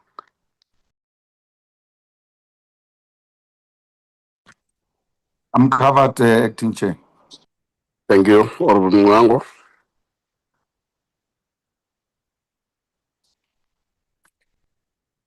Honorable Sauls.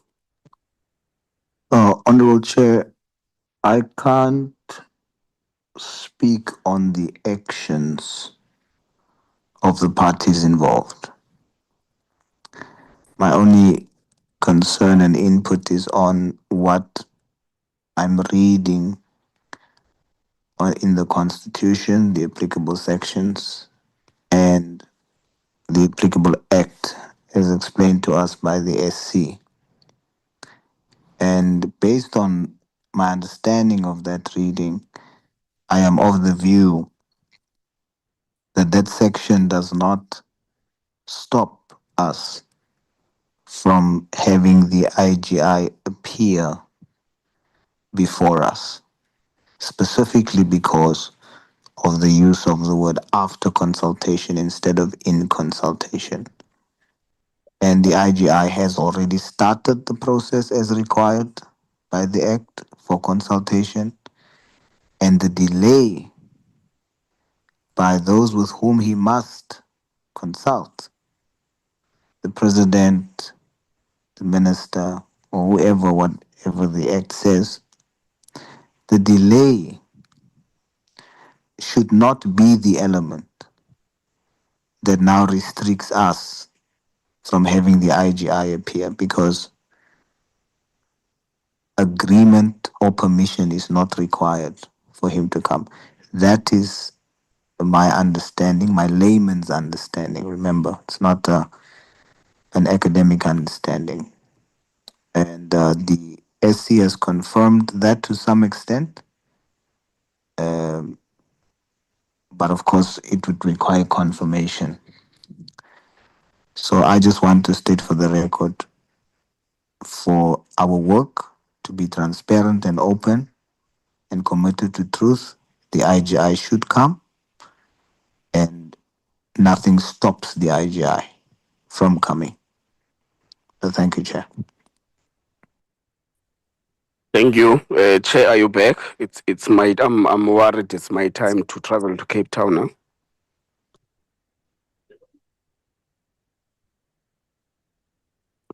Chair. Okay. Honorable Vessels. Thank you, Chair. Nothing to add. I'm covered. Thank you. Thank you, Honorable James.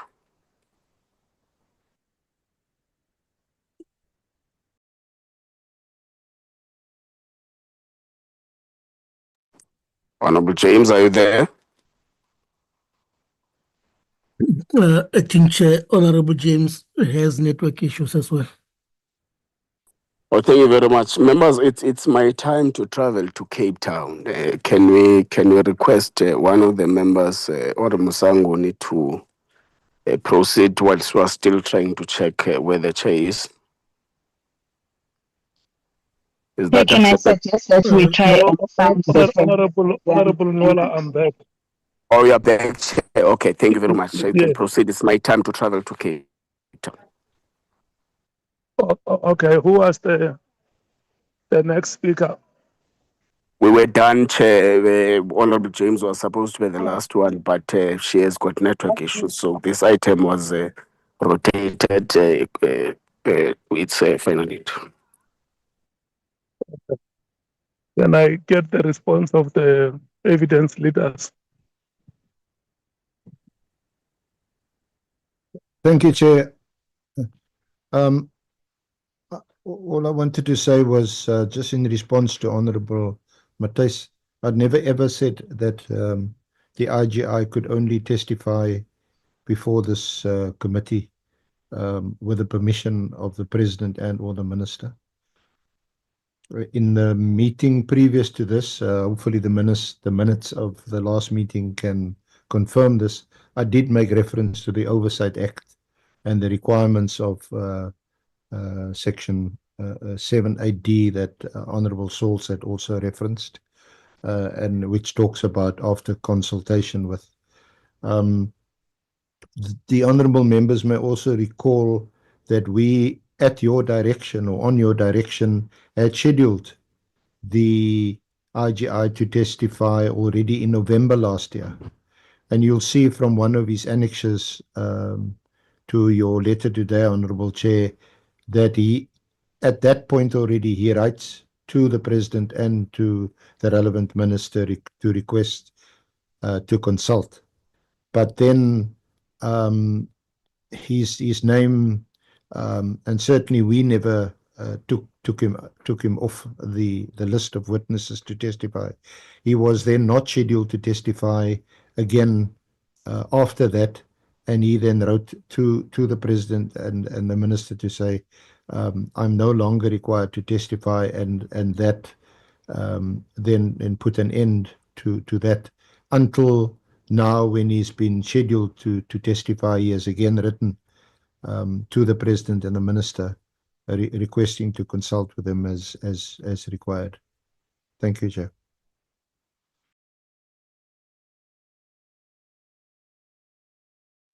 No, thank you so much, honourable members. The evidence leader is right. As early as last year, you would remember that the IGI was the one who wrote to us, referring us to the Joint Standing Committee on Intelligence. And that letter was made available before the committee. And the committee even directed that we should go and meet with the chair of the JSCI, which we met no less than not once, but on several occasions, until they responded to us in a letter. Because I remember in the last meeting with them, we said, well, they must write a letter and explain to the committee what their position is, so that the chairperson of the ad hoc committee does not become their representative in committee meetings.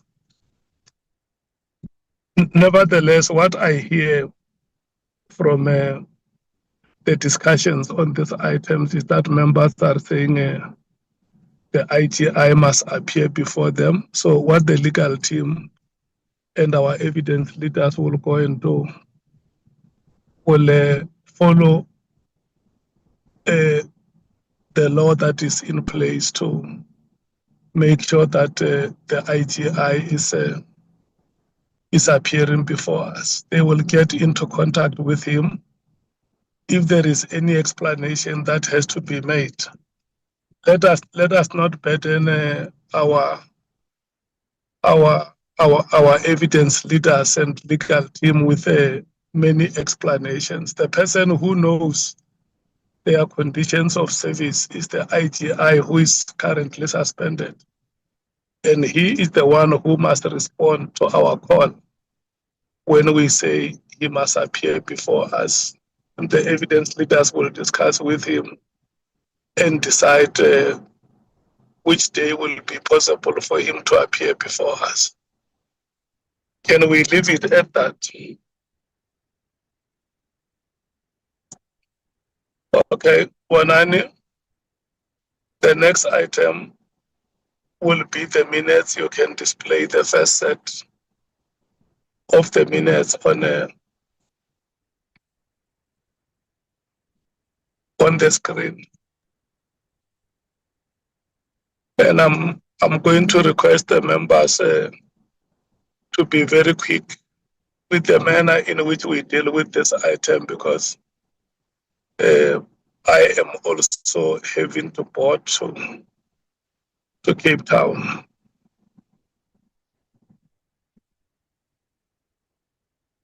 So the title of the minutes will be the date. You just put the minutes on the screen and you title them by the date.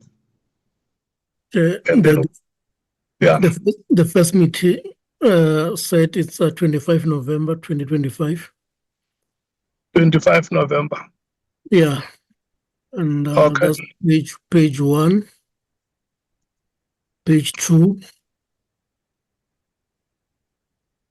page 3, and page 4, which is the last page. Okay. Any comment or correction on the minutes?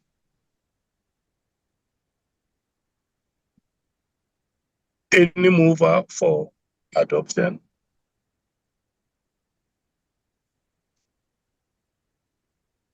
I move. I second. Honorable Breitenbach moves. Honorable Sangoni seconds. The minutes of the 25th of November are adopted. Next set. The second one, Chair, is 27 November. Actually, it's 26 November, not 27. It's 26 November, Chair. Yeah. Page 1. Page 2.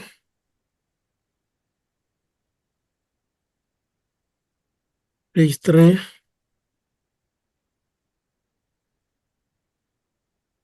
And page 4, which is the last page. Any comment or correction on the minutes of the 26th of November? Any mover? I move. Breitenbach moves. Any seconder? I second, Chair. Honorable Sangoni seconds. The minutes of the 26th. Hello? Yeah, okay, next one. Yeah, I was saying I was moving to the next one, which is 27 November. 7 November. 27 November, page 1. 27, yeah.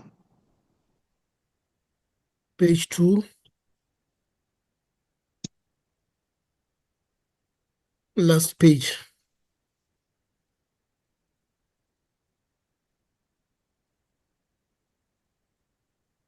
It's 2 pages. No, the third page is the last one. The last page is page 3. Any comment or correction on the minutes? Any mover for adoption?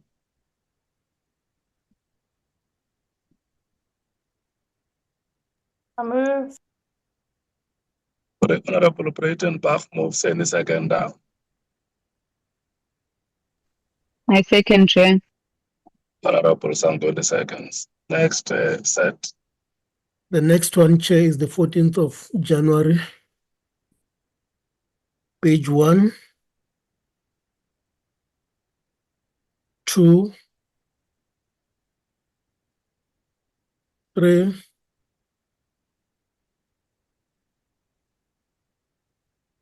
4, which is the last page. You say 22nd or the 2nd? No, I said the 14th of January. The 14th of January 2026. Yes, Chair. Honorable members who are presenting the minutes for adoption, any seconder? I'll second. Thank you so much. Seconded. Can we take the next set?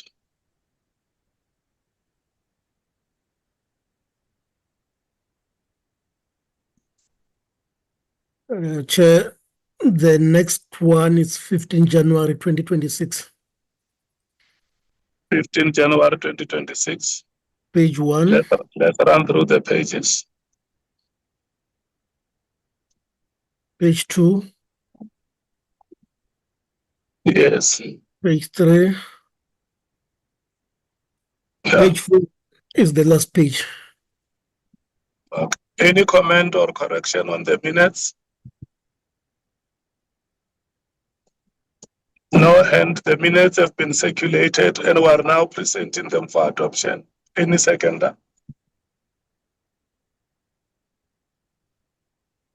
Second. Thank you so much. The next set, Bonani. Chair, we distributed 5 sets, and that will be the last one. The one that we have dealt with was the last set. No? Yes, Chair. Thank you so much. All the 5 sets from the 22nd of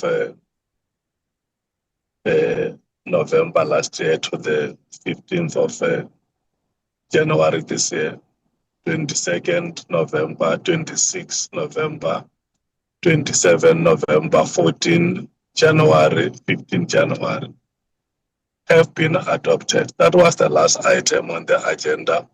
What time are we starting tomorrow, Bonani? Chair, we will start at 10 at the Good Hope Chamber. At the Good Hope Chambers. Yes. Thank you so much. It's now 4 minutes to 3 o'clock. The meeting is adjourned. Thank you so much, Honorable Members. Thank you so much, Bonani. Thank you so much, Andile, Dr. Tuli. Thank you so much, Advocate RX and your team. Thank you so much. Thank you, Chair. Long live the Chair. Thank you, Chair. Bye-bye, Chair. Thank you. Bye.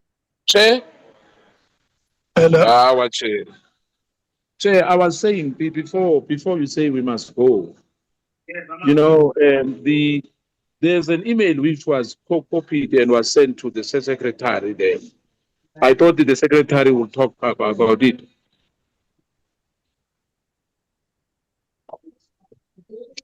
What is the email about? Demning, Chair, that email which was sent from there. I think, okay, let's ask the secretary to put it on the group. No, but we requested members to make inputs on the agenda when we started. Yeah, but we didn't receive it as yet. Hence the secretary said it must be a sworn affidavit. So they've done that from prison, then they've sent it. I said they must email it to the secretary. No, wait.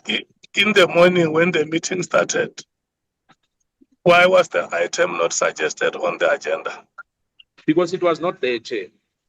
Yeah, so it will come to the next meeting. Thank you, Chair. Thank you so much.